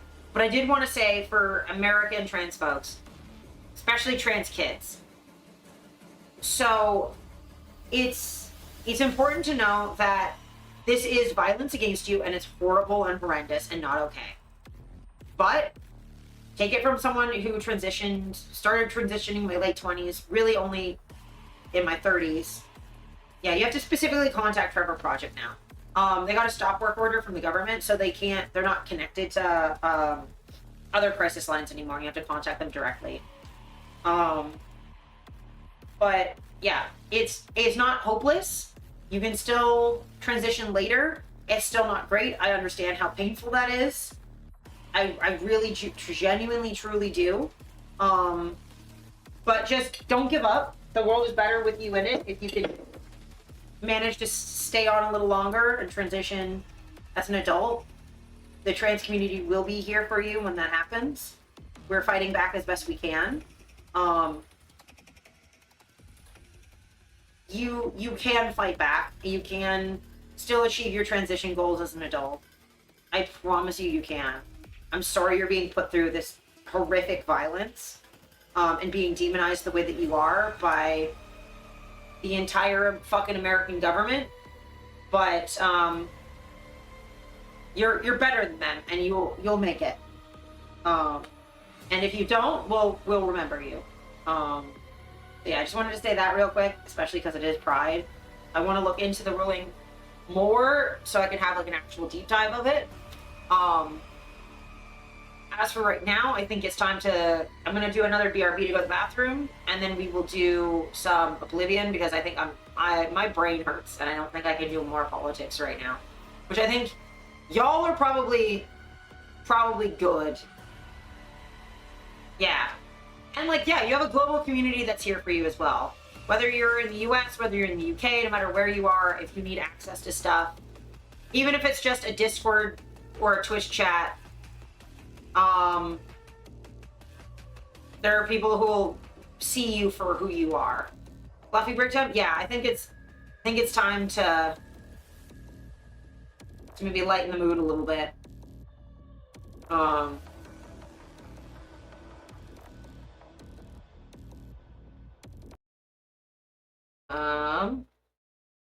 Just a person. Yeah, but like, I mean, it makes a huge difference to like have someone there who sees you for who you are. Like, that made a huge difference for me transitioning, just having like a place to like explore and figure out what I wanted. Like, it genuinely made like the world's biggest difference. Yeah, before we go to break, just... I'm your daddy now. Fucking bonk in the clip is so good.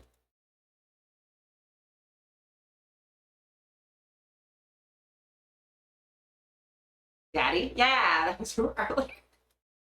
We were watching the Silent Hill movie trailer that just came out. I have mixed feelings. You also have something media request? Oh, yes. Oh, yes. You sent me a thing.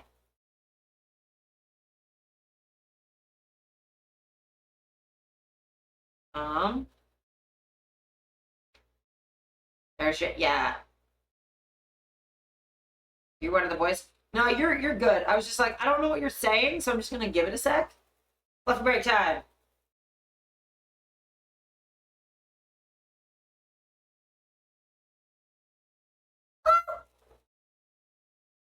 Oh, it's a baby! It's a baby! 心在远方，悠悠荡荡，人生跌跌撞撞，在黑暗中寻找那束美丽的光亮。心在远。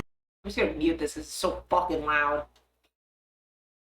Little guy, little baby, doing a little climb. Look at him. Look at how small. He missed. He's so small. Look at him. Look at him.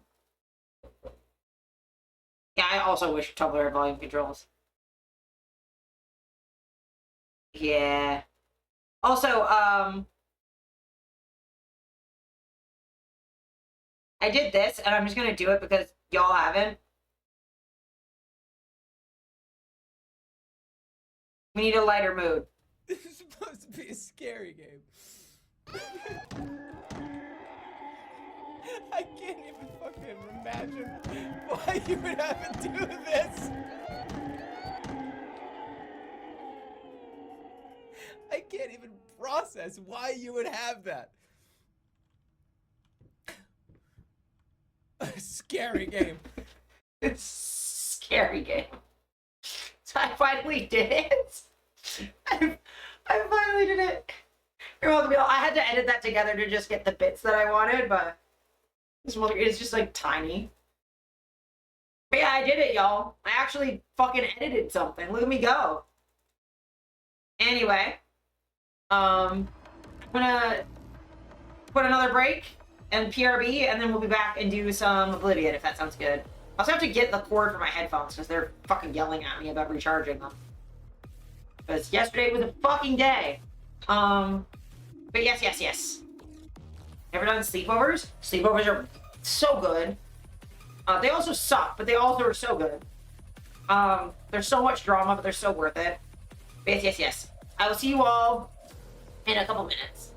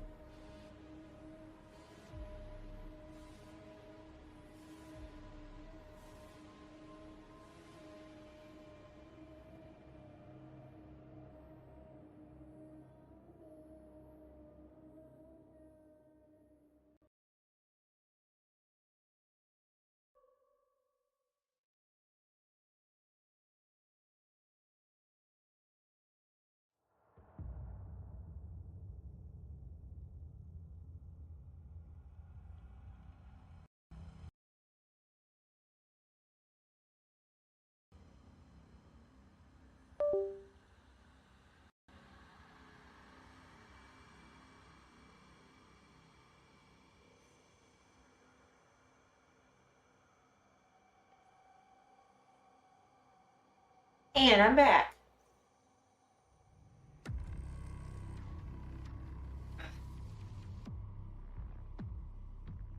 So, I'm gonna actually remember to switch my category to Oblivion for once.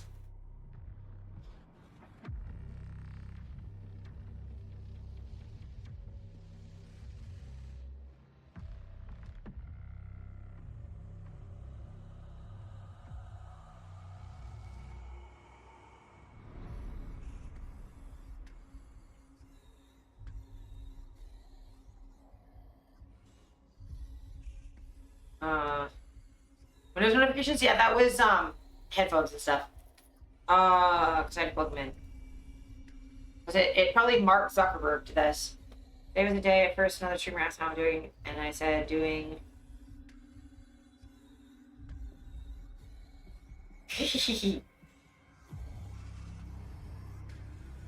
Nah, you're fine. I mean, tired brains happen. Yeah, I'm actually remembering to do shit for once. Isn't that incredible? I only had to fuck it up like a dozen times first. That's an exaggeration, but I did screw it up probably like 4 times, and I was like, yo, man. Okay, let's exit Opera. All 87 tabs. Why do I have so many tabs open? And then open Steam. I can exit all of this stuff.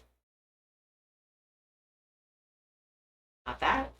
I can exit Discord. I'm doing my level best to save whatever RAM I have.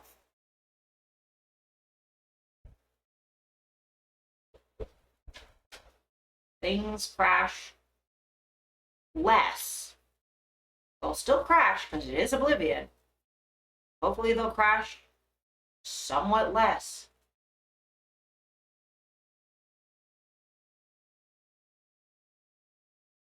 Game, please.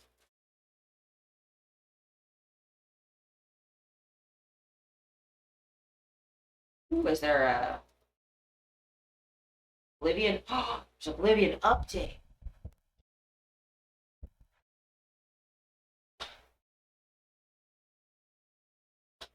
Why did a 15 gig download? What the fuck?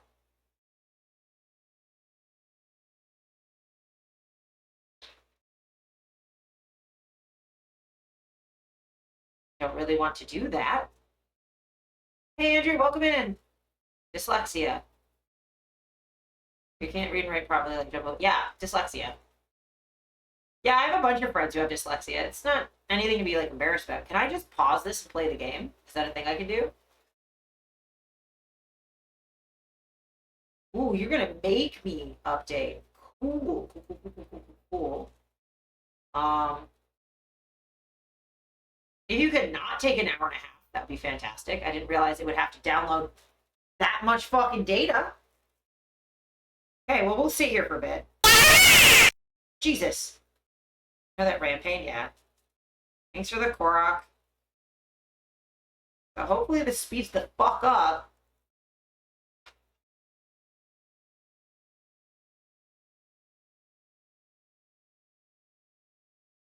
Because I'm not sitting here for an hour waiting for Oblivion to download, I will say. See, if I was a professional streamer that was actually a professional and doing this professionally, I'd maybe, like, check for downloads. And open the game before I'm about to play it, but I'm not a professional. I don't know what I'm doing.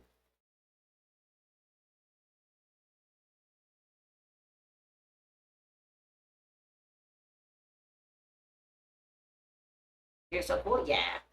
Maybe I'll do it. I'm waiting for Oblivion to update because apparently there's a mandatory 15 gig download, and maybe it stops me from having the crash glitch. If it does that, then it'll be worth it. Then it's fine, but I somehow doubt it.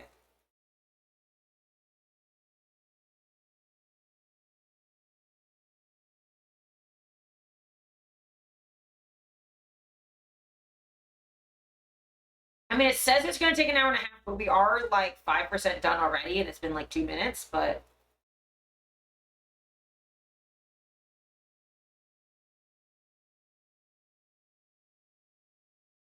Yeah, we're at like 3 gigs out of 15.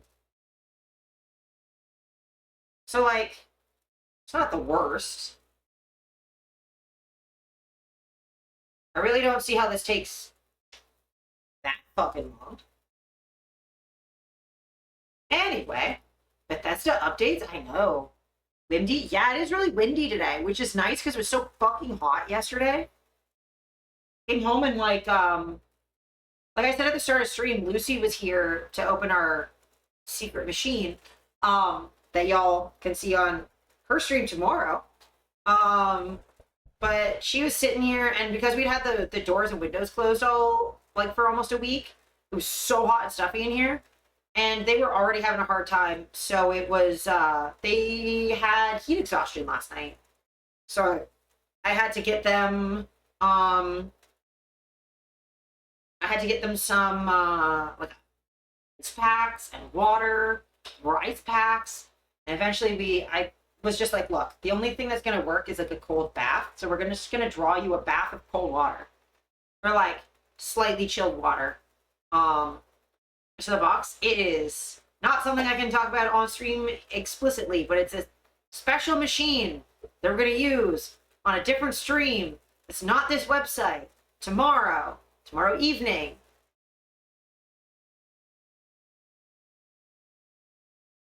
And it rhymes with Hatterley, if you know what I mean. Need some more cheese while I wait. What's in the box? The thing is, I do know the reference you mean. I'm intelligent. I don't know what I'm talking about. Oh, the cheese is squeaky. I'm good at everything. I don't know what I'm even saying. Okay, chat. I can see you and the download at the same time. This is fun. Y'all fuck with crochet? Fuck with crochet. Tony, would you making the announcement? I fuck with crochet. Crocheting's fun.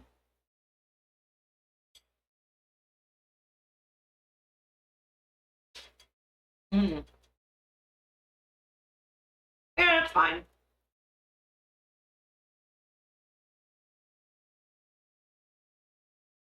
It's also like 8 p.m. my time, which is like approximately dawn your time.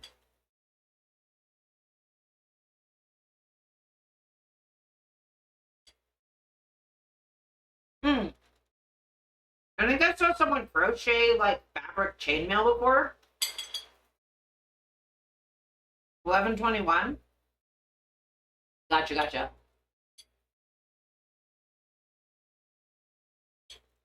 Like right now it's 11:21. Have a nap. And by nap I mean bed. No. Well then. Bitchin'. People still say that. I mean, you're people and you're saying that, so yes. I don't know. I'm not one to ask. I'm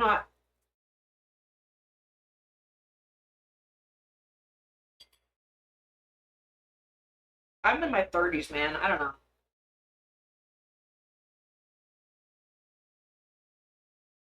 I'm chronically online, but I'm like very specifically in a very clear area of the internet, so I don't know.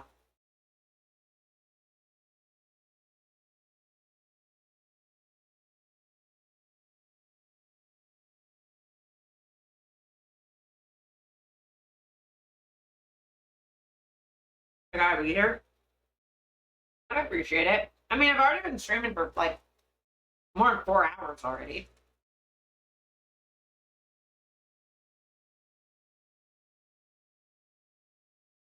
Decade-old memes all the time. Do what you want. Yeah. God, I showed my dad Normal Man Monday on Monday.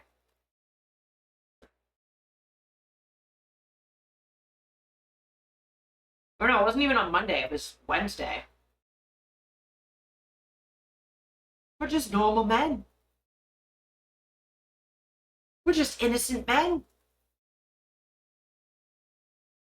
Also, you made banana bread, so I was just like, banana bread at work, dude? Hell yeah. Going to work to get paid? Not a lot of money? Hell no. But banana bread at fucking work, dude? Hell yeah. I was just doing that for like a while. My dad's like, what are you talking about? Just guys being dudes. 6 feet apart because they're not gay.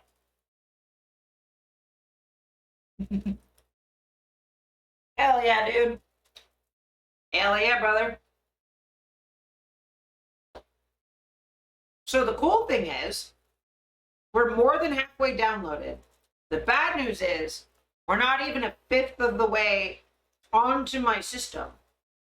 Lil Wayne's Hoops. Oh yeah, I reference shit like, your father was a hamster and your mother smells of elderberries. Like, old shit.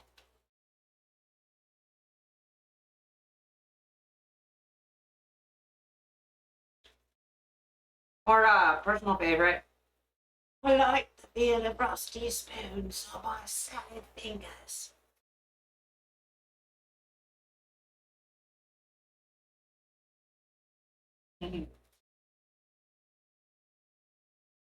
Classic Python memes, yes. Hubert Cumberdale. I can't do that voice that well.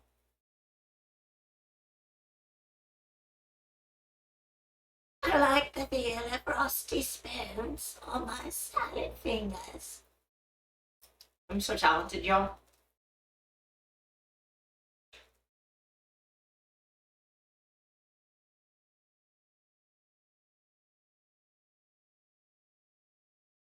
Num num.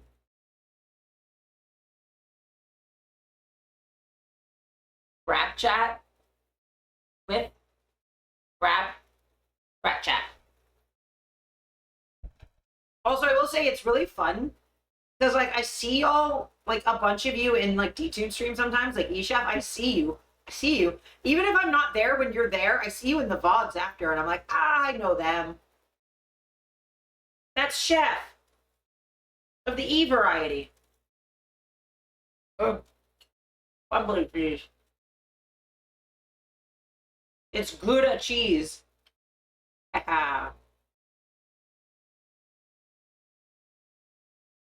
E. E. It's in the E.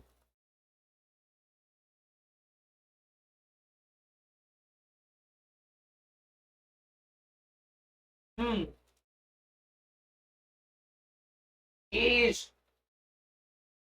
I will say, eating cheese before playing Oblivion, that just happened. Your Twitch broke? Twitch, unbreak yourself. Don't be mean.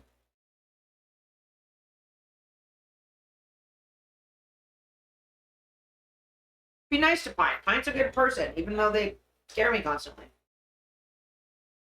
It's with permission, so it's fine.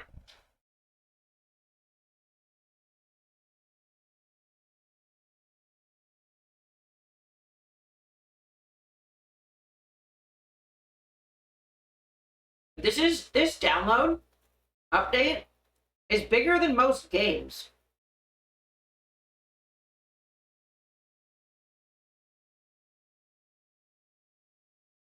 I wonder.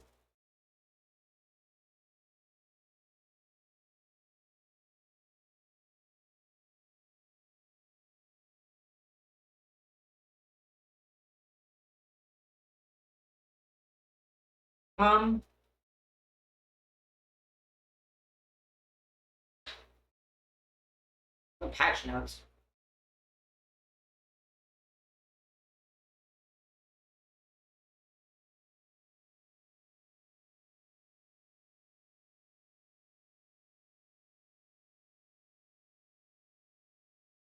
I forget the VODs. Yeah, I catch a lot of VODs. First update will be focused on quests, major bugs, and blockers, quality of life fixes. Second update will focus on performance, and we'll share more details when we're able.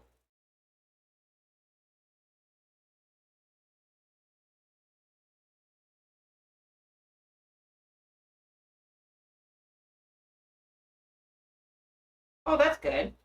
So they're automatically showing local map when you're inside, rather than it's we happen to zoom in. Oh, fix with Daedric Shrines not displaying subtitles, because that was a problem too.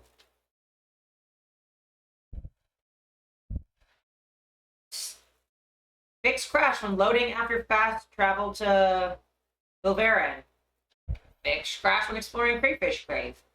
Fix crash when fighting stunted scamps. Fix crash when paying the fine after stealing in Castle Reveal. Fix for crash when loading quick saves. I was getting a lot of that one. Fix crash when loading after fast travel to Mortal Camp. I was getting that one too. Fix for crash when loading a save in Quillweave's house. Fix crash when rapidly switching between quality and performance modes. Fix crash when storing items in a chest in Frostcrag Spire. Fix crash when creating multiple potions at once using stolen ingredients. Fix various CPU crashes. I think that was a big chunk of mine.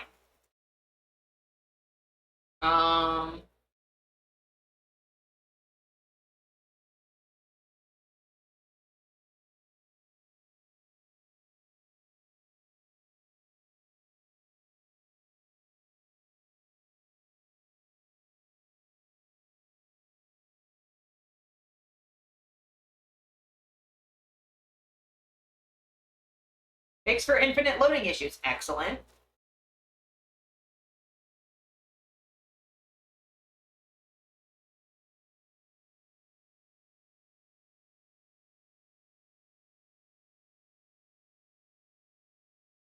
Oh, they fixed that in the Battle of Kvatch. You know when Sylvan got stuck outside? They fixed that.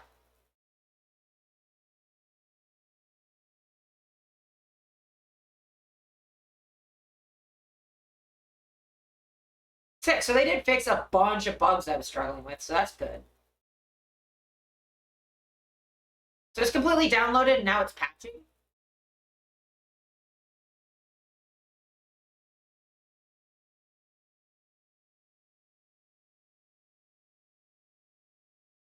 It says it's going to take an hour. I don't believe them.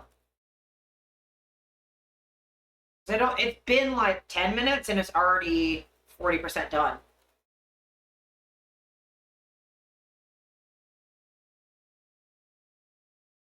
Have fun, Andrew.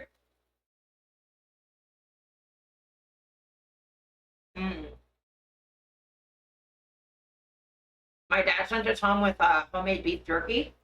Very good.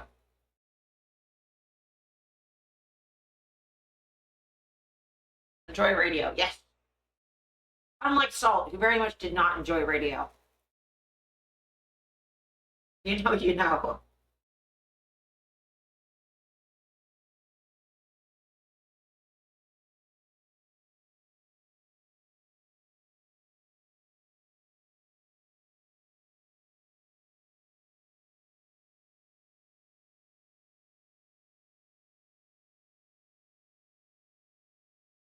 Windows time estimates, yeah, they're not great.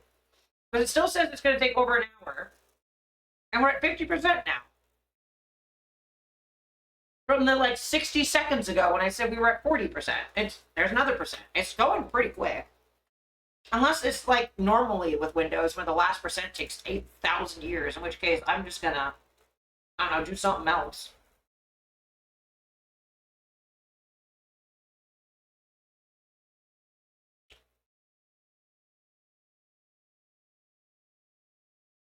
Oh, you know what I can do? We're waiting for this to download.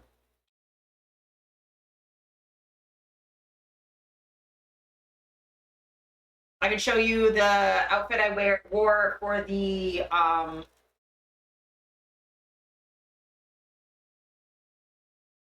rehearsal dinner.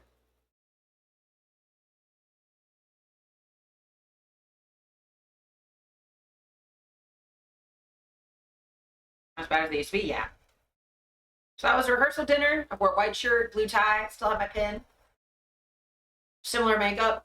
Just before my hair was done.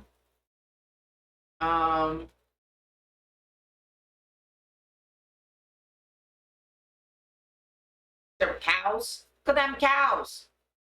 Look at the cows. They're over there because they ran the fuck away from us when we tried to go over there. Look at the cows. Look at the baby cows. Cows.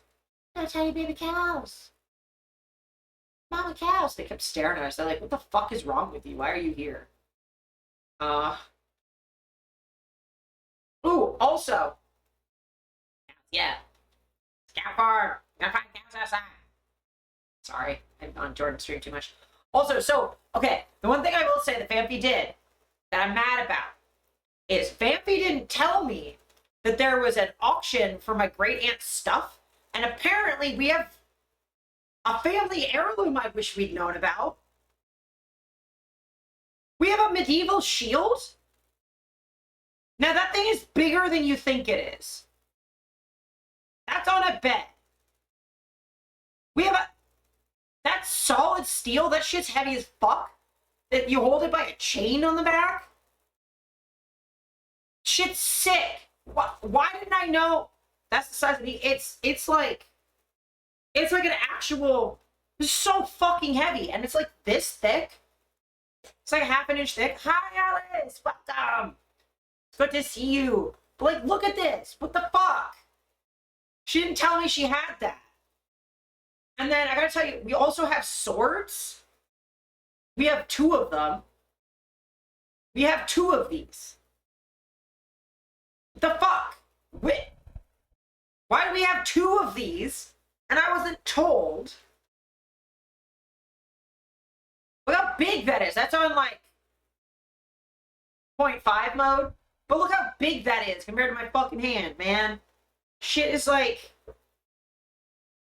reasonably big. It's definitely a short sword, but like there's 2 of them. I want one. Why do we have these? When in my family were they gonna tell me that we have swords?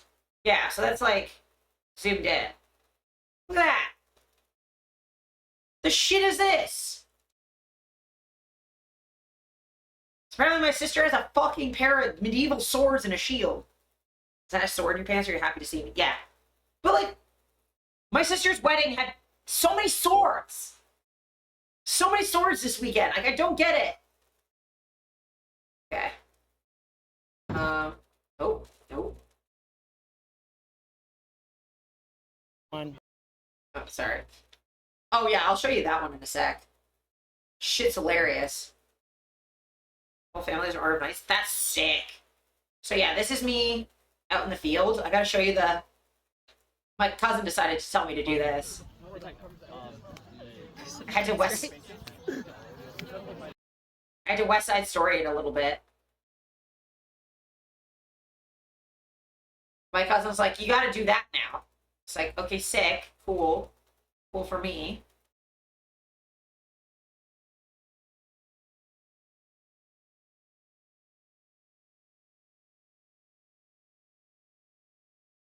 Yeah, you get a bonus sword picture, because Oblivion's taking forever. Look at that shit!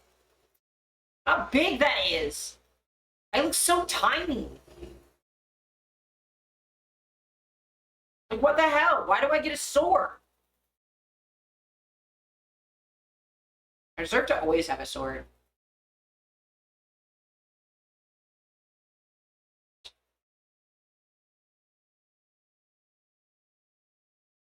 Okay, yeah, this doesn't have anyone's legal names on it. This is Vampy's wedding cake with the Master Sword. So many swords! Look at that! Look at that! Master Sword.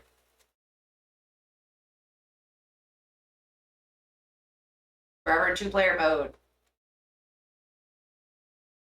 Isn't that rad? Power of God and anime on my side, yeah.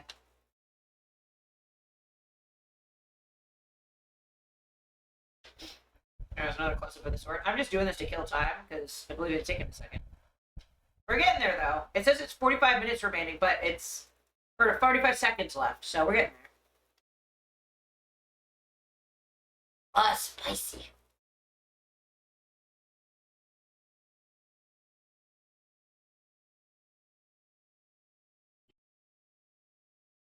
And then we went for a hike after. One of my favorite places on earth. Spicy Trails? Yeah. Why is it spicy? Yeah, my dad spiced it for some reason. So we went hiking. Look at me in the woods. Look at me in the woods. It's so fucking hot. It's so warm. It wasn't so bad when we were in the caves because it actually gets cold down there. There was still snow. But yeah, isn't that pretty? I had an incredible time. I'm just skipping through past where... Oh yeah, you can kind of see in the bottom here. There's like snow. I was taking a lot of like environmental photos as like a reference because I'm gonna do a shoot there soon. My dad. skipping past all the pictures of people. So I want to show you the real important thing. Oh, yeah. So there's turkey vultures. Vultures! Vultures! Okay. Where are we? I got to get to the important bit. Let me play Oblivion. Skip past all the people. They're not important. I don't care about my loved ones. Oh, so there's this pitcher plant. That was really cool. Don't see those a lot. The most important thing is this little guy. This little toad. Having a strong mustache. He used to have like a wild dad stash. He had to shave it off because he had to have it off for snorkeling because it would get in the way of the mask sealing properly. But look at this guy. Look at him. And you gotta be like, oh man, I wish you had a better view of that. Well, guess what? Fuckers. I do. Look at him. Look at that little man. Look at that little man. He's a little guy. Look at him. Look at him. Little toad. Little fork. He's chunky. Look at his little feet. He's grumpy. Yeah, I was really grumpy because we picked him up and put him on a rock to take photos of him. He was like, why? Why you do this? Respect to the little guy? Yeah. Yeah. Okay, it's updated now. But I wanted to... My voice is so fucking funny. But look at him! Gotta have a baby voice for baby things. The little baby guys. You know? The little baby guys. I think that's everything? Yeah, that's everything. Oh, we got another picture of him. Another angle. And there's that video of poking him. I'm gonna mute that in case someone says something. They shouldn't. Look at him. We were like trying to get him to jump back into the woods so like the birds wouldn't get him. But he was so uninterested in moving. He was like, nah, I'm good. I'm good actually. But it fades out, it's even funnier. Look, man. Look, man, I live to entertain. That's what I do. It's my lot in life, is to be entertaining. Okay. So hopefully there's less crashes now. You do entertain? Well, good. That is my job. Yes, I know I don't have enough ramp. I don't care.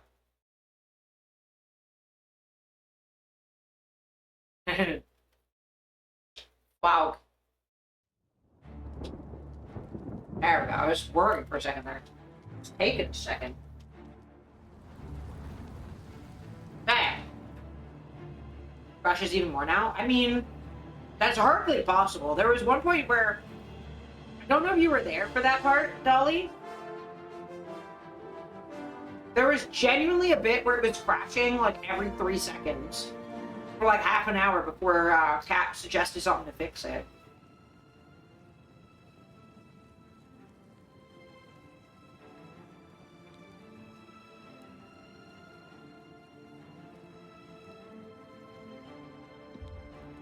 Yeah.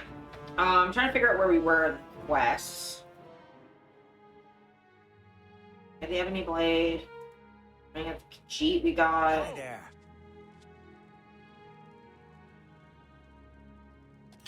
Oh yeah, I have chat. I've heard that Raymond is good with a bow.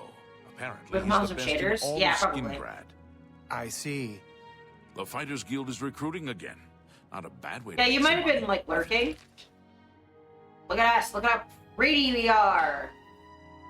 Look at us. It's just me. Different font. Okay. So what level are we? 15? Okay. Did Demira? I don't think we did that one.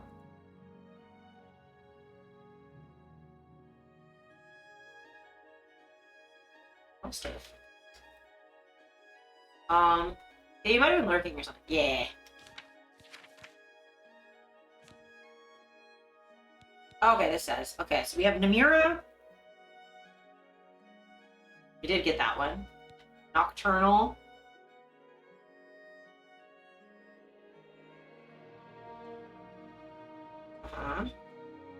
Shagorath. Yeah. Malakath.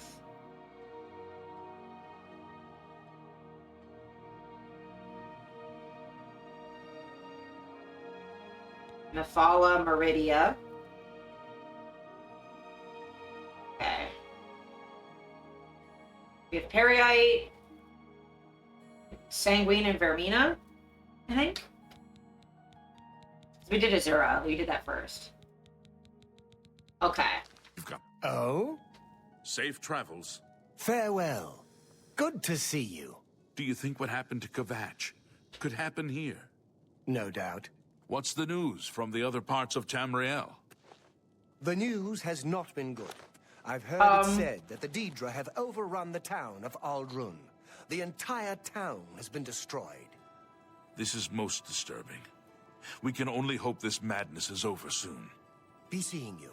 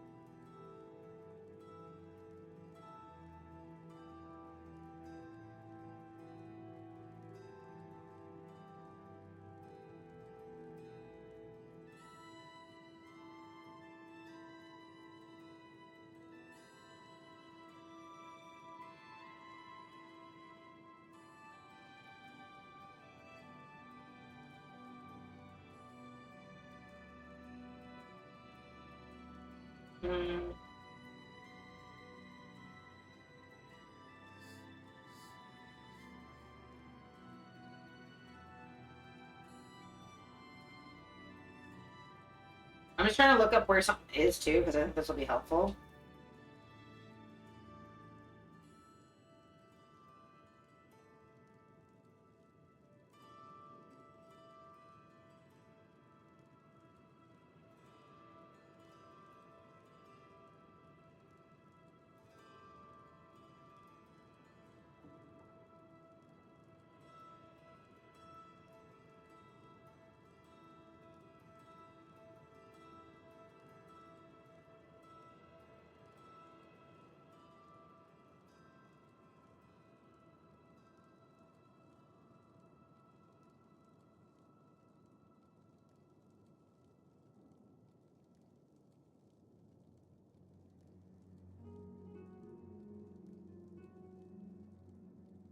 Sorry, I'm tracking a thing.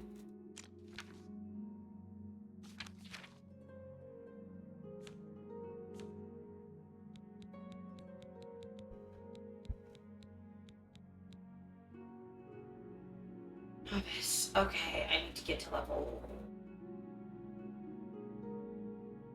25.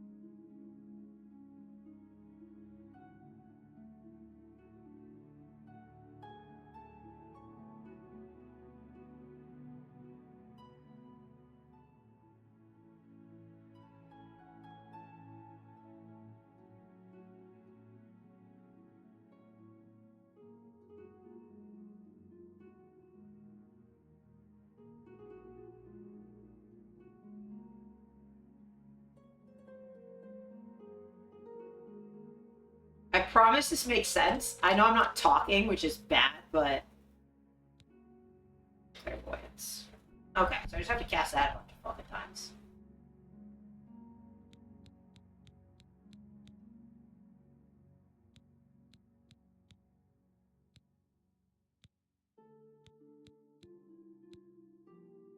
I promise you this makes sense.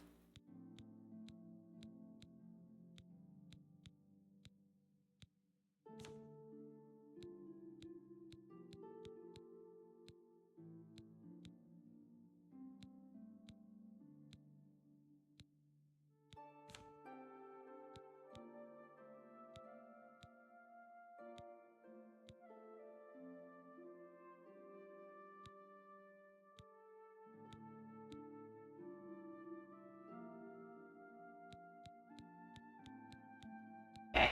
Other than scrolls, I only have... Okay. I gotta start using that more.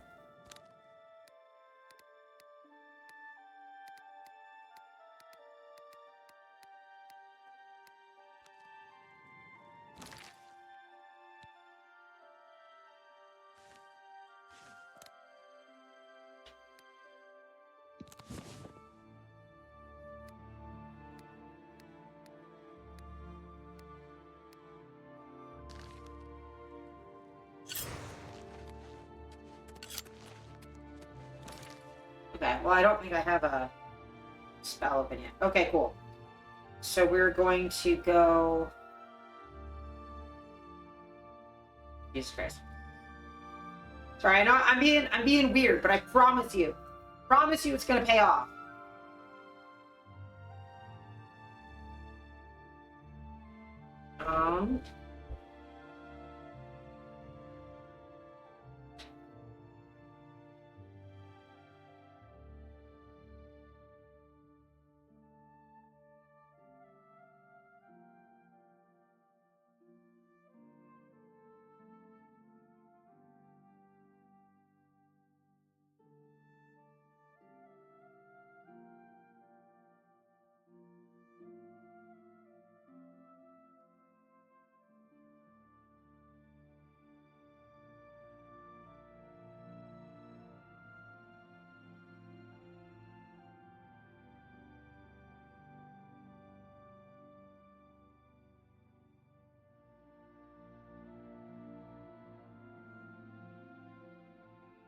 Yeah.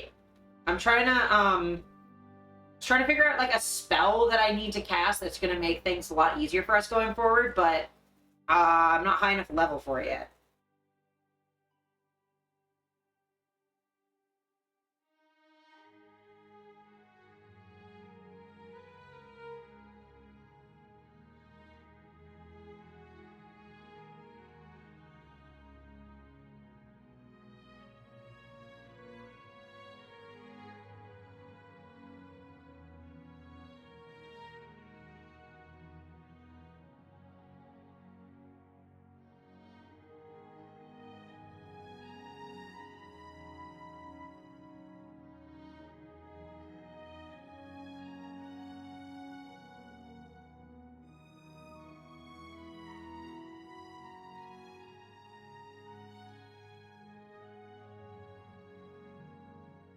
Okay, it's a whole fucking thing. Sweet.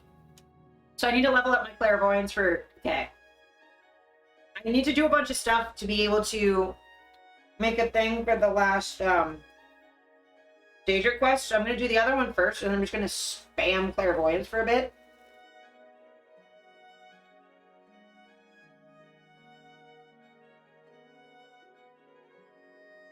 Okay. Sorry, that was probably very annoying, but we're good. I'm figuring out where the next Daedric Quest is. We don't have to run around for it. But then there's an item we need for the next one after that, because I want to do Shagrath's last. Hello, chat. Oh, so for anyone who wasn't aware, this is chat. This is hello. This is Meowflyer.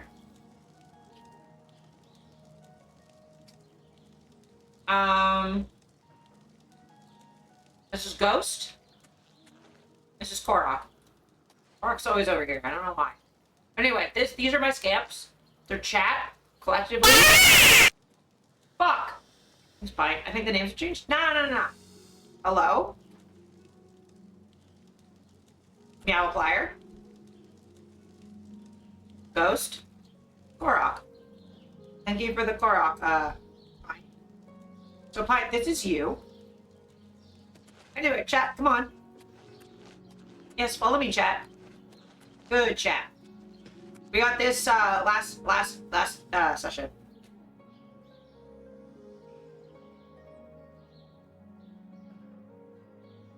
Oh, Reveal, that's where I need to go.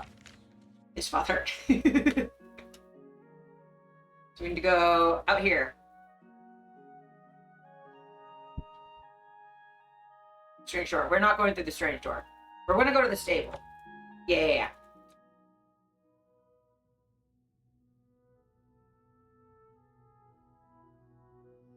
We're gonna go past the weird door, though.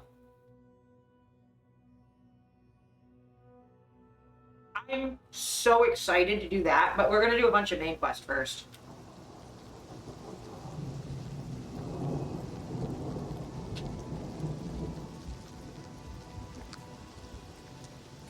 Hello, chat. Hello.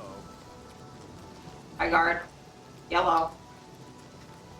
Hi, horse. You stay here. I need to go...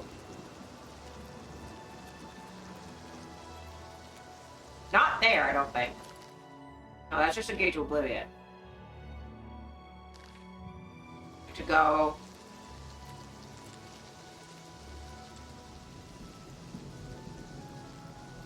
east. I do need to go east, though.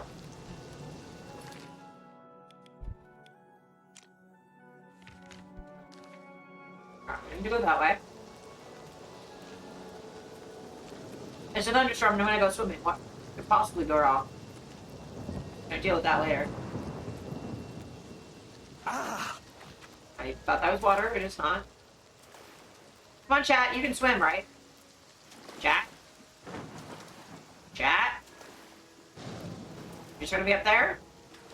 Okay, sick. Apparently you can't swim, chat.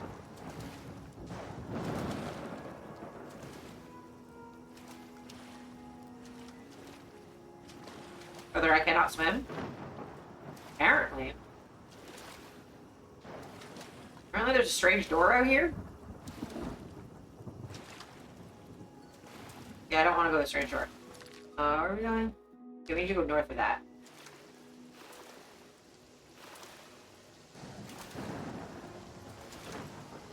Swimming is hard? It is.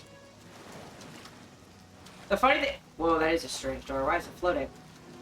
Anyway. The cool thing is I could probably swim this far in real life.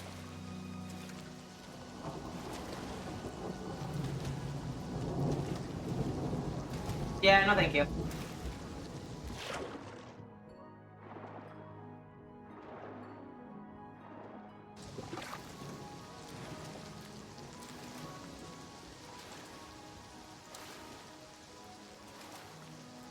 This is another little island. Fort Grief. Good grief. Good grief.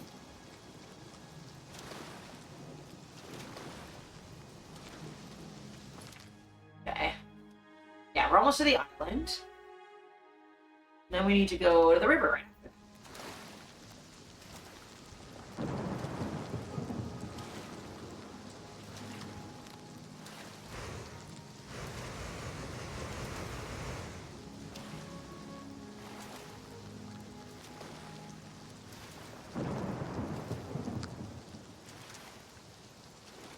Yeah, I don't think I've swam this far in real life before. I could. I just haven't needed to.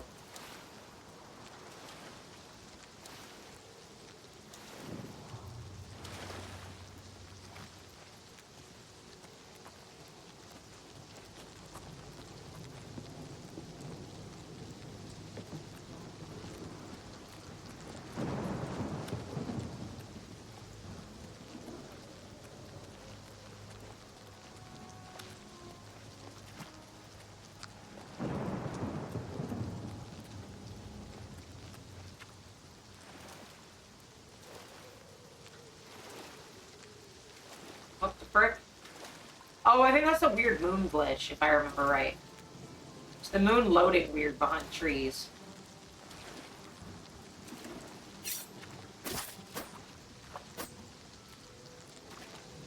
Got my glass dagger.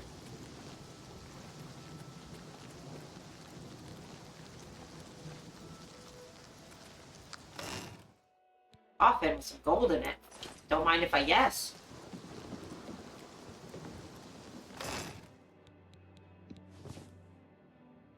That's not. I thought that was gold. I wasn't paying attention.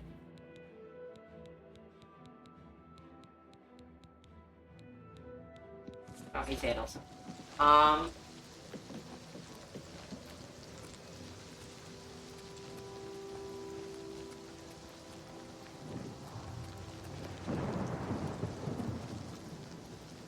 Chat, you're gonna come back, right? Whoa. Yo. Doing the swimming on my back to take breaks between breaths, yeah. Used to be able to, did swimming and gymnastics at the Toronto. Oh, 1 second. Toronto Central YMCA growing up. I still know how to swim. Also did, yeah.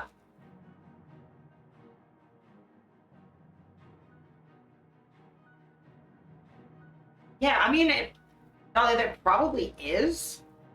Because sex work's everywhere, but yeah. Why are you attacking me? Oh, you're being necromancers. I see how it is. Well. Oh, that was wrong. Hi, scamps.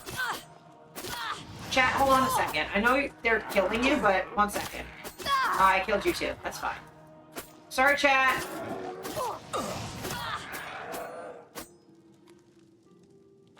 Chat, you good?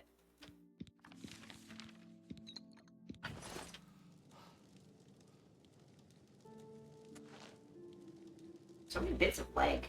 Human heart, mort flesh, altar, mort flesh. Oh.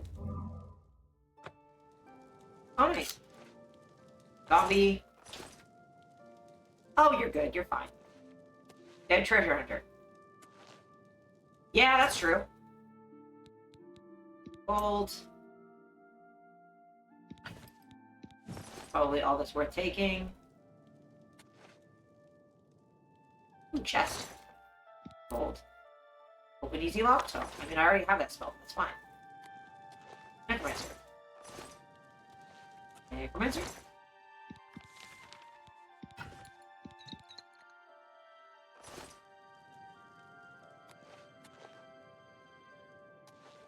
Chat, you're kind of in the. Oh, I can go up the roof. Cool. Yeah. I mean, upscale is also relative too. Oh, there's like a man hanging. Is there any gold in here? No, it's just bones. Anyway, this place is cool. Yeah, say I like what you've done with the place, but it's, I mean, I like some of it.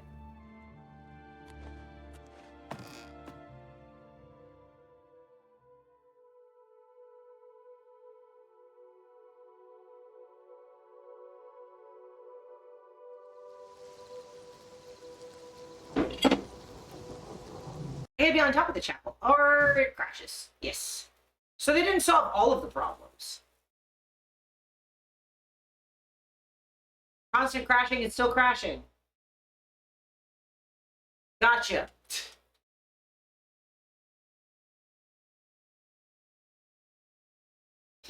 So you're gonna fight the necromancers again. Sorry about that, chat. You're probably gonna get in the crossfire again.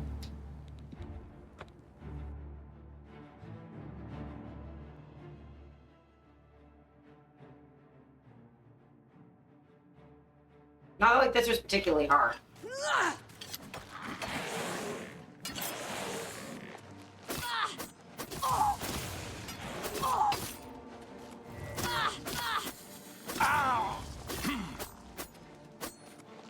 Stop running away from me, you little bitch. Yes, my willpower's damaged. I get that.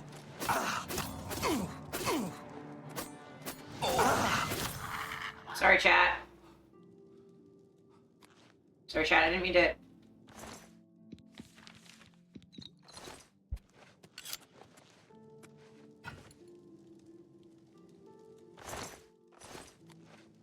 Sorry, chat.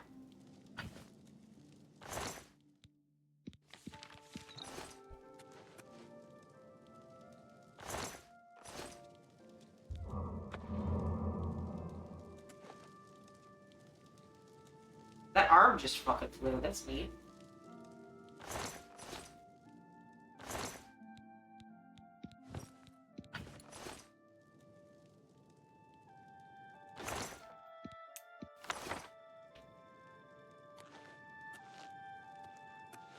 Chat, are you good? You good? But again, yeah.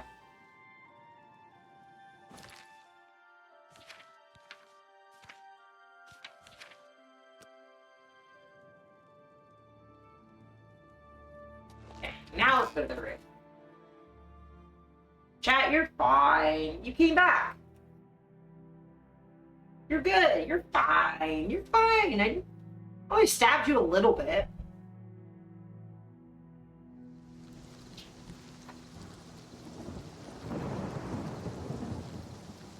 Oh, being up here with all the scamps is like a time. Oh, there's a chest up here.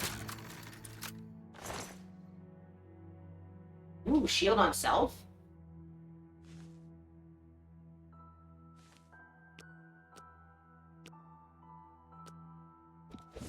Want that, please.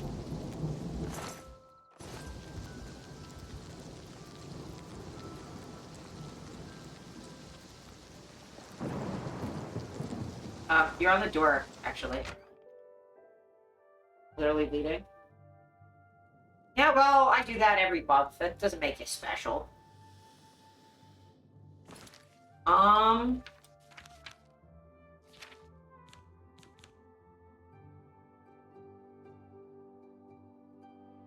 It's no defense.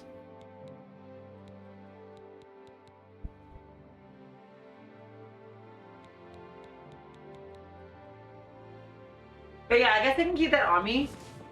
Ooh, look how pretty I look in the robes. What?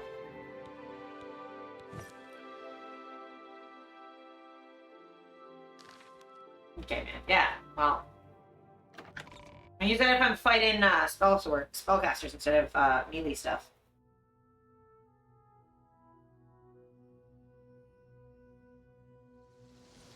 That's a steal. Yes.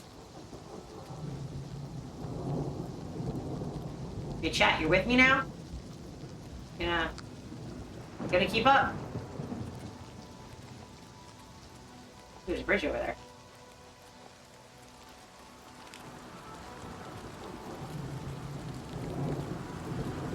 Cheese crumbs in my lap.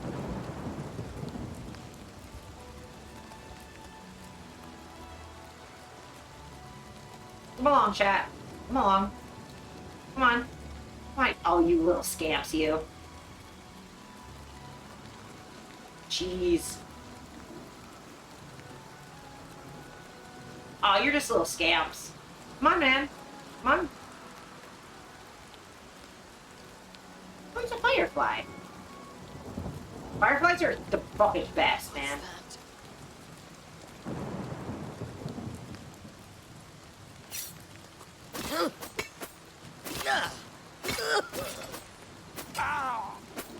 Here you go, man.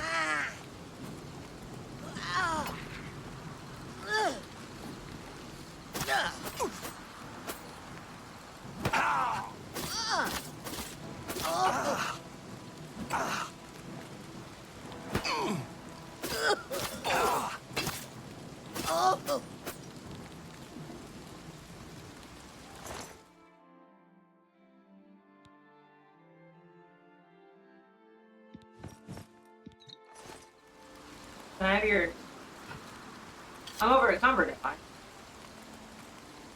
Fucking always over encumbered, my man. By how much? By a lot.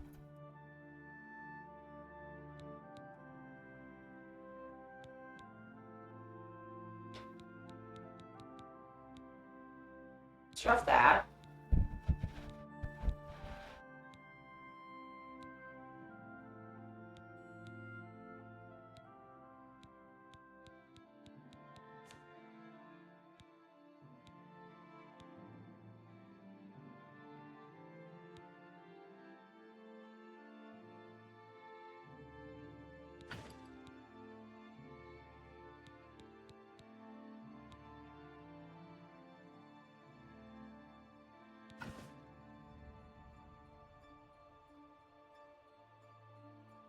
Big titties so big, listed as over encumbered. Oh my god.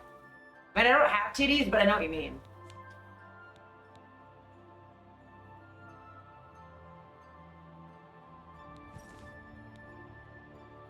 Okay, there we go.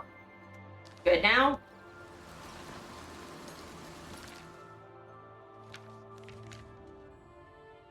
I can just go back to the chapel after.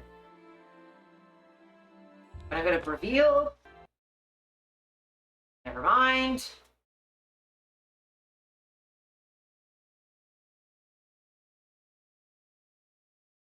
Man, the crashing really hasn't gotten better, has it?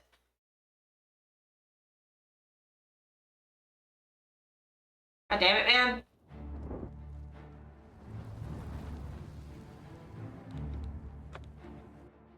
Gotta quick save before I travel anywhere.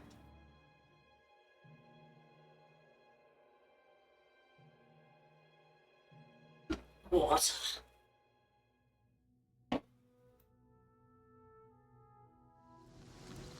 Feather floating around my room. I don't know where that came from. Anyway. I'm gonna go straight to reveal and sell my stuff.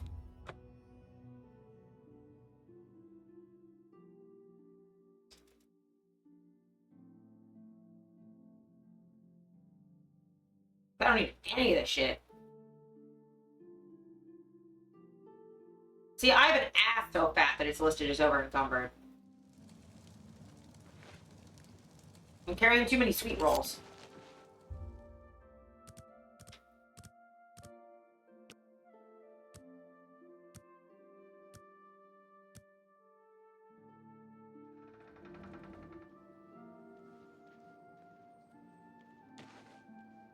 How do you do? I don't.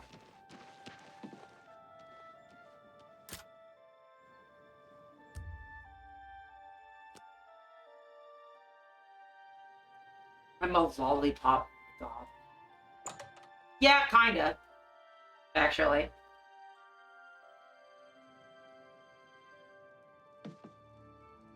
You'll always get a fair...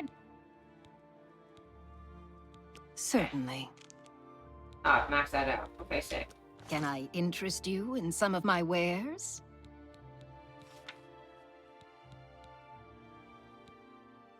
Oh, I do have a black soul gem. That saves me so much fucking time, man.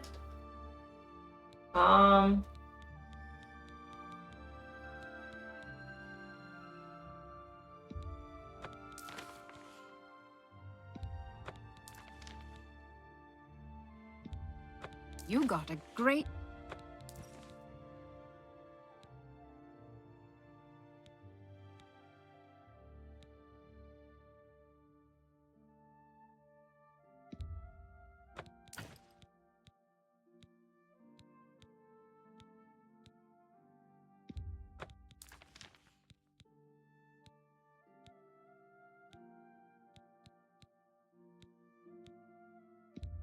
You've made a good bit of gold.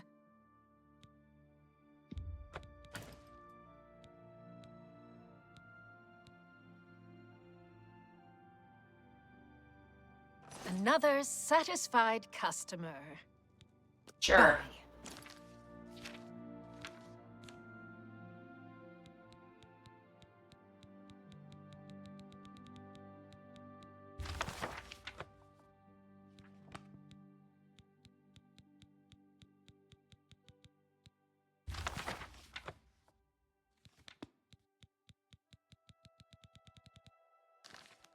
Good day. Only quality goods for sale here. What can I interest you in? An excellent bargain.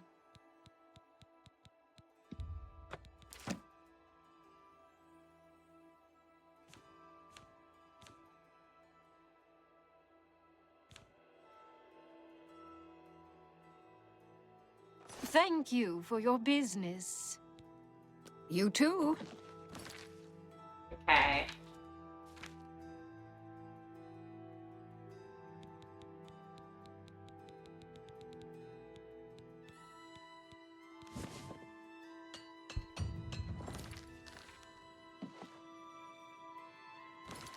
Almost leveled up again.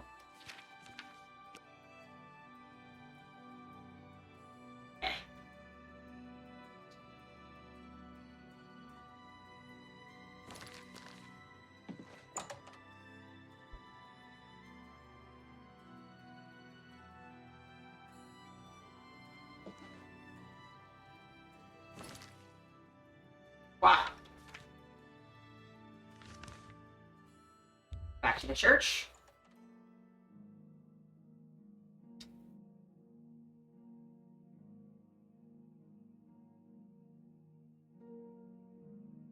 We have a black soul gem, which is good, because I didn't think we had that. We do. Fuck!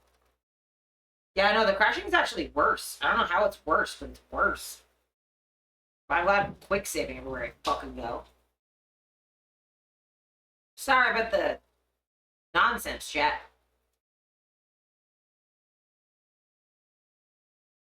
Guys? Oh no? What's up? What's up?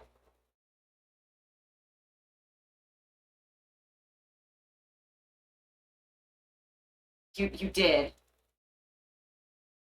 You predicted. You done did predicted.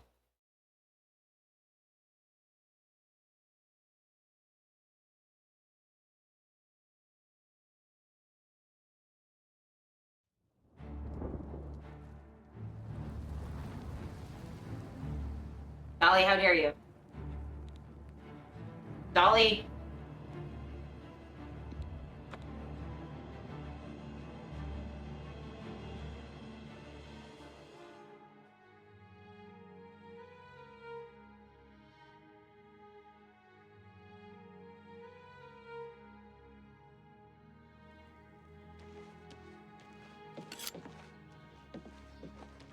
Hello, chat. We ready?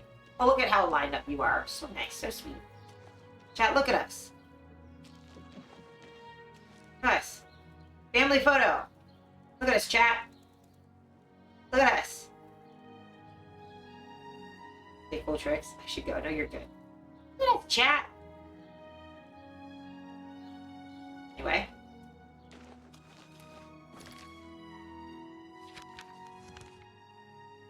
Chapel. You're good. You can stay. You can stay. You can stay until the game crashes 25 more times.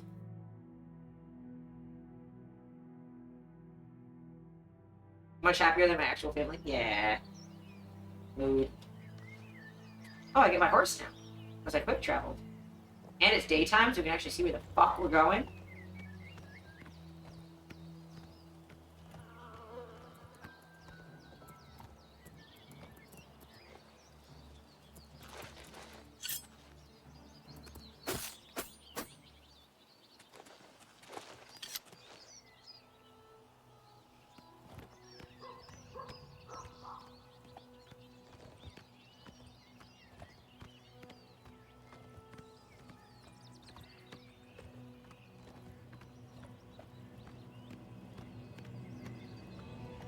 So you hear because I say something true. Real and true. Where the fuck are you going?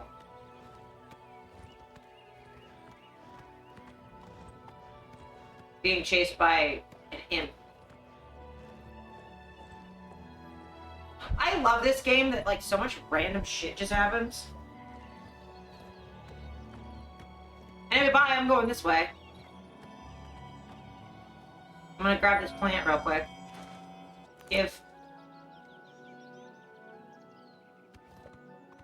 This is why you manually walk places in this game. Probably.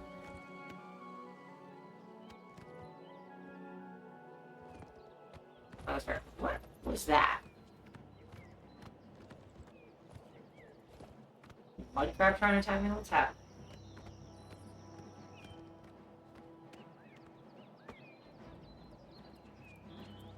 Yeah, it's Minecraft. Here's crab.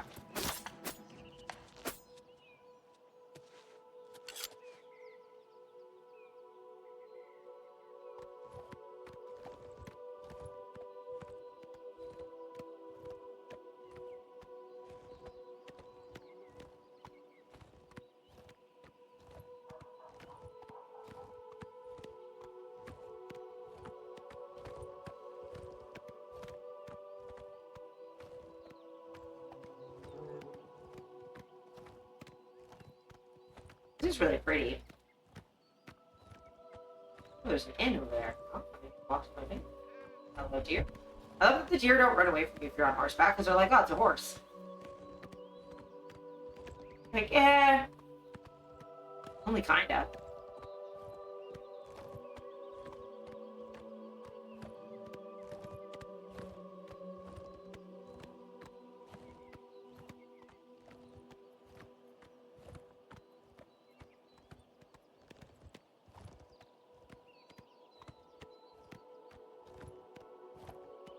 What was this? Oh, it's another waste shrine. Gonna be that.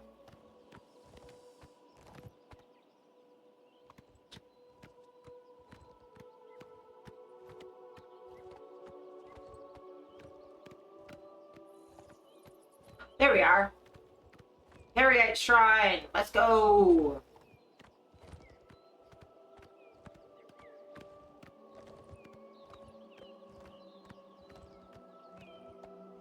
God, Oblivion's so fucking pretty.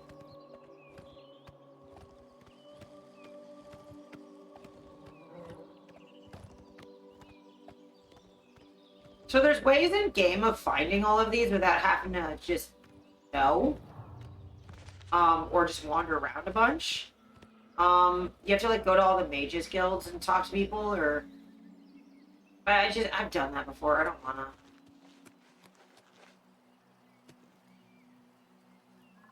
Oh yay, I'm glad you like your haircut. Hi, Merrick. You're unconscious. You're on the seal. You're also unconscious. So you're just all sort of standing here. Interesting. Hey chat, could you be careful? I found the shrine to pay right, but something's wrong with the worshippers. They seem frozen in time, mindless. None move or sneak. You must be level 10 to begin this quest.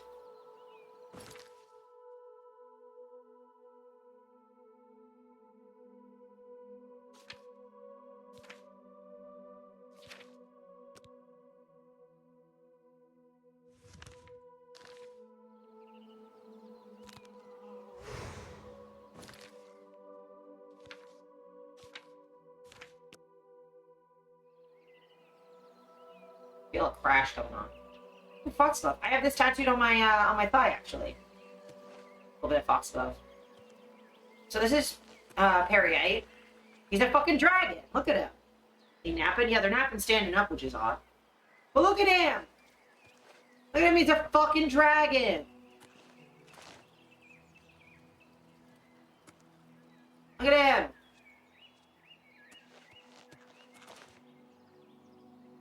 Okay, Perrier. Tell me what the fuck is up. What's up? What's up? This one moves. A welcome change. So, mortal, you have found my shrine, and you have seen my followers. They are an embarrassment to me. The fools cast a spell in the hopes of summoning me to them. It was prideful and foolish, and it has had its consequences. Oh, hi. My followers are trapped between worlds. I love this one! Their bodies here on this plane, their souls in Oblivion. I would have you reunite the bodies and the souls. Okay. I will transport you to the plane of Oblivion in which they are trapped. Find their souls. When all are collected, I will return you here. Okay. Sick, man. Return to me when you are prepared. Perriite has told me that 5 of his followers, in an attempt to get closer to him, have transported their souls to a plane of Oblivion. The Daedra would like me to travel there and carry their souls back to this world. I should approach the statue when I'm prepared to go.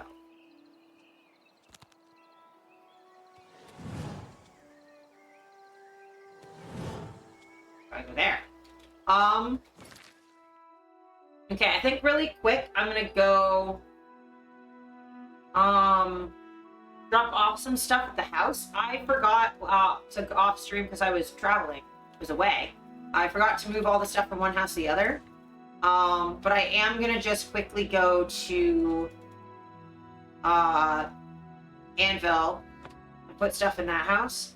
Because I haven't moved everything over, but I'm going to. So I'm just gonna dump as much as I can, of the stuff I want to keep. But I don't want to necessarily carry.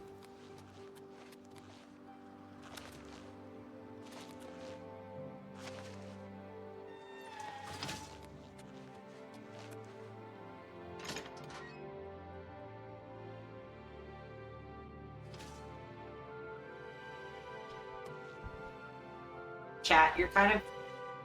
Chat, thank you.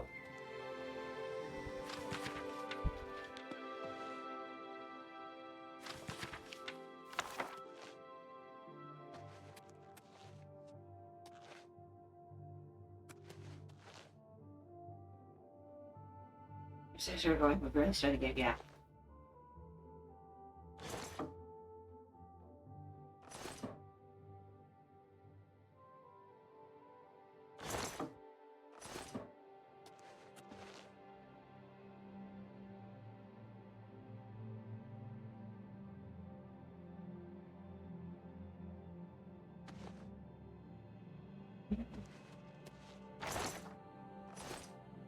That's wine.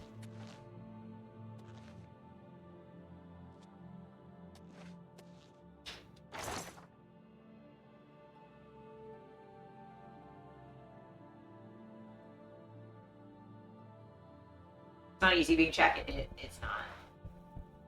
Wine here too. Take this wine, put it over in the other wine. So I'm gonna put that in the living room or in the dining room. And all the food and stuff's over here.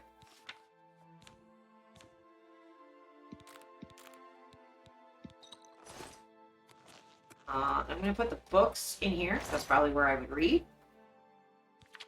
I don't have to do this, but it's a little easier.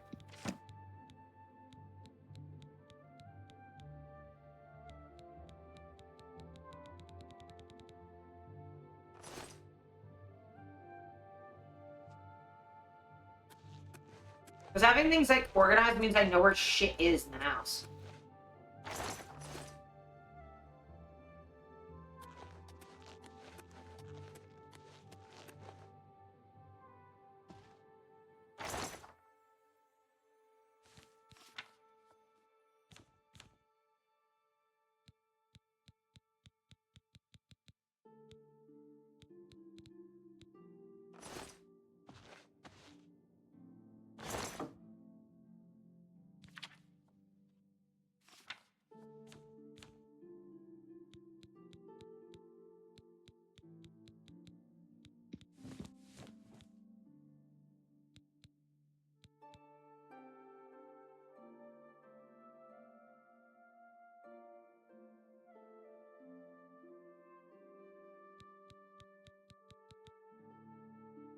Um,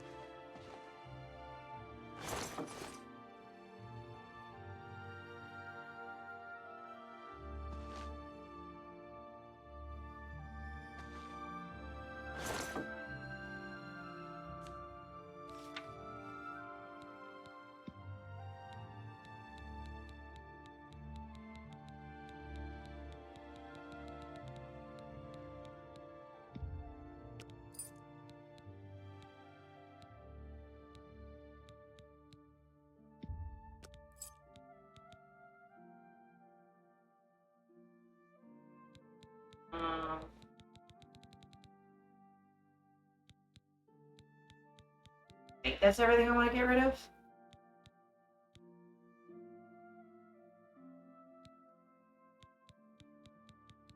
The scrolls aren't really that heavy. I might need them.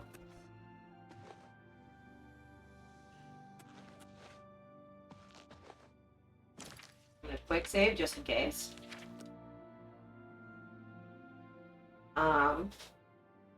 Yeah, chat, you're little good little beans.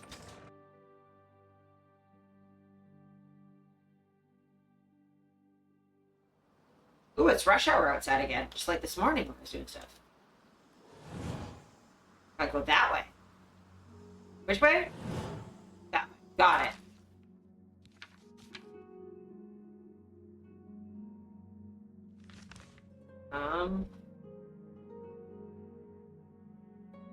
Back across the world? Where the fuck? Over here.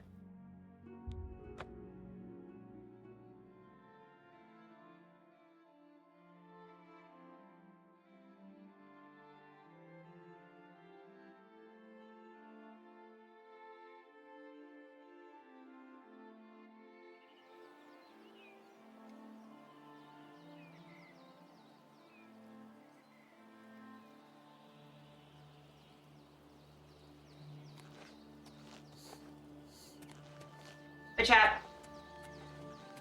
Okay, I think we're ready. Let's wait. Yeah, let's go to Oblivion. Never done that before. Ugh.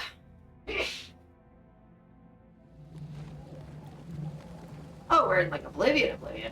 This isn't the quest I thought it was. This one's still pretty good.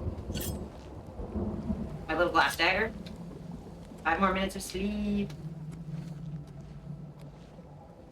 Bless you? Yeah.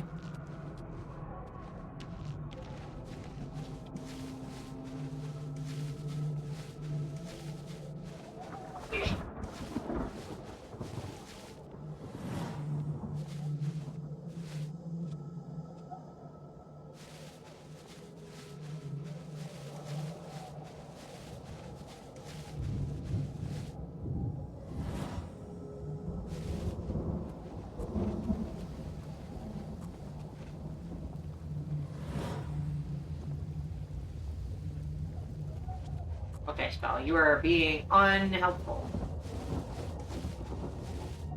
You want me to go over there, but I can't go over there. Lava over there.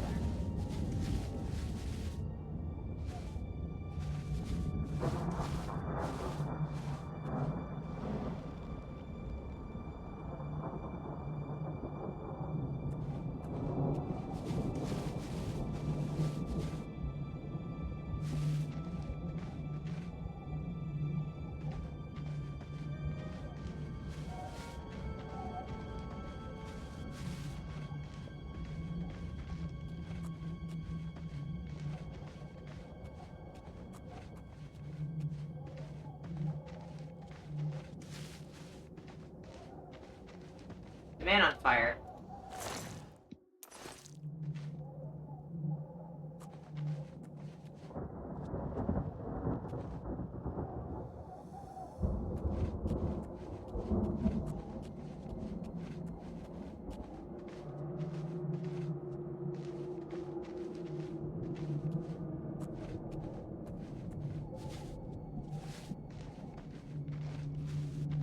Flame Master Dogs, which I'm essentially immune to.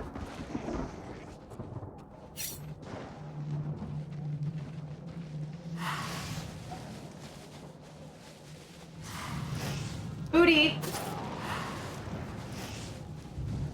Anyway, hi. Hi. Oh yeah, just keep smacking me. Oh, just slap me a little. Slap me a little. Oh yeah. Slap me again. Thank you. Oh yeah, thank you. And I'm gonna slap you back now.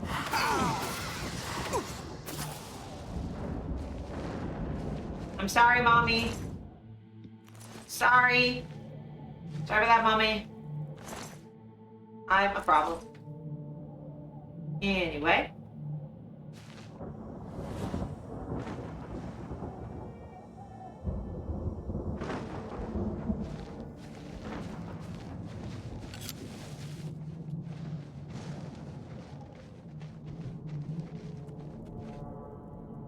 Should I give you some privacy? Oh, that ended quickly. Yeah. Yeah, it always ends a little too quickly. No one has enough stamina these days. I'm so sorry for everything.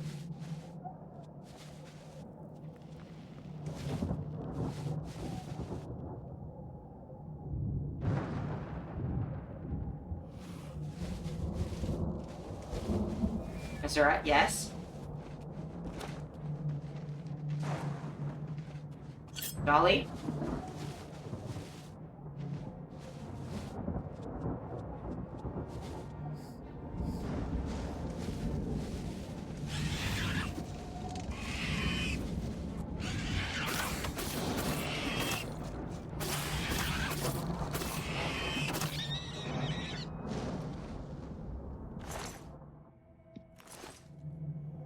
Thank you so much, thank you.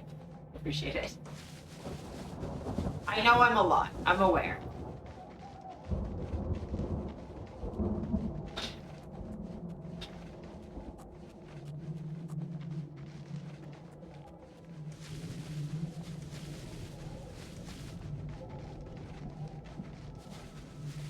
Mommy?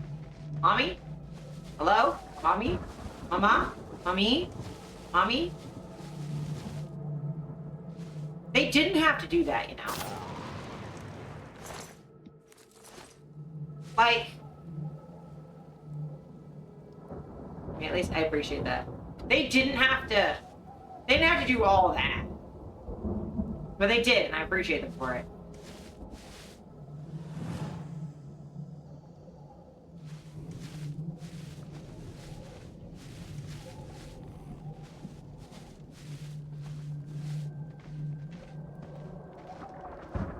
I'm gonna have to turn this fan off shortly because it's cooled off significantly.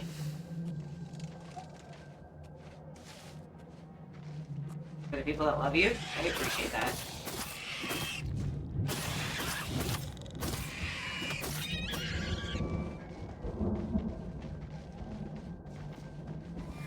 Oh, well, I tried.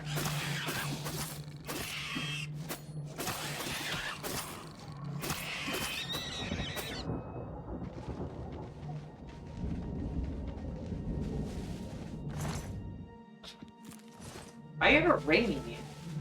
Kinda odd.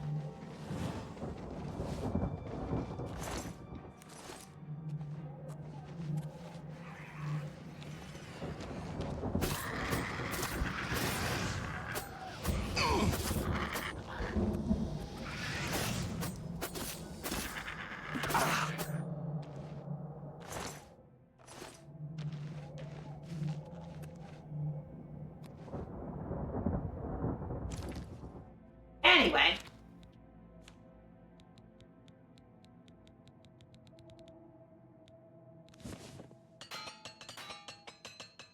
just gonna turn the fan down because I'm getting cold.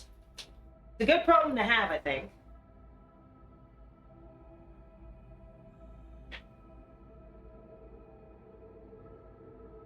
Because it's windy outside. Okay.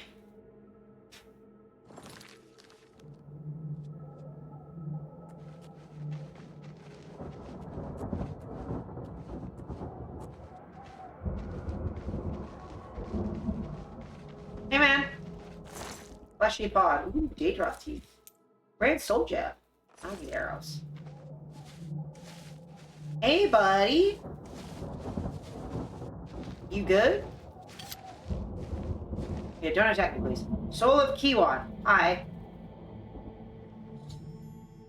Capture the soul of Kiwan. Okay. That's good, I guess.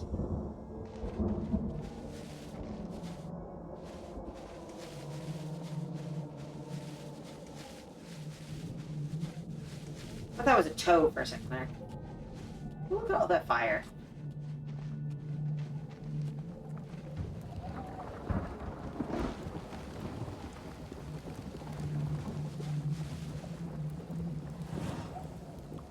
It really wants me to go not where I am.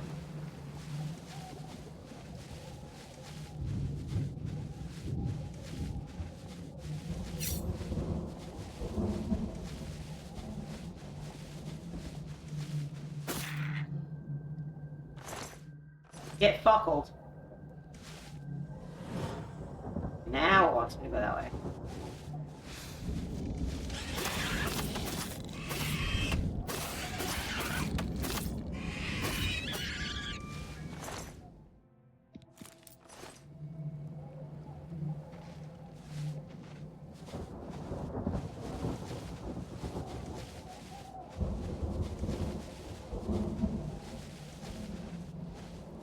Hi, Mommy.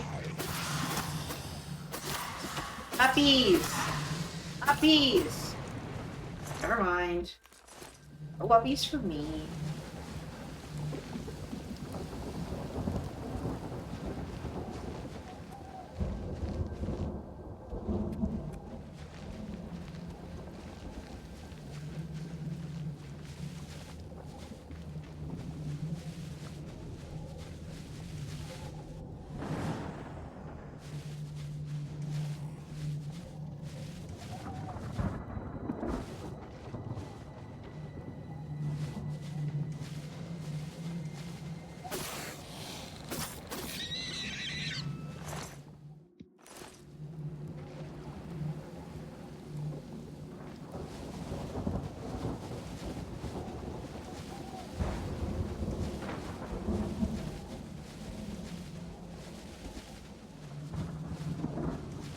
Hey, Mommy.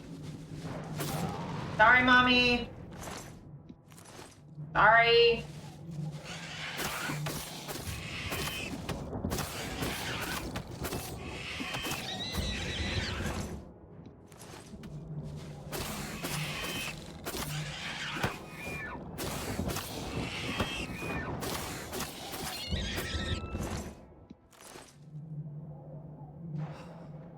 Sorry, Mommy. You're tired for it? Yeah, that's fair.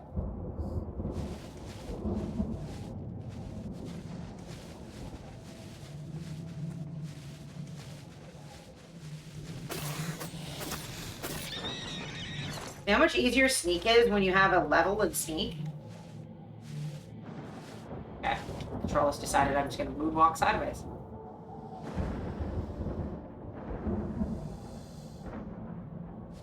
Fleshy pod, fleshy pod, fleshy pod, fleshy pod, fleshy pod, fleshy pod. Fleshy pod. Oh, my fucking piercing hurts.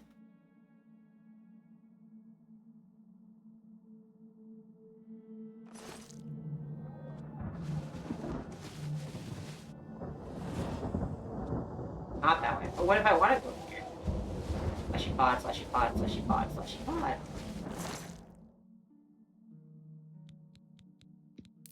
None of that's important except the gold. Let's just go. The Sightless Grotto. Oh, we're going that way.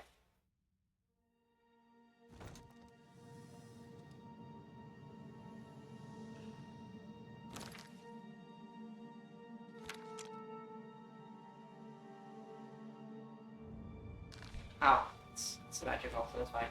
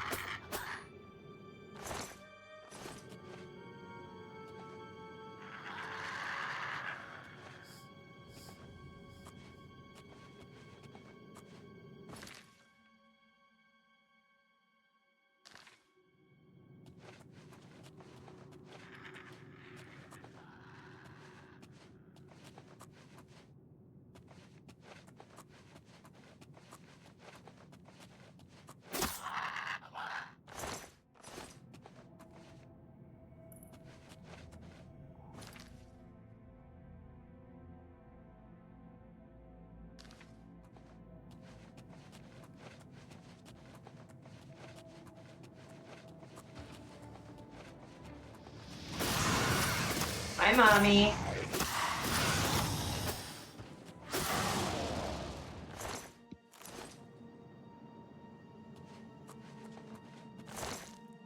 Just a little scamp. Yeah, he's just a little scamp. Just a little guy. Look at these scamps.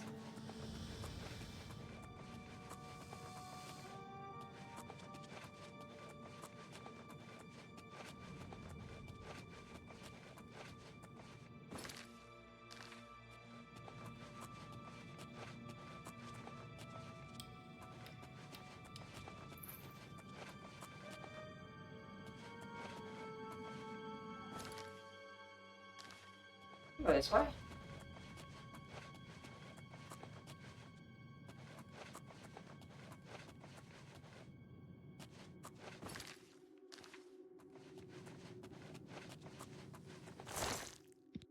See, it was worth it. I got a sapphire.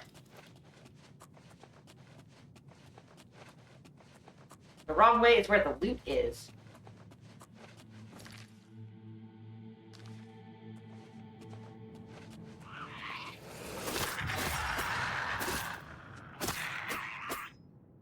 Poor little scamp.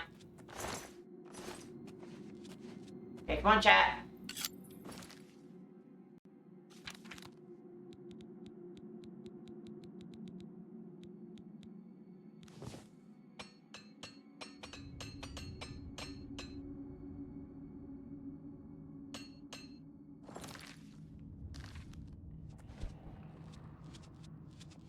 You little scamps. Realm of Periite. Yay! Oh, my spine and all my bones. Oh, hey, dude. Hey, dude. Got your soul. Like, got your nose, but funnier. There's like skulls and shit everywhere. Cool. Good thing I'm resistant to fire, you know?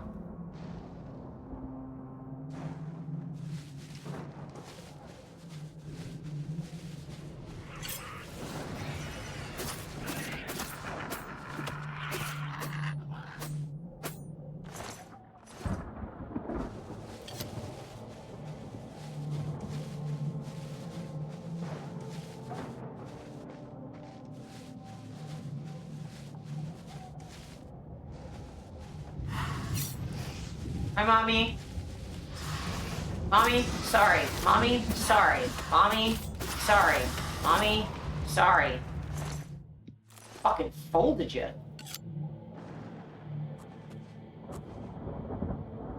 Anyway.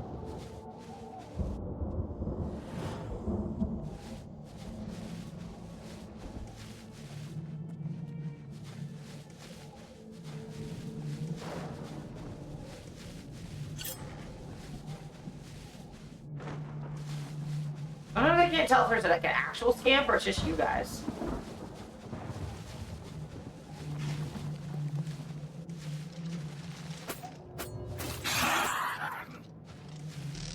One second.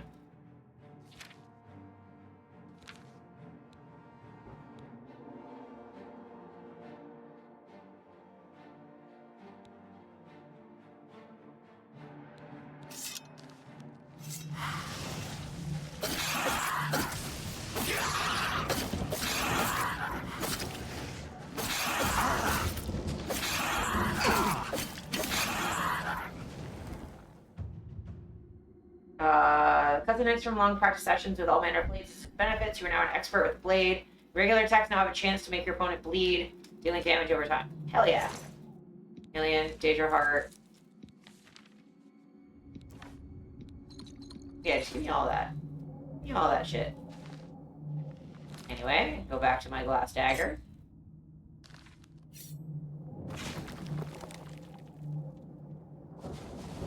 Pot. Wood. Smash.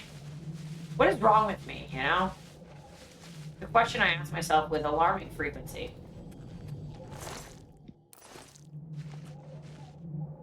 Am I saying smash to some spikes that come out of the ground? I am. Is that remotely reasonable? No, it is not. Got your soul. Bloodwell! Nothing is wrong with you. Everything is wrong with me, but also that's what makes it fun.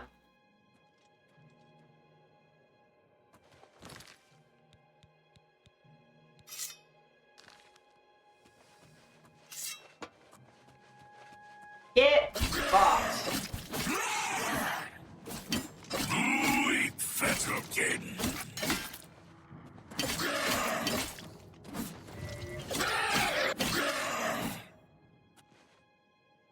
Hey, man.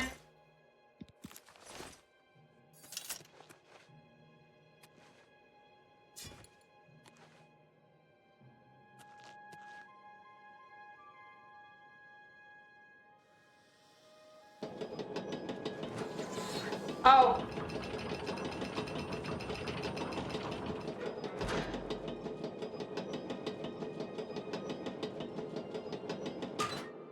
Bye, chat.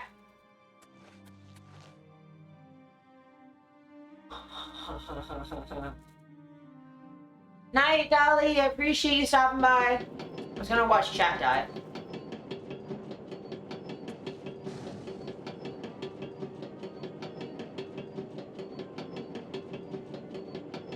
Interesting. Always good having you around, bud. Sleep well. Be good to yourself.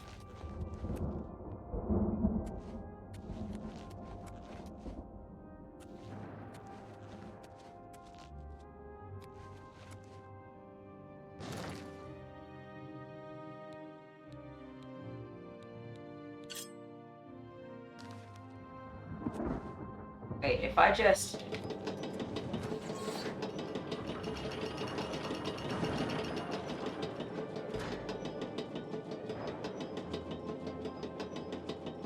Hi, chat. Oh, they beat me up here.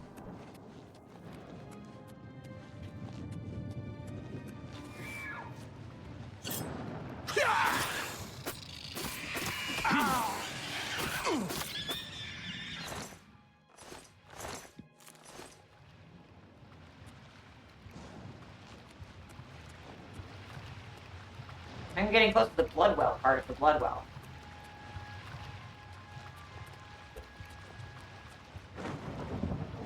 Bunch of human bones, as you do.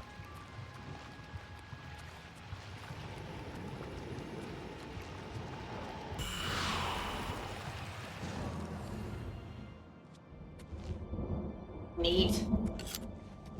Didn't need any of that, but this is pretty cool. I wanted like a weirdly imposing tower to live in, you know?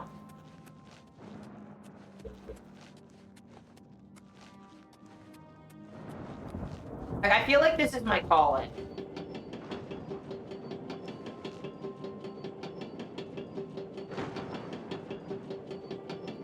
I love how it's called a corpse smasher, but like, it's really not all that threatening. You know? Streamhouse CN Tower? Well, it's not threatening enough. I needed to have spikes and shit. But could you imagine me spicy streaming in a place like that? Shit would rule. Where are we going?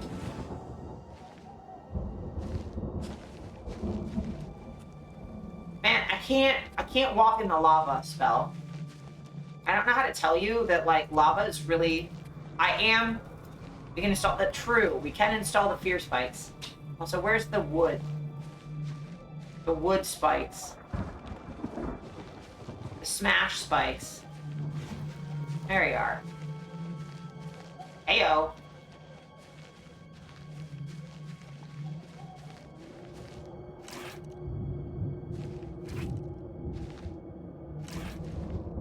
You tried.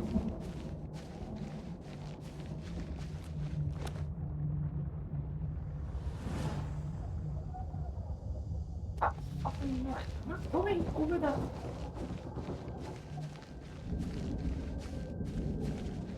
What was I even trying? Oh, scared the shit out of me.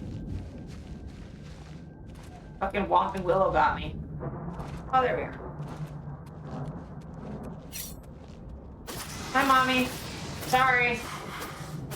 Fire damage resisted. Yeah, of course I did. I'm help. I'm fine.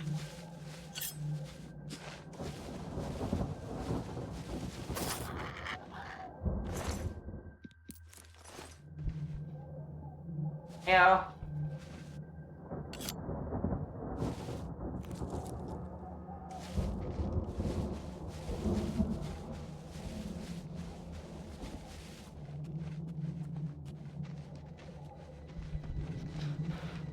Isn't it bad that my first thought of the plant that smacks me in the ass is... I have a use for that.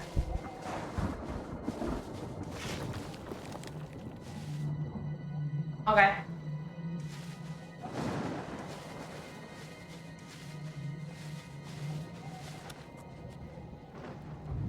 like if you didn't need someone to be a flogger holder for you.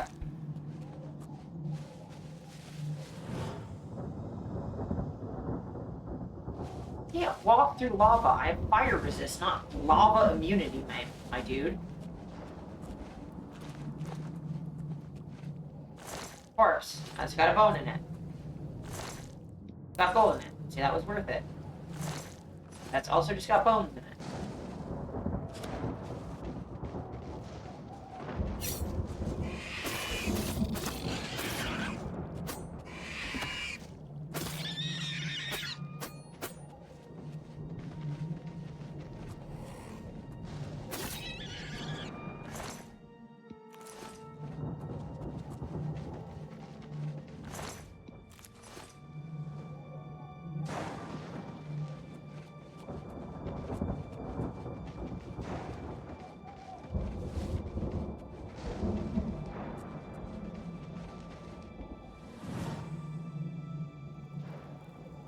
Yeah, I'm not doing that, game.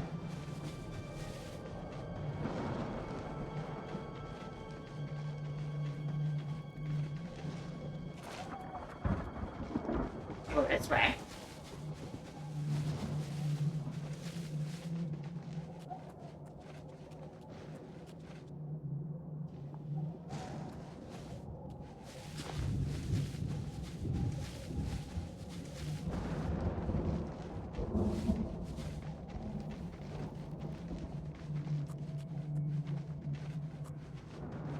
I've been here previously.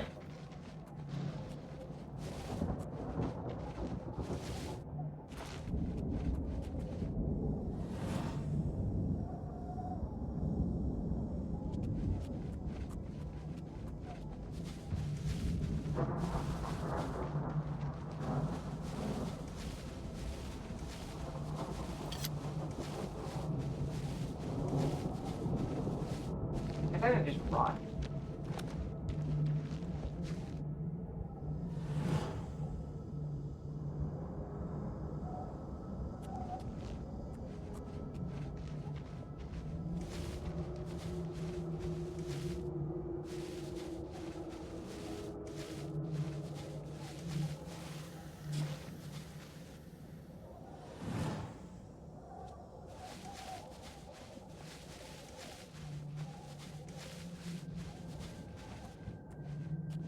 This is... right? That'd be so much fun. Okay, where do you want me to go?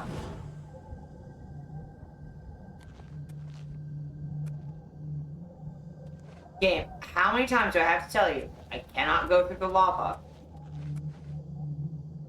I'm pretty sure I can. Give her a good... oh, I guess I could jump across.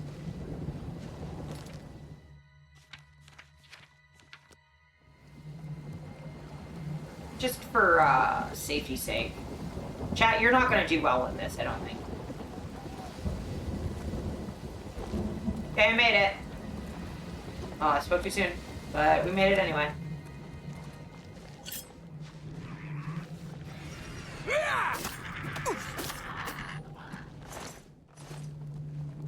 Hey man, you know you're annoying as fuck to get to? I have one more of you fuckers to get to. See, but there's a way to get here. Through the grotto? Oh my god.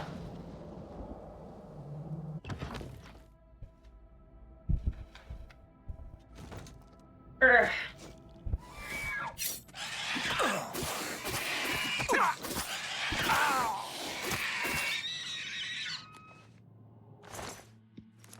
Look at that butt.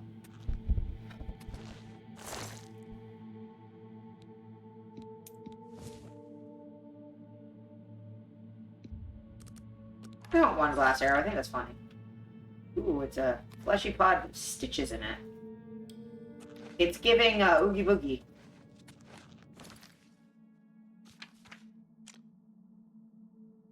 More windy. Yeah, it's very windy. Heckin' windy.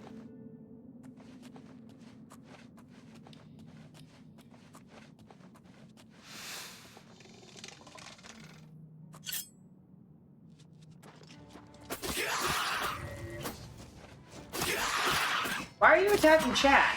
I sneak attacked chat.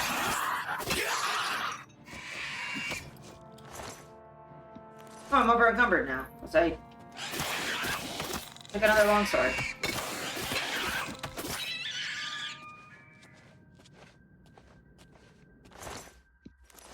I don't really care. It'd be heckin' windy.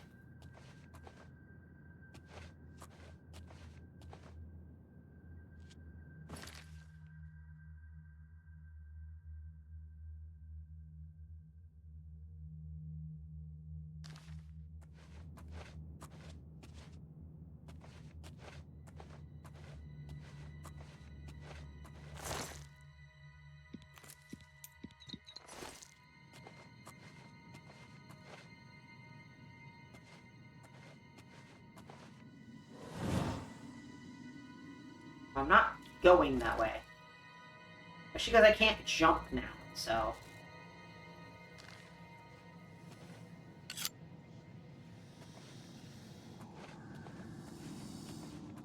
Sort of SOL on that one. Nightbot, please.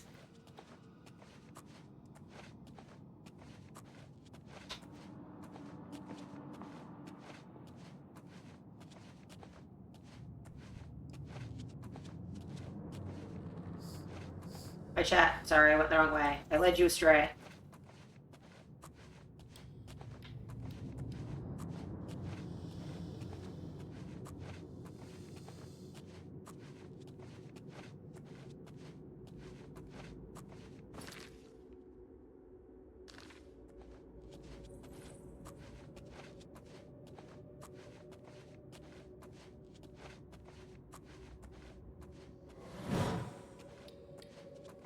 Okay, one last soul, and then I think, and then we get to go back and sell a bunch of this shit.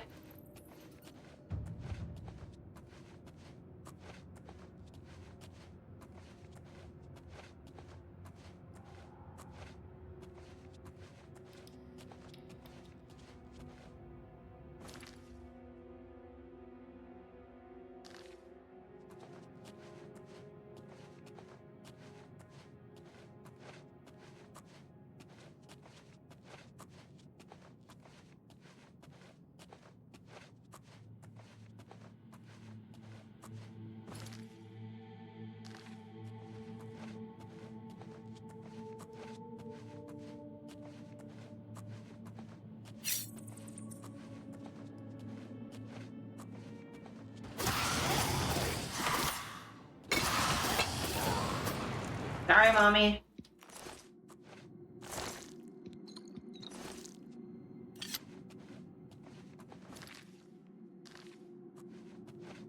Excuse me, chat. Excuse me, chat. Jesus Christ. Mango. Hello, Hype Mango. Thank you for the Mango Hype. I appreciate it. Hope you're doing well. You're doing good. Hope you're having a good day. Good Thursday.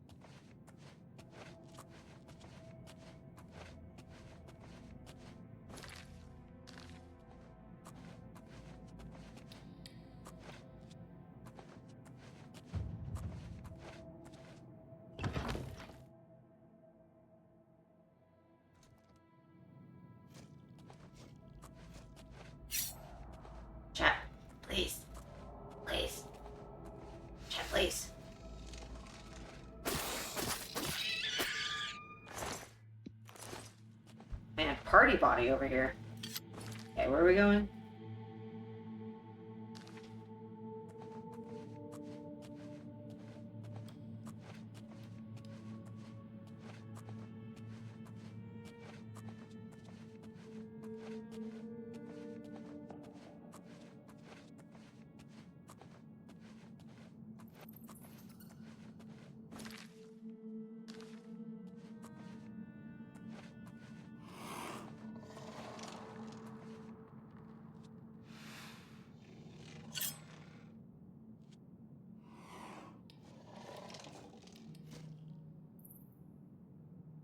I don't move.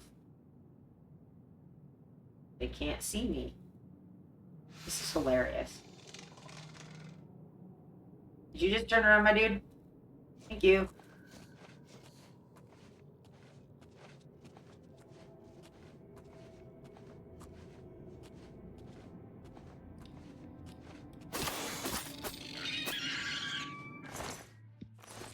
Anyway.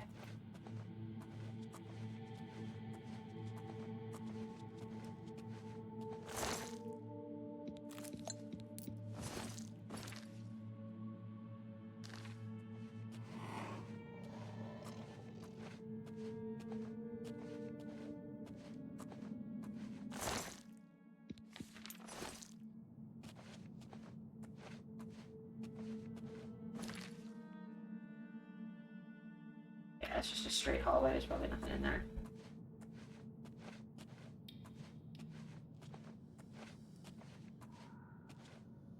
Yeah. And it is heckin' windy. It's nice, is what it is. But... oh, did not even see you.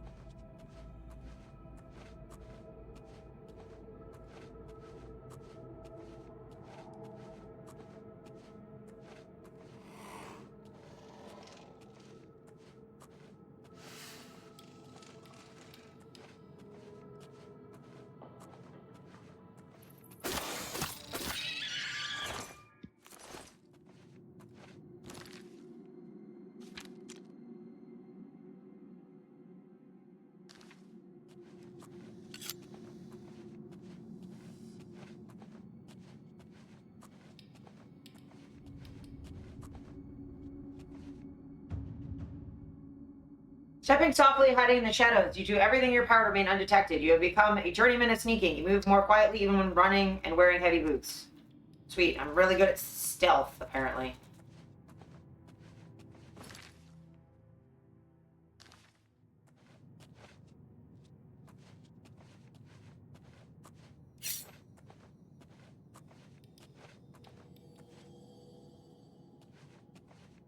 You see what I mean? How, like... skills in this game, like, actually have kind of meaning to them. Like, they actually help. Like, what you level up makes this game, like, around this point is where, like, the game gets fun. You get around, like, level, like, 15, 16 to, like, 20 is where you usually have enough skills that are decent enough that it's, like, actually fun.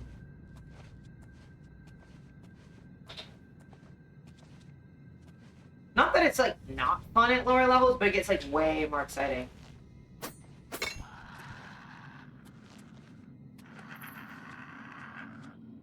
Chat, you good? Making your opinions known? Got it.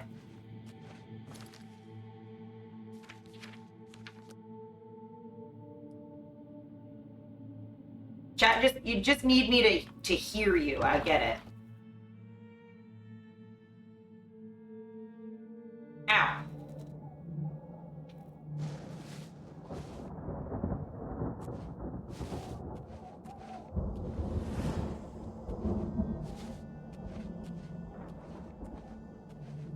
How have I been here already?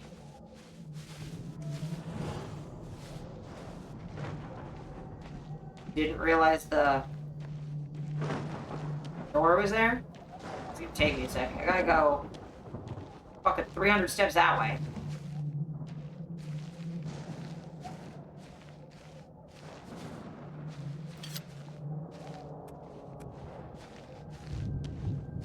Yeah, so there's the one last soul, and then I think it teleports us back, and then we'll have to fucking... Well, we have the horse, so we can horse ride back to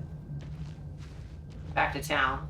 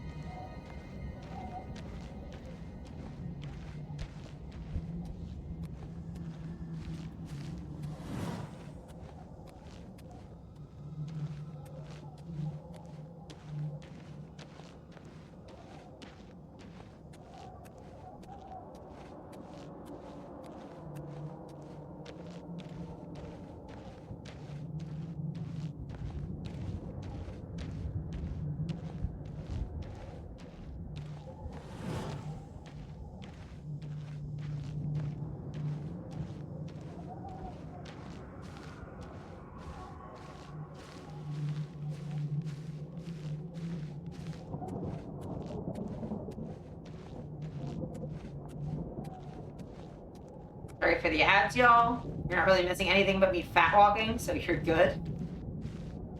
I'm just encumbered as shit.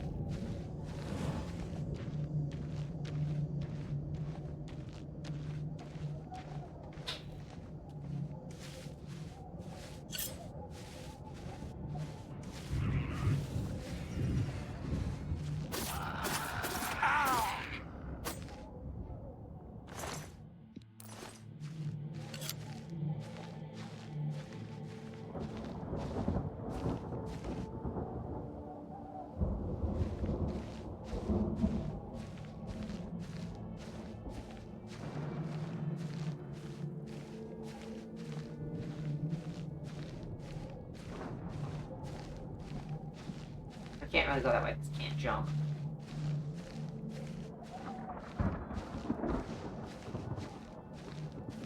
Am I over by just the weight of a longsword? Because if so... Oh, I'm over by like 50 pounds? More than that?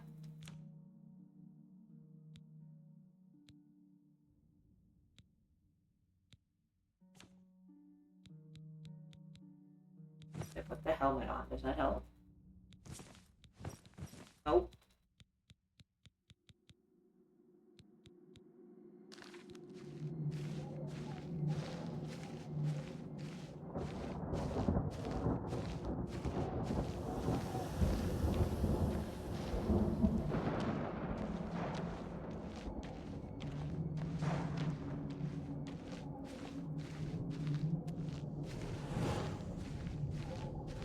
Yeah, spell. I don't know how to tell you. I cannot walk through walls or over lava. So we're gonna go this way.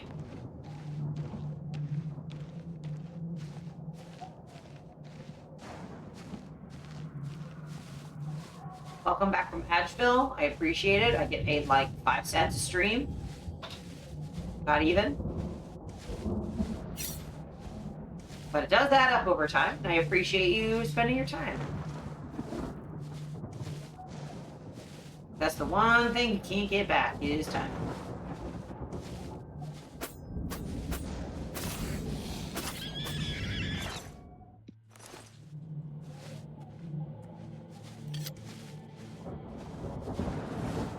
Now you know where the fuck I am.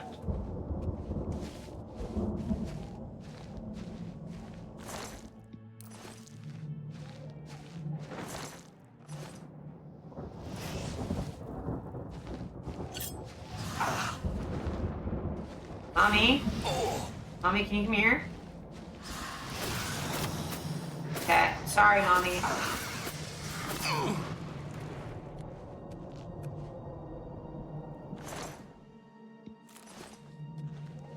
So chat, what level of monster fuckery do we think she is?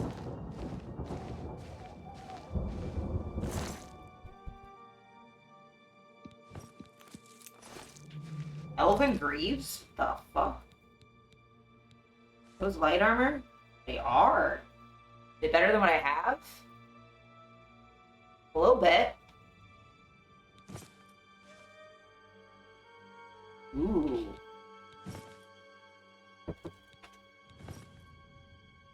Ooh, those are pretty. Ooh, look at those. I have like fucking leather pants with gold on them. That's sick. Yeah, I'm over encumbered as fuck. Where the fuck do you go?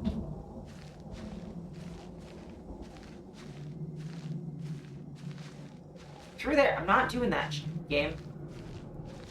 Still cannot walk on lava. Oddly enough. Please. Please be able to get up this. Please. Okay.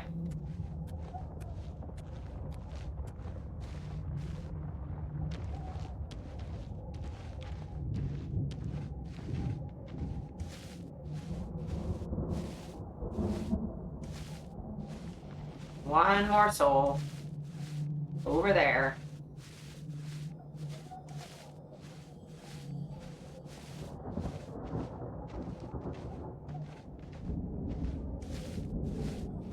And we have 2 more Daedric Quests that we are leveled for. Even when we level up, we're still 1 below the next one, so...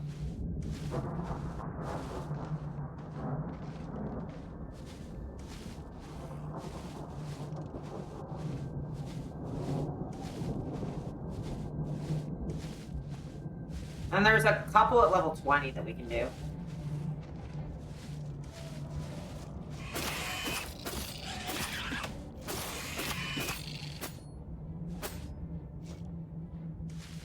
Whoa.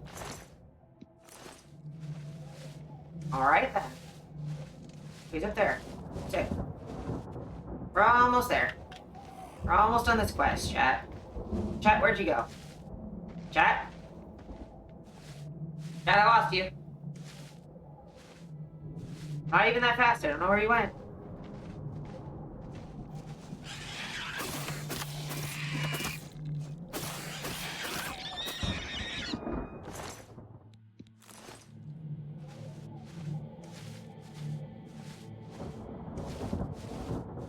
Amen. One sec, there's a fleshy pod over here with shit in it that I want. There's 2 fleshy pods. Hold on a second. I'll save your soul in a moment. I'm busy. Some gold in here. And a battle axe, which... I mean, I'm over encumbered already, so I guess it doesn't fucking matter.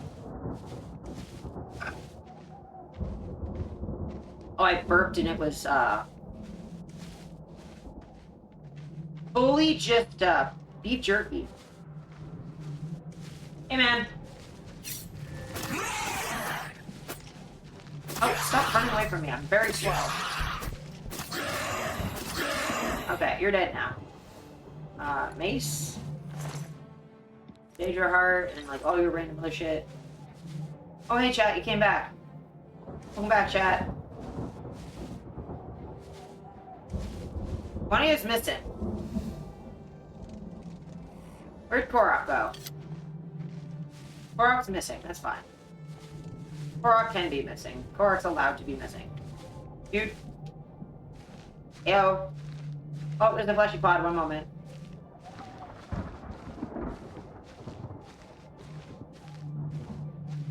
No, there isn't, that's a shadow. I'm an idiot. Come back.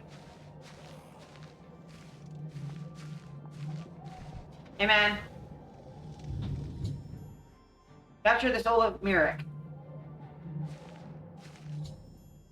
Found all the souls of Periote's followers lost in Oblivion. Periote was able to open a gate for me when they were found. I should head back to where I entered this realm. I gotta walk back? Alright.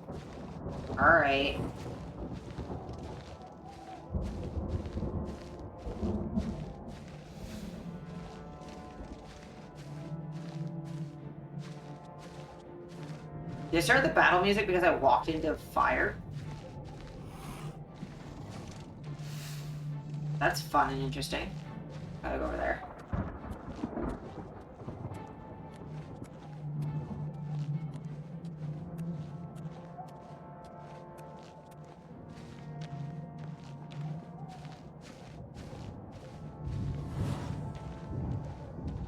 Still can't go through lava game.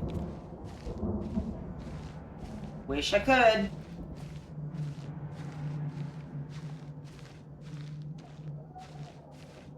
Soups wish I could.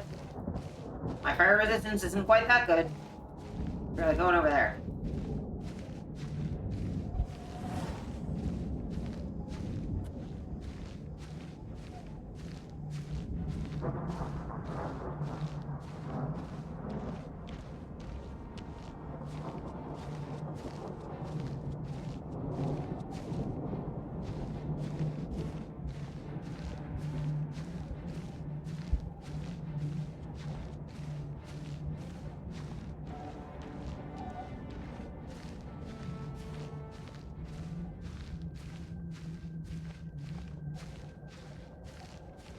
Oh, there you are, Korok. Welcome back. Welcome back. Welcome back, chatter. See, you were lurking, but you're back. Joining the rest of them. Look, I value my lurkers.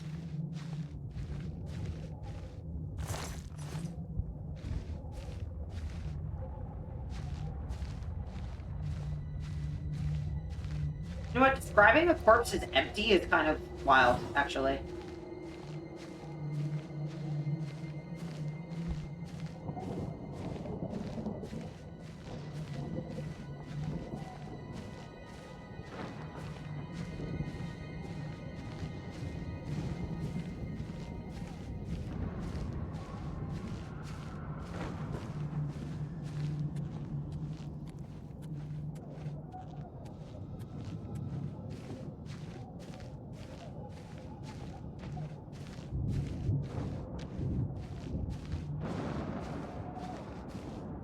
While I'm doing that, I can look up what the next Daedric Quest is.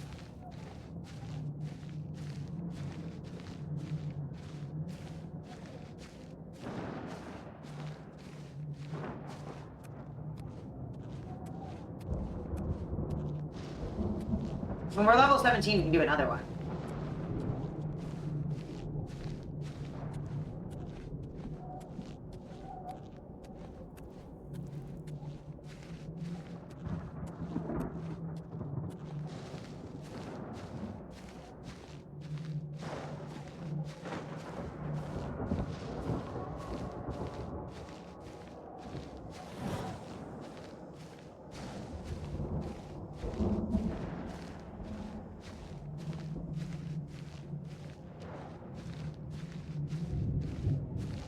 You can have a shower first, huh?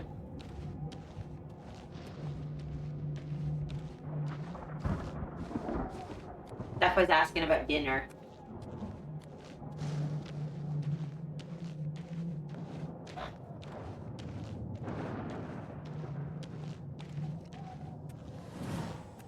I mean, I can see where we're going, but this is mainly just for levels reasons.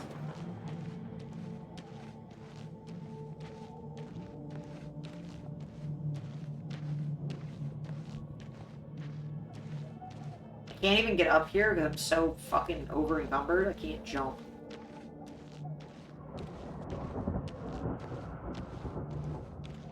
The Oblivion gates look so fucking sick. This looks like the regular world but on fire. It's so cool.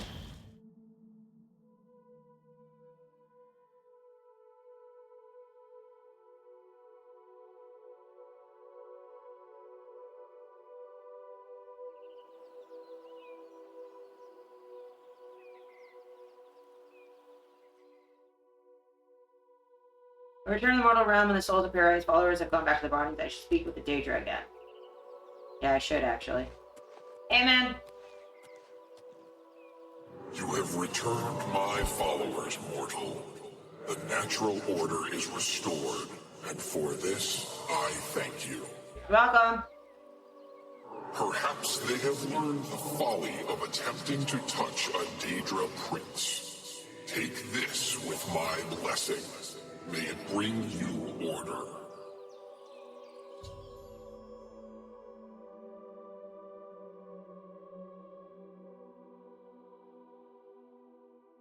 Harriite was grateful for my help. He has given me Spellbreaker as a reward. Hell yeah. Probably heavy as fuck. We're back. Thank Periite. I think I did something, but that's fine. Hey, all. Our time must now be spent in prayer. Perfect order must be achieved. Okay.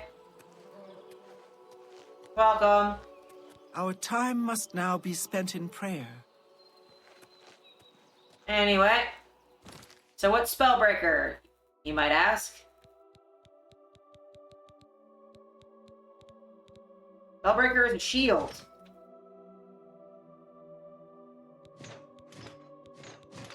Well, it's not showing up on screen, but... Look at it! Look at this fuck-off sword.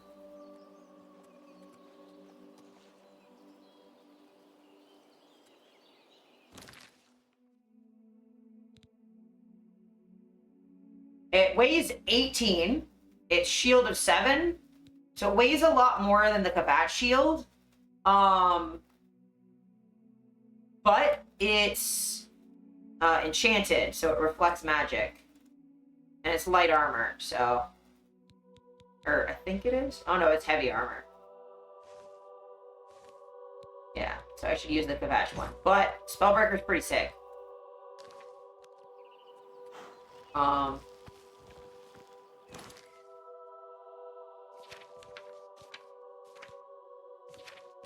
Quick save real quick.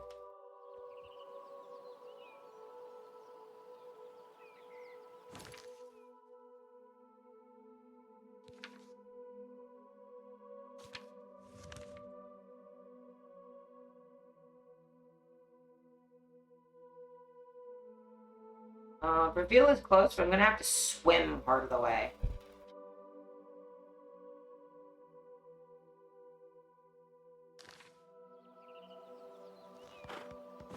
How close can I get? I can go south and try and get here, so I'm swimming less. I'm just gonna follow this side of the river.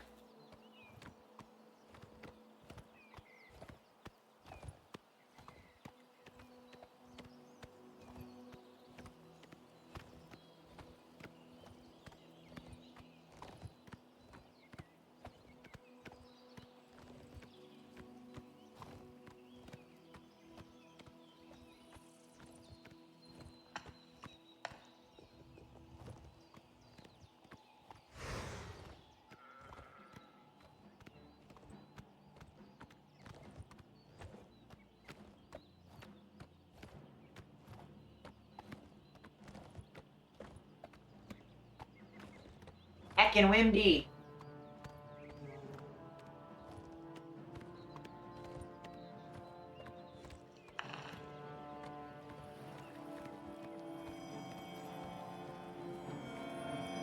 Give Nern root.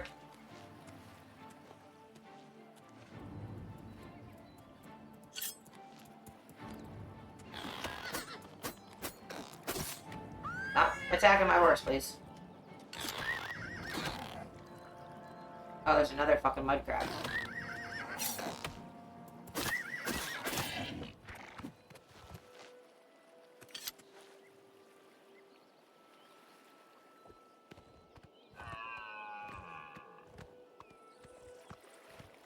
Anyway.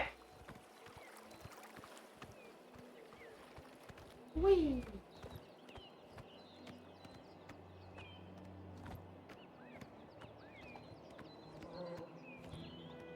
The horse can carry all my shit.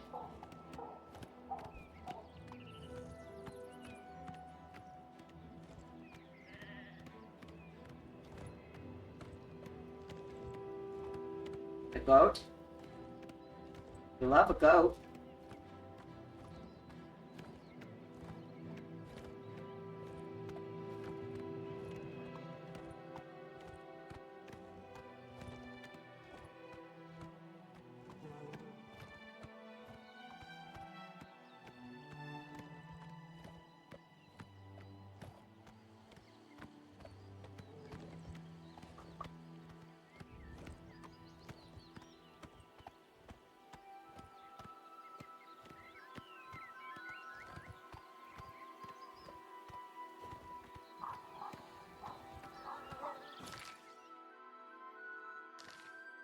Go to the south.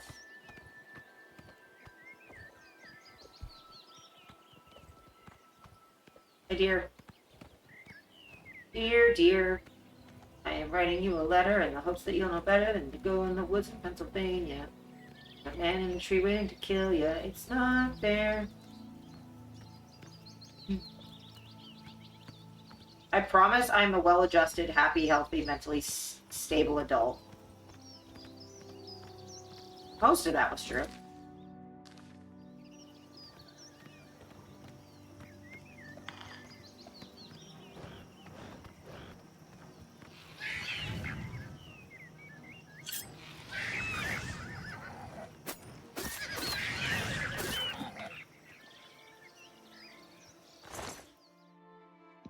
Sure. Horse, you good?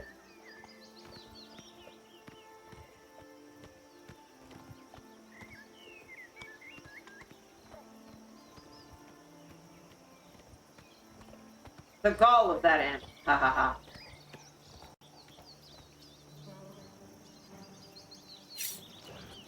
Come here.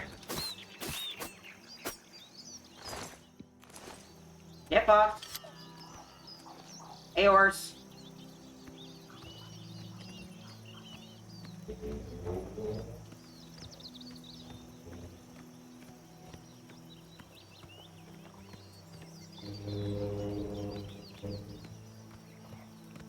I appreciate how varied the, like, plant life is in this game. Makes it actually kind of visually interesting to, like, walk around. And, like, all the areas are different and stuff. What the fuck?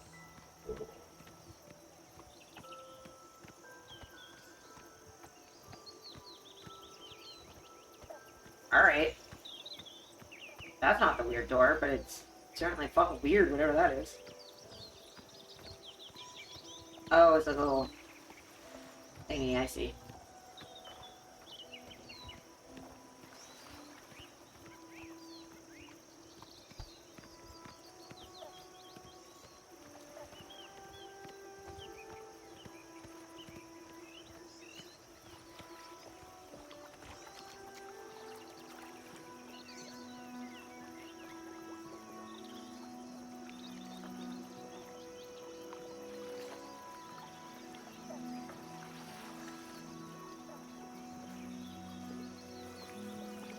Forgot horses can swim in this game. Port Irony. Alright. What is it? Rain on a wedding day? Is that what's happening right now?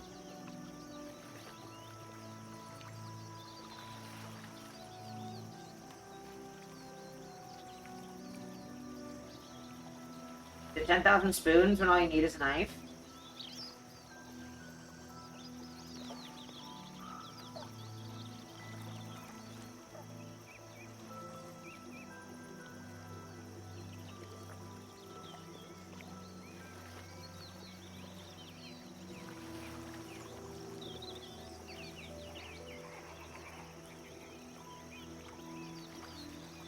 Getting there.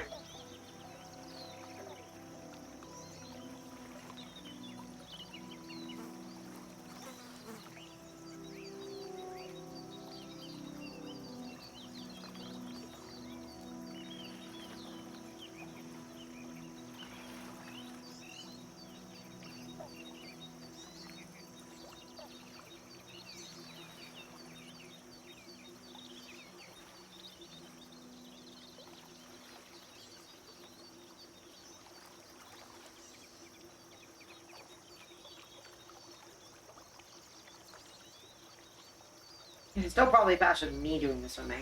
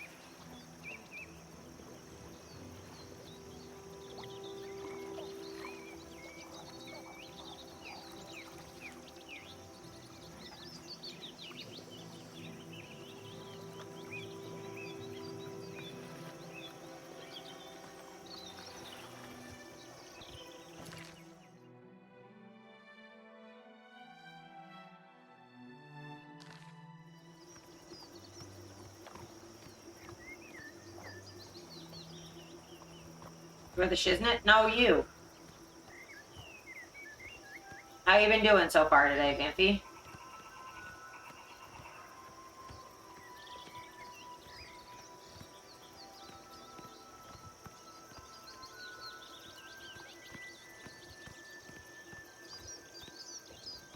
Ooh, all these willows are familiar, aren't they, Vampy? Getting just hit in the fucking face with them.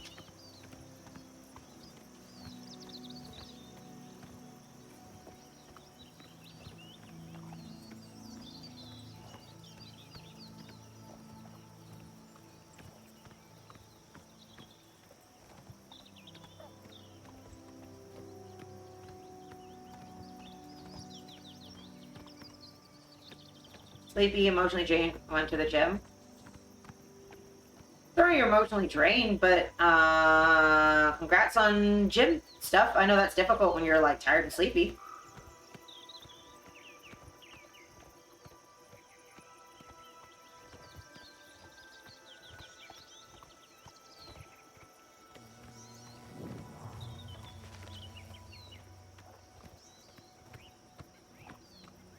But yeah, hosting the wedding must be like so tiring. Like your social battery must be like just so done.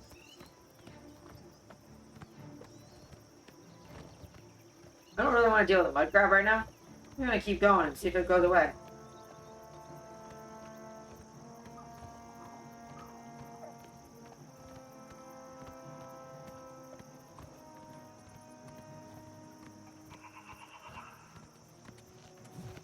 Oh, instead there's a bunch of bandits. Not really gonna deal with that either. I'm going to town. Y'all can fucking follow me if you want to. I had a high and now in a low. Isn't helping some of my more irrational or petty thoughts? Yeah, that's fair. Hi, Dryad. Oh, we summoned a bear. It's also super not my problem. Because once I get to town, the fucking guard will deal with this, and I can just go away. Bye! But yeah, definitely hard, like, sort of like, I've had this before, it's like Con Crash, or like... So popular on this road, yeah. Oh, no, there's a fucking troll. When I deal with any of y'all.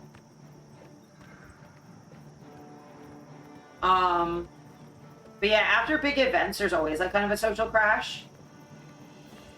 And not just like social, it's just like a full emotional like calm down from all of the like feel good chemicals. Oh, not another fucking troll. What is this, 4chan? There's trolls everywhere. Stop attacking my horse.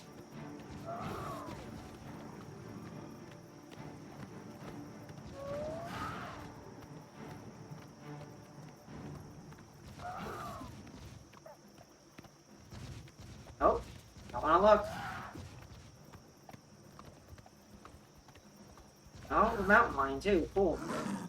Love that for me.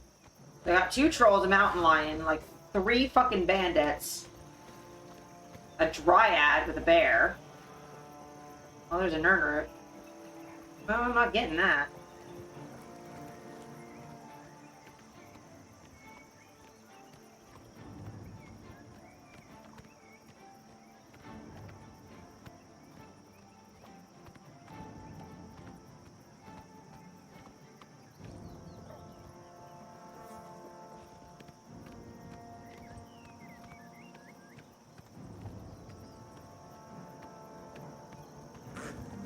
I outrun everything but the mountain lion, so...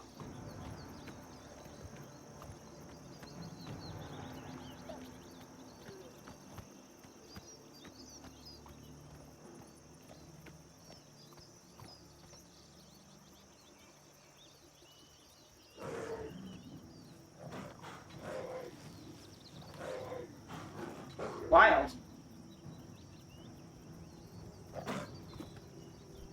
Oh, you killed a man. Okay, well, I'm gonna not deal with you. Hey, Ben! Hey, guard, you wanna... Can you...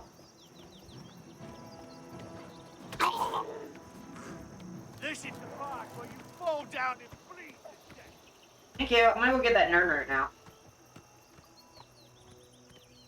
Before I forget that it's there.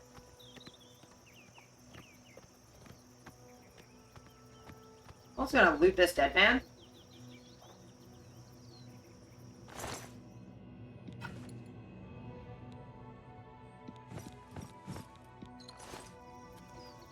Sick. The benefit is once you are over encumbered, it don't fucking matter no more. Are you... Wisp? I don't want to deal with you, but they seem fine.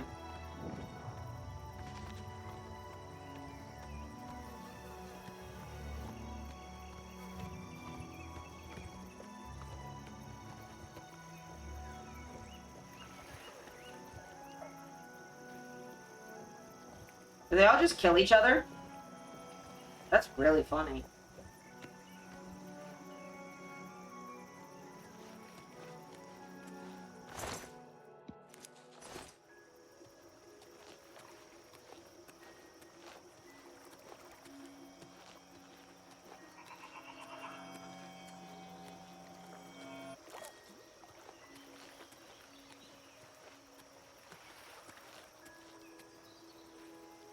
Another horse we go.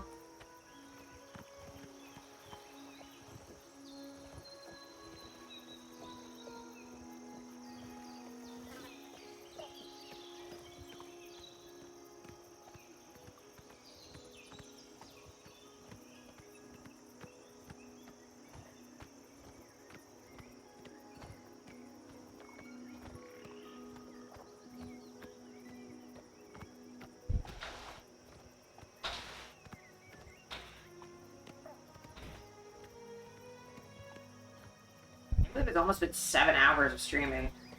6.5? 640?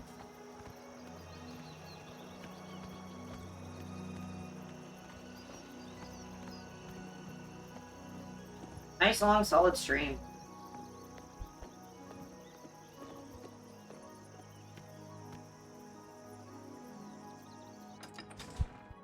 I'm gonna go sell some stuff.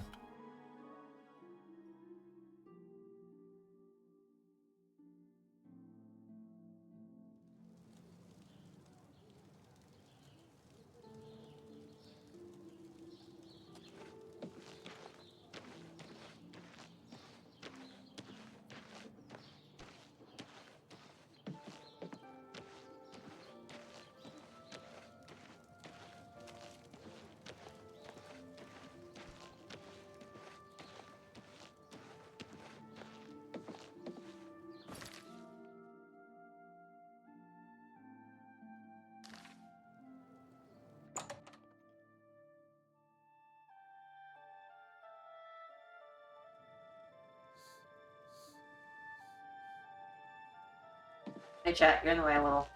You'll always... Let's do business.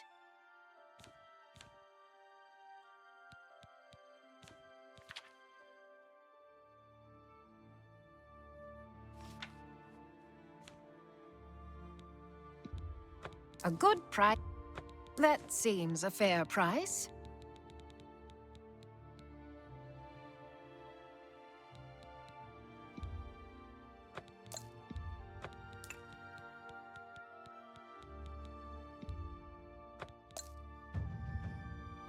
Negotiation, bargaining, dickering, haggling, they're all a means to an end, getting the best price for your goods.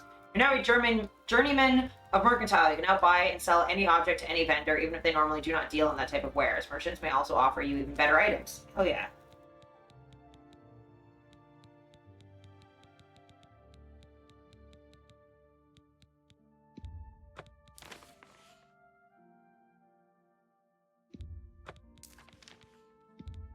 That's more than I'd usually pay.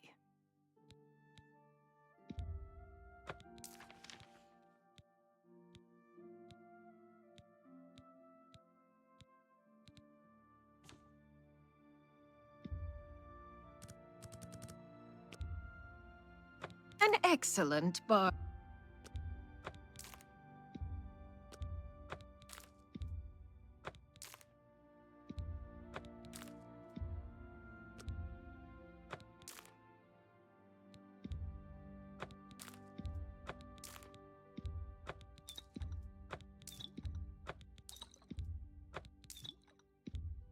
That's a fair deal.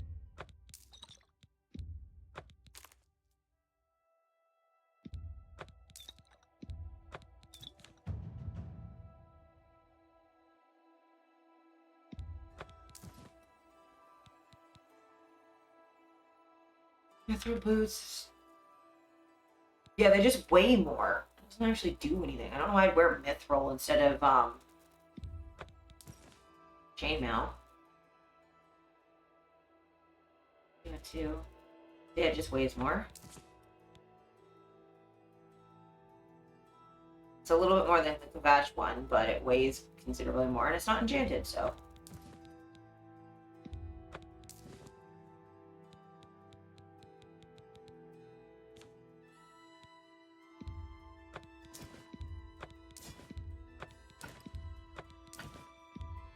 An excellent bargain.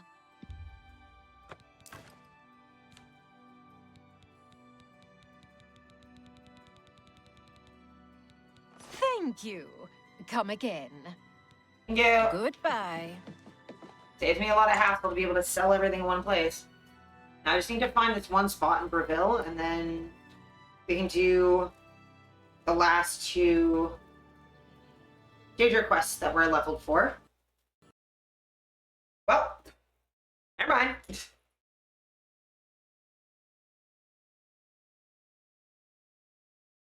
Gonna have to do all that selling again, that's fine. That's why we autosave constantly.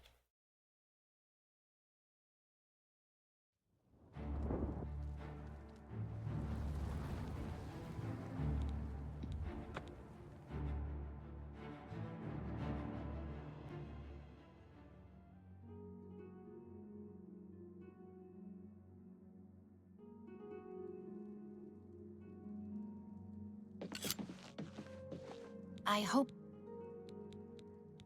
Have a look at my wares. I'm sure there's something to suit you. A good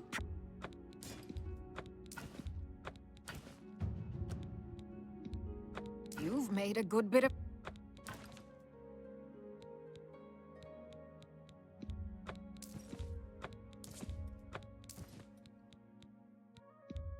You drive a hard bargain.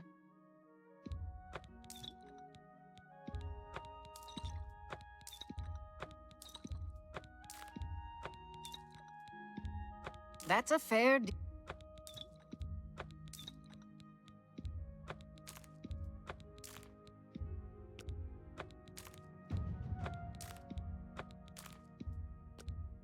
You've...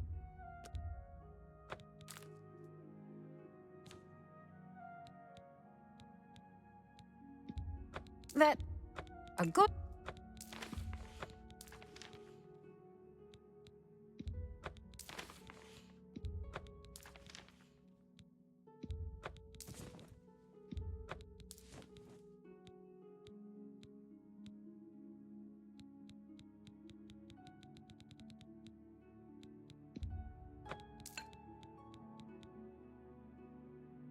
Another satisfied customer. Bye.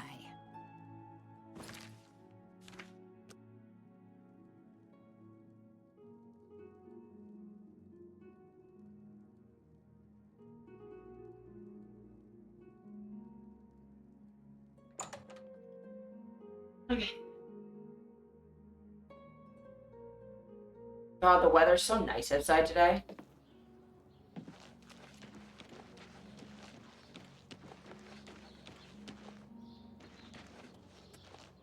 Fuck the old lady.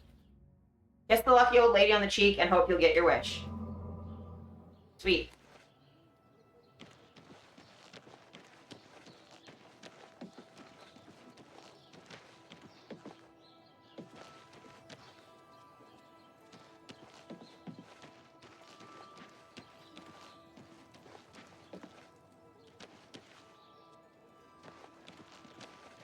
Greetings to you.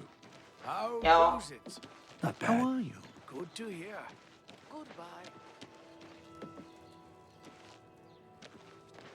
Need the other inn.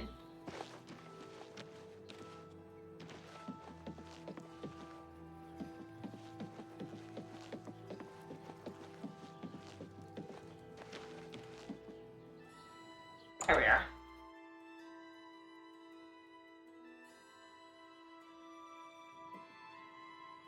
Questions? Apparently, some fool tried to resurrect the Crimson Scars in Deepscorn Hollow. The Dark Brotherhood will not like that. What do you want? Apparently some fool. Cool. I'll You deal two. with that later. Look, I'm Bogrum Grogalish, your host at the Lonely Suitor Lodge. It may not look like much outside, but that's just the weathered, Bravil look. Hmm?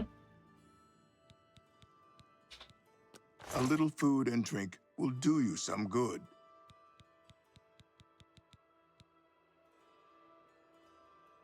Like, you're supposed to sell the thing that I want.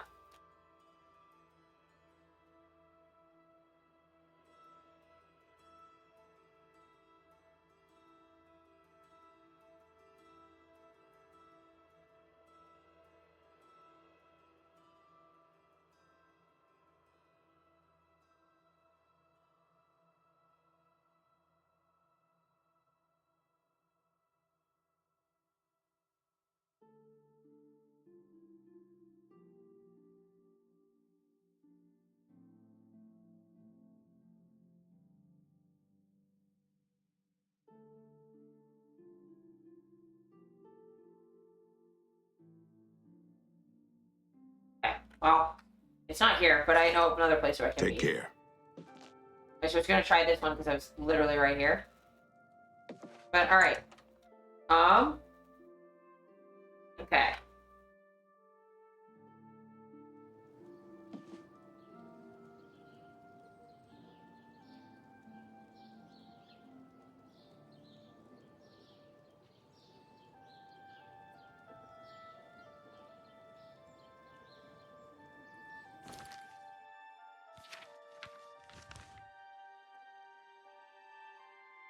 Right, Jadenhall? Jake Jadenhall? Oh, we're going like here.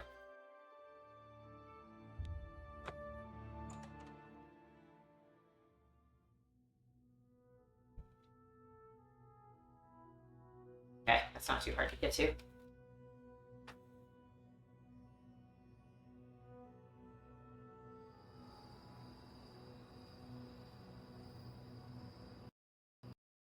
Oh. Crashing is how the game be. I wish they would have fixed that one. I'm sure that's just like my computer though, just like isn't strong enough to run this. Though my computer's handling it a lot better than it had been.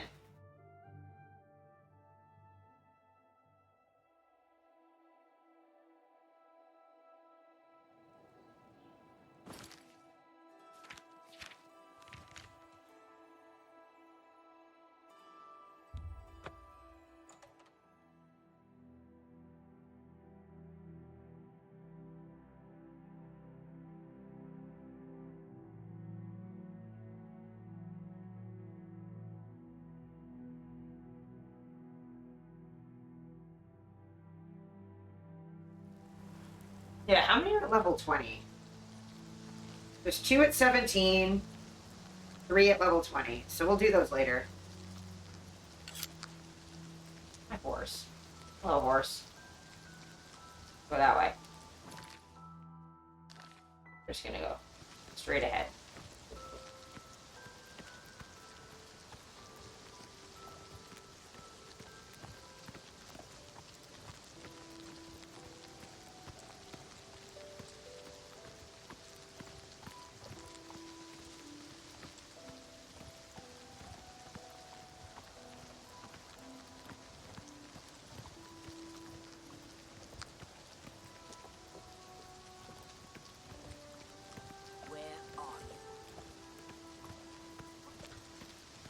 you can't hear a fucking horse clumping through the rain, I don't know what to fucking do for you, man.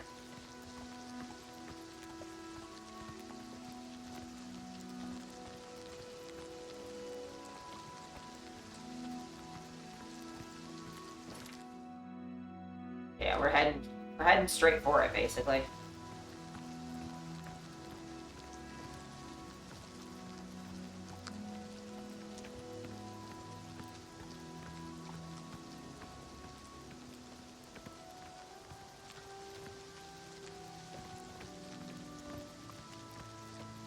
There it is.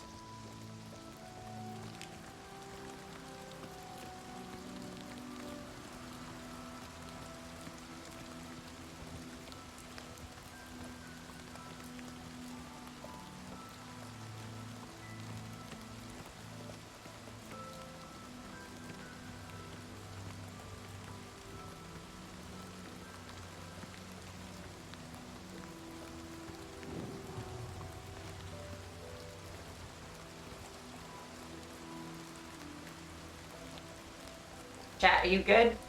There you are. Hey, chat.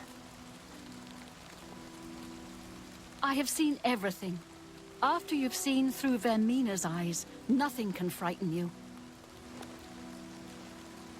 Who are you?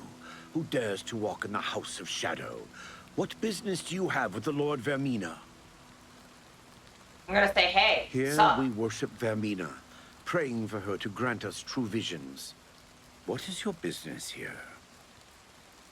I should To speak with her. speak with Vermina, you must offer a black soul gem to the Daedra Lord. Black soul gems are like Serve her will. the strongest ones, and you put human souls in them. They're the strongest other than Zuristar. Also, that's sick. Hey, lady, I like your staff of Asclepius, essentially. Yeah. We meet again, mortal. For we have met before, whether you know it or not. Probably. When you mutter in your sleep, you speak to me. Oh, nightmares. When you waken wet with sweat, you've just... I don't normally sweat in dreams, but if I do, they're... I mean, if you're saying wet dreams are yours... Dwell in your dreams. I savor your nightmares. Now you will serve me. Okay. The wizard Arkfed has the orb of Vermina, snatched from the dreams of my followers and dragged into the waking world. Okay. Travel to his tower and retrieve my orb. Take care, though, mortal. In my orb, Arkfed has found more than he bargained for. Oh, it makes sense. After I left an offering of Black Soul Gem, Vermina's followers summoned the Daedra who spoke to me. Vermina told me of an orb that had been stolen by the wizard Arkfed. I am to travel to his tower, retrieve the orb, and bring it back to Vermina. Okay, can do. Vermina has spoken to you. Surely you are blessed. Yeah, kinda. I'm on it. Come on, chat, let's go. Yeah, so far there's like one Daedric quest that asked me to like fucking Romeo and Juliet town. But other than that, the Daedric quests have all been like really goddamn chill. Like, can you just get back this thing someone stole? Oh, hey, someone's bothering my followers or something's happened to them. Can you like help them out?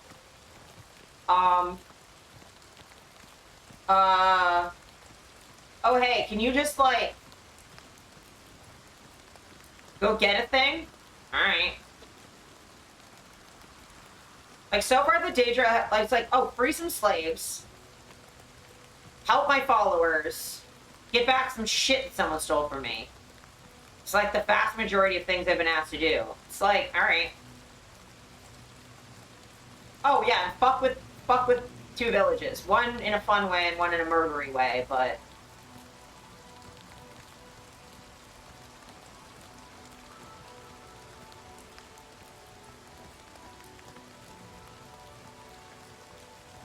Chagras was kind of fun, though, so...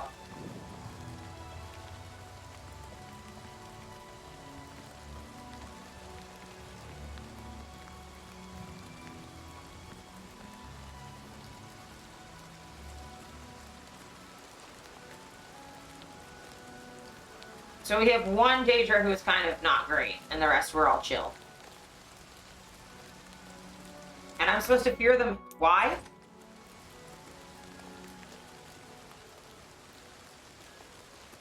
Whyest?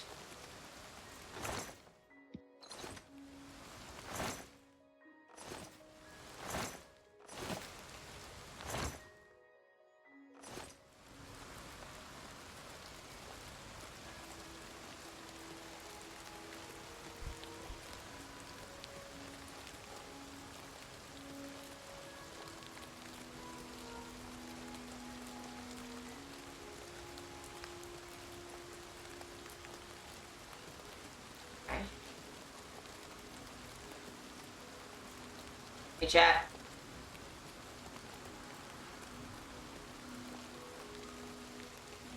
Death quarters?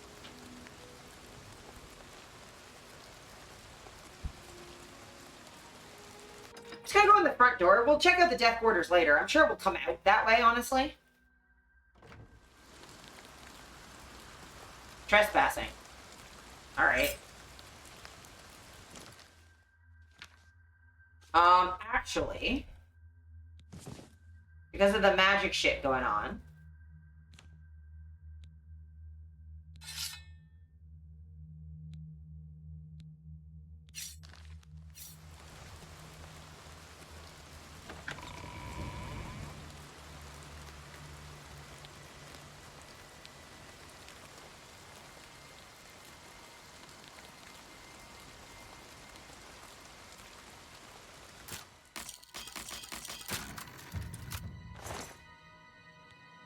hold please.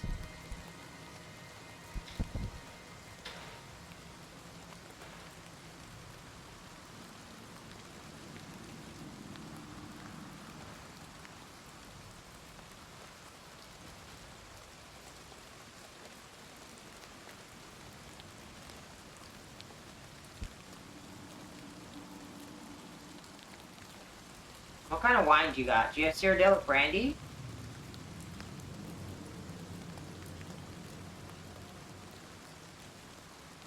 You have a lot of wine.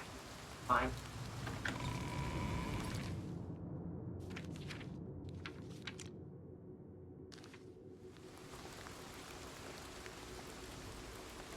So far, so good.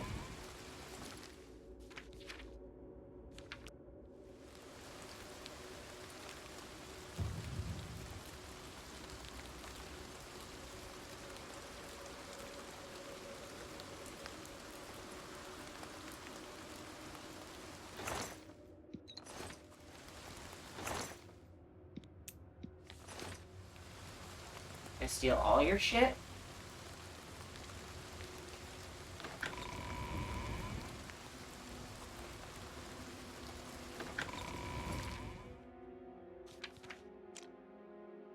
This is the weirdest layout of a tower I've ever seen. Oh, what's up?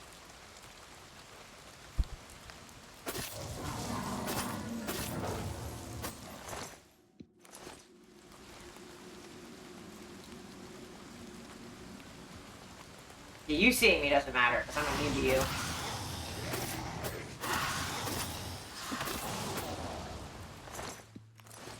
Anyway. Excuse me, chat. Just checking to see if there's loot in here. Nope. Okay.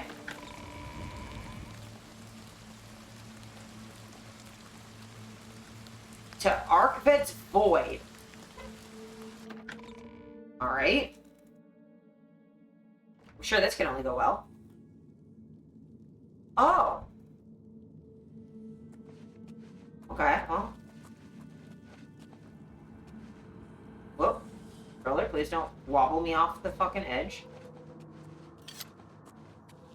This reminds me of, the ways in, Wheel of Time.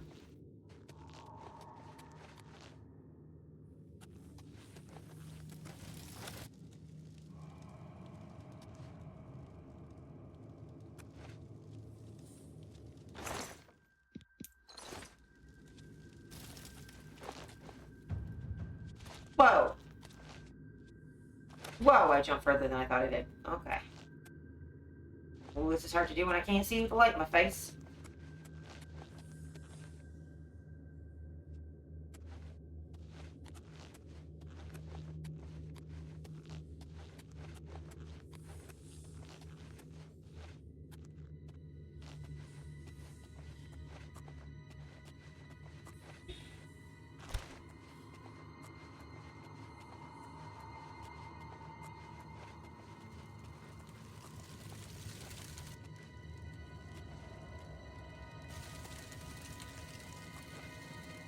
Set myself on fire a little bit, that's fine.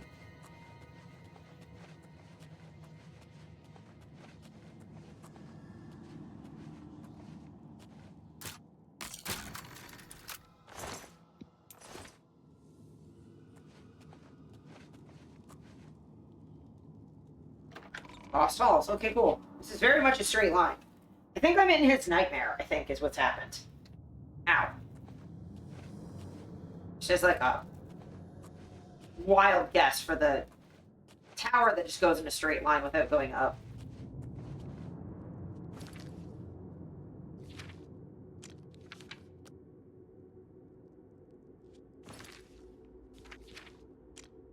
Well, that's a wild layout for a tower. Also the void. The void kind of gave it away a little bit.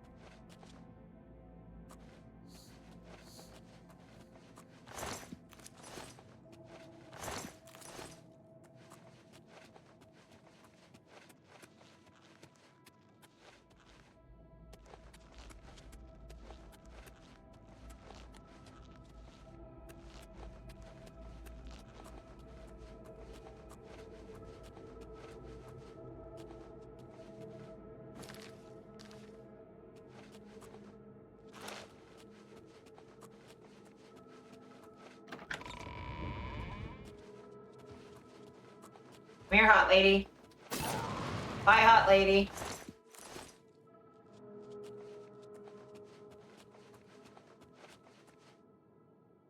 Oasis? I do like the sound of that.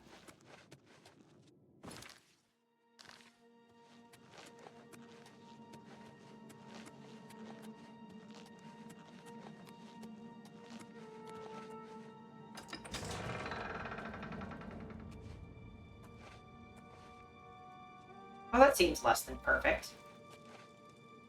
Yo, your ceiling's a bit odd.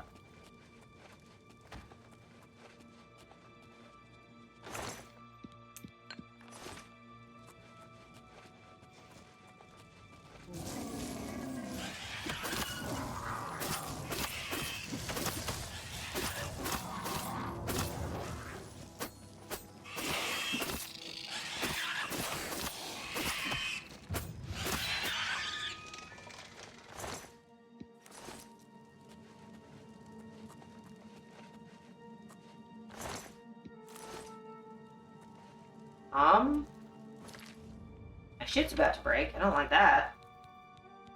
Not good for me and my needs.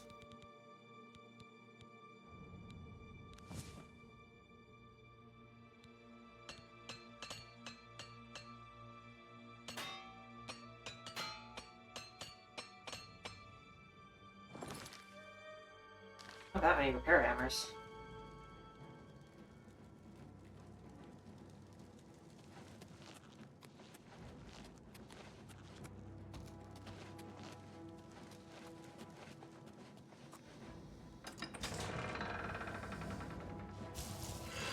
Oh, that's not great.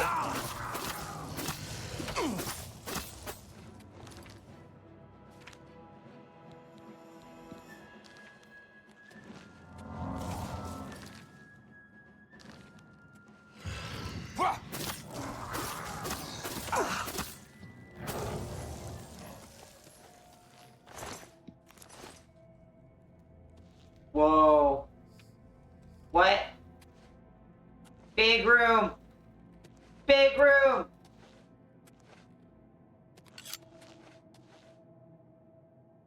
Trapdoor to the Oasis. Big room.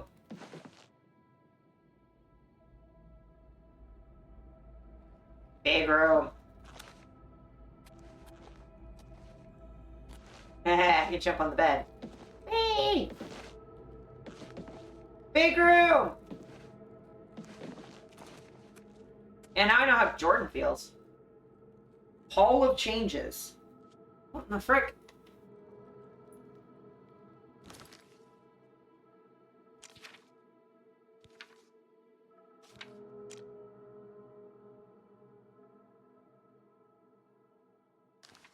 Oh, I want to go to the Oasis first.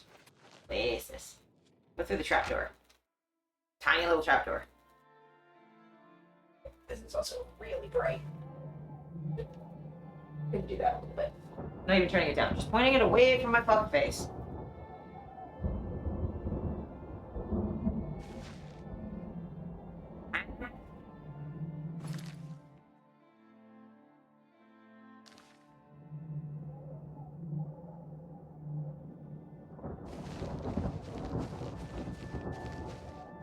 You have a plane of Oblivion in your house?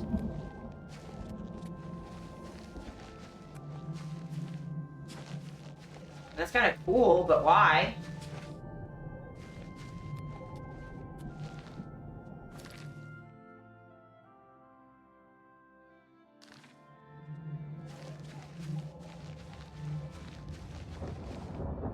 There's nothing out here either.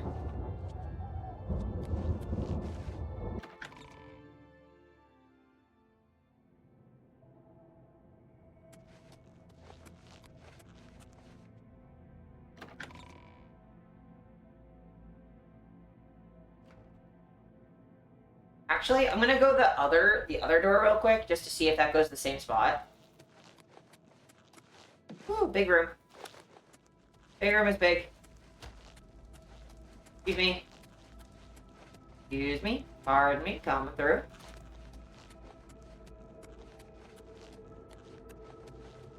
It's probably tempting like 7 crashes, but it's fine. Whoa! Oh, I see where we are. We're up here. How are we up here when... Okay. That's fun, because the up one is the down door. And the down one is the up door. I like it. This doesn't make any fucking sense.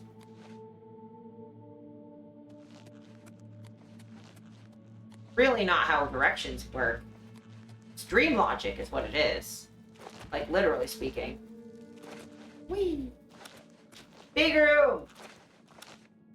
Big room! Big room! Big room. Okay. All the changes.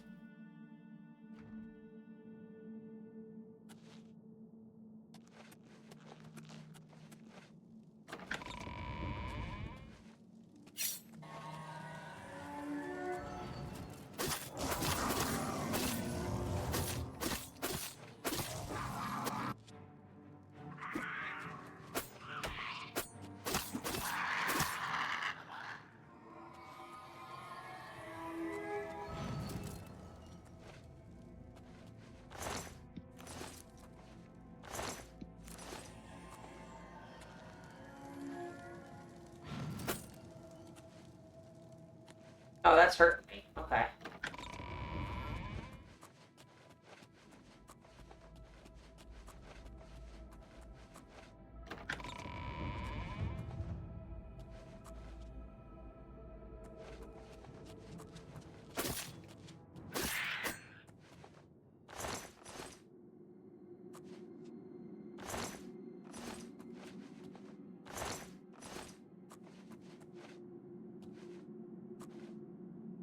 Man, dude had kinky dreams, man.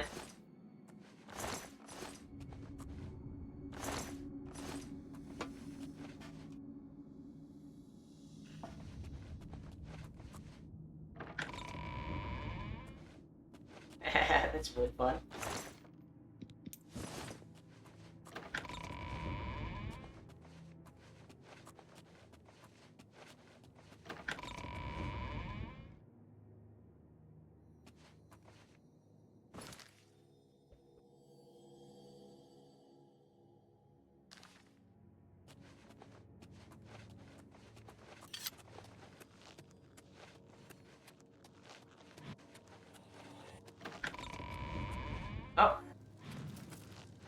Excuse me.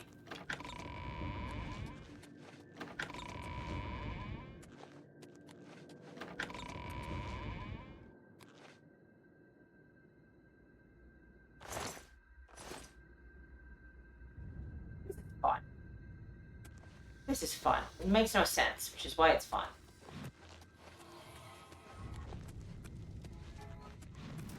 Hey, chat. Oh, I went the wrong way.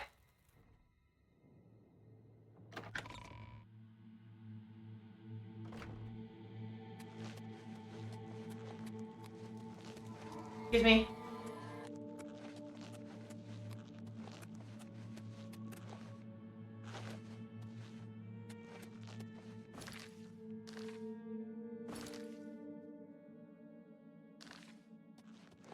I'll go this way.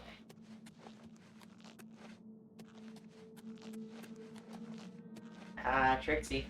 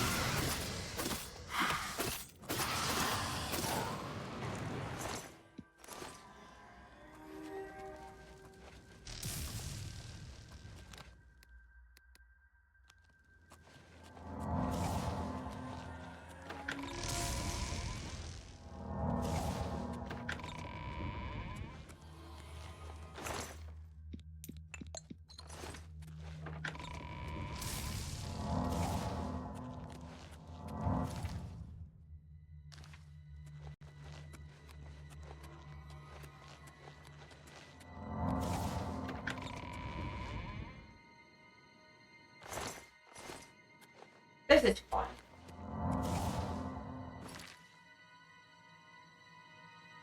Renting halls? I want to go to the retreat. That sounds fun. Well, excuse me. Pardon me. Sorry. Coming through.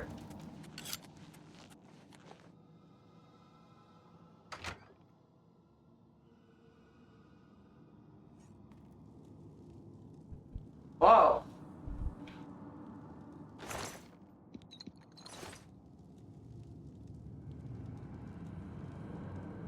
Oh, there's just mans everywhere. I don't really need that. But I got some shit, so that's fun. Okay.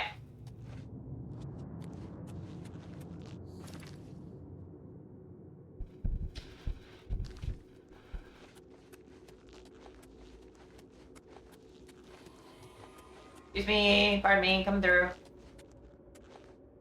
Rending halls. Oh, I want the chest first. Oh, thank you. Rending halls it is.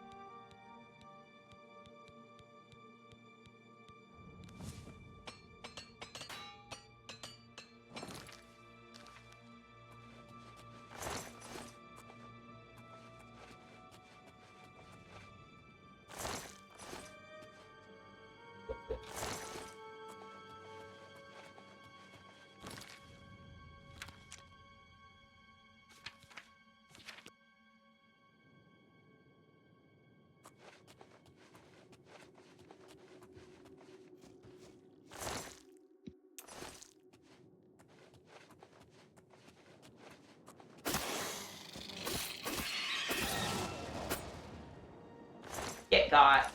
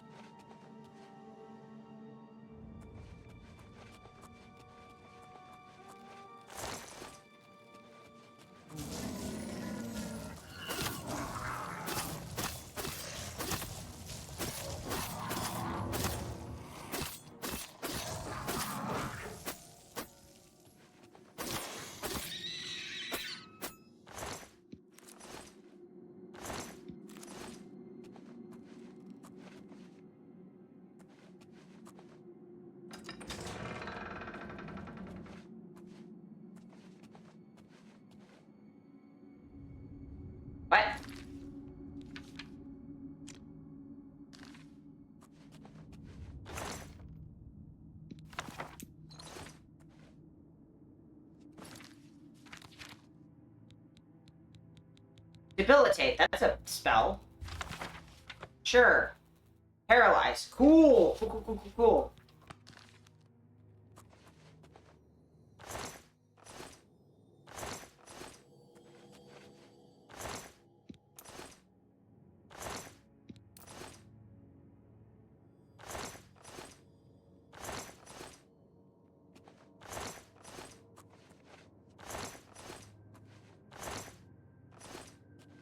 Lockpicks.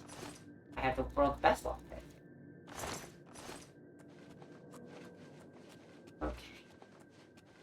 It's up to the death quarters. Yes! I could have just shortcutted there, but I did not want to. I wanted to go through all of this stuff because it's fun.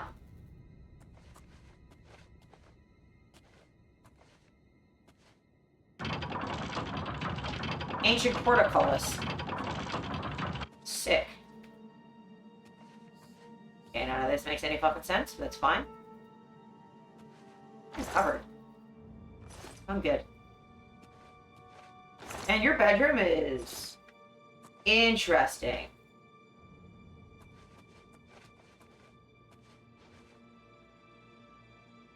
Read. A blank, crumpled piece of paper with a line written in trembling hand. I shall lie here in the dark waiting for death.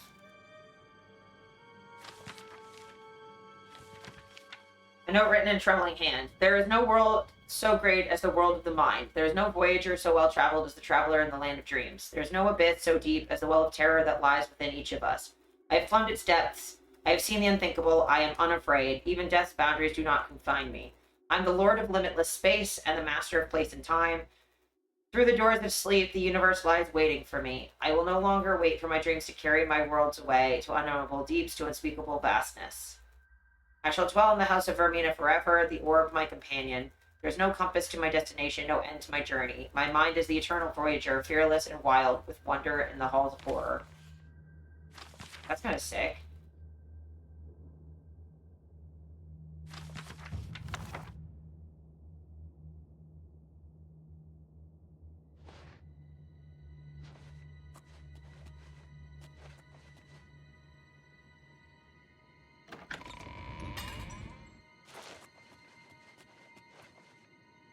Oh, that's just the way out. So I could have just come straight here. And would have missed all of this glory. Sir? Oh, he's unconscious. Oh, he's asleep. Anyway, I'm gonna take this orb now. Retrieve the orb. I should return it to the shrine.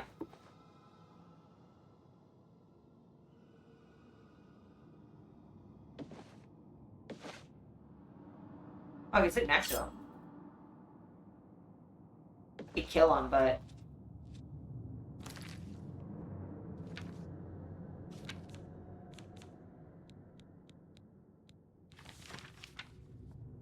Yeah, he does kind of want to die. I'm just gonna do that for him. Hey, buddy.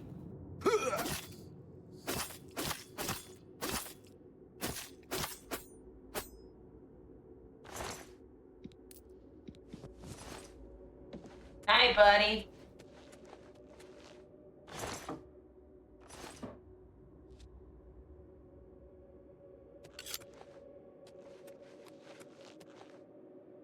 Anyway, I'm sure she'll be chill with that.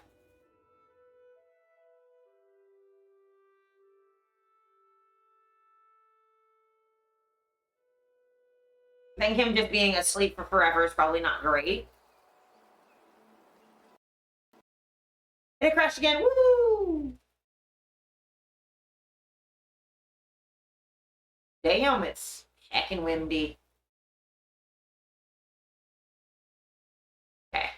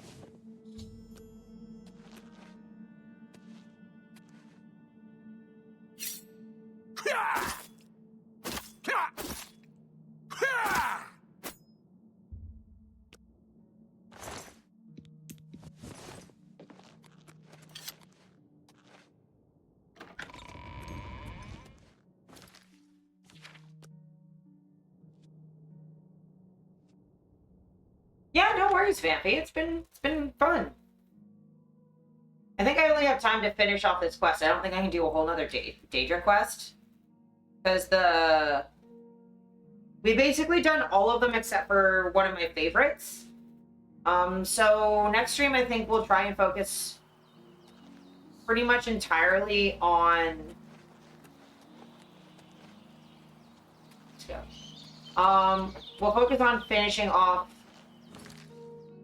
the last Daedric quest that we are leveled for. And then maybe I'll do some, like, Thieves Guild. I haven't done any Thieves Guild. Maybe finish off the arena. Might be good to, like, finish off the arena and do some of that sort of stuff. My orb is returned, and Arkfed will live out the rest of his days in nightmare. Yeah. Well, it is the rest of his day. Yeah. You have proved yourself, mortal. It is fitting as well that you should bear my token. Okay. The Skull of Corruption. Thank you. So, the Skull of Corruption.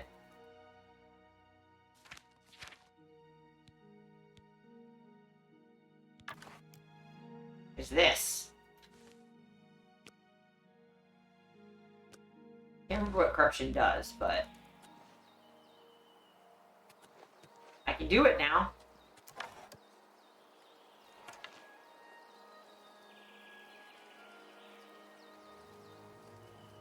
I look properly intimidating.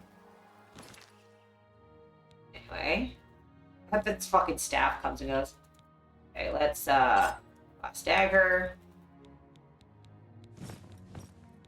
Put the helmet on. Honestly, though, this is a good look. Look at me, man. A lot of shit. Okay, let's put my shirt back on.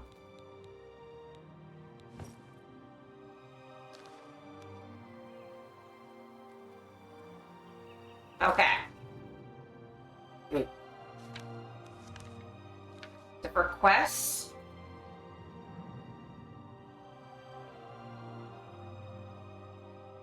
Yeah. Not finishing that.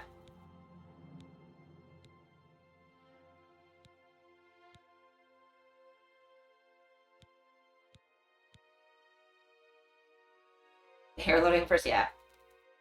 So yeah, we can go to the Thieves Guild, deal with this gang of thieves. Finish off the arena.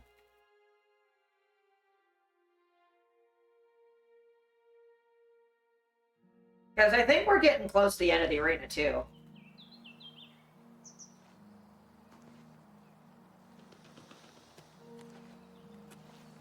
Your business with Vermina is complete. Tremble should she visit you in your dreams. Now I'll just be horny. Skullbearer. Thank you. Your business with Vermina. True dreaming, Skullbearer.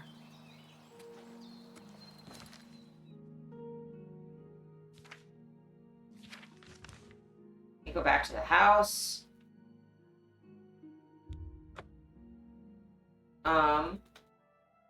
Probably after stream I'll see about moving all my shit. I just have other shit that I have to do tonight.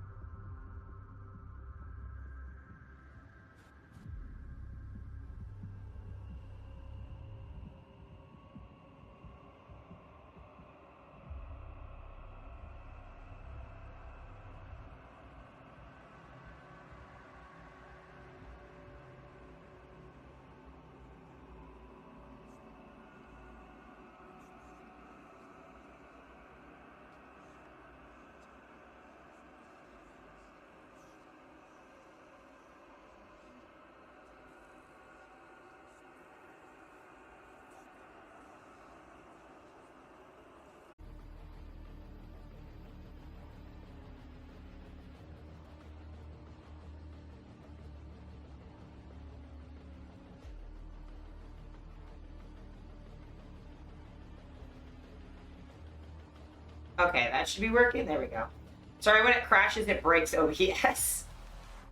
Sorry about that. But, I think we'll just end there.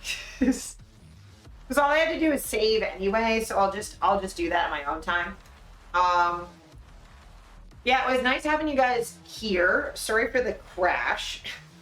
Hopefully I got there fast enough to stop it from breaking the VOD, but who knows? Yeah, this is really fun. I should still be streaming next week, as per usual. Yeah, same as usual next week. I will be streaming somewhere special tomorrow. Not the normal stream, but I'll be streaming somewhere. You know where to find it if you want to. I'll be posting it on socials and everything. And yeah, so next week we will be doing more Oblivion. I'm going to try to... We will get Sanguine's quest done, and then probably finish the arena, or at least make some more progress, and then do the Thieves Guild. Because I think that would be good. Just like clean up some side quests, all that jazz. So yeah. I think that's the plan. I think we'll focus on trying to do Oblivion like earlier next time. My plan is I want to do the Thieves Guild. There's one other guild I really want to do. And then we're gonna eventually look at that strange door. But I do want to do all the Daedric stuff. So yeah, let me see who there is to raid.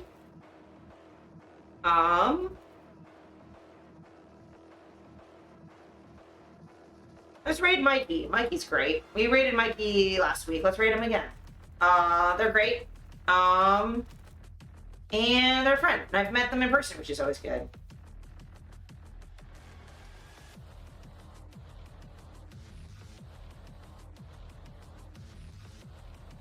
So yeah.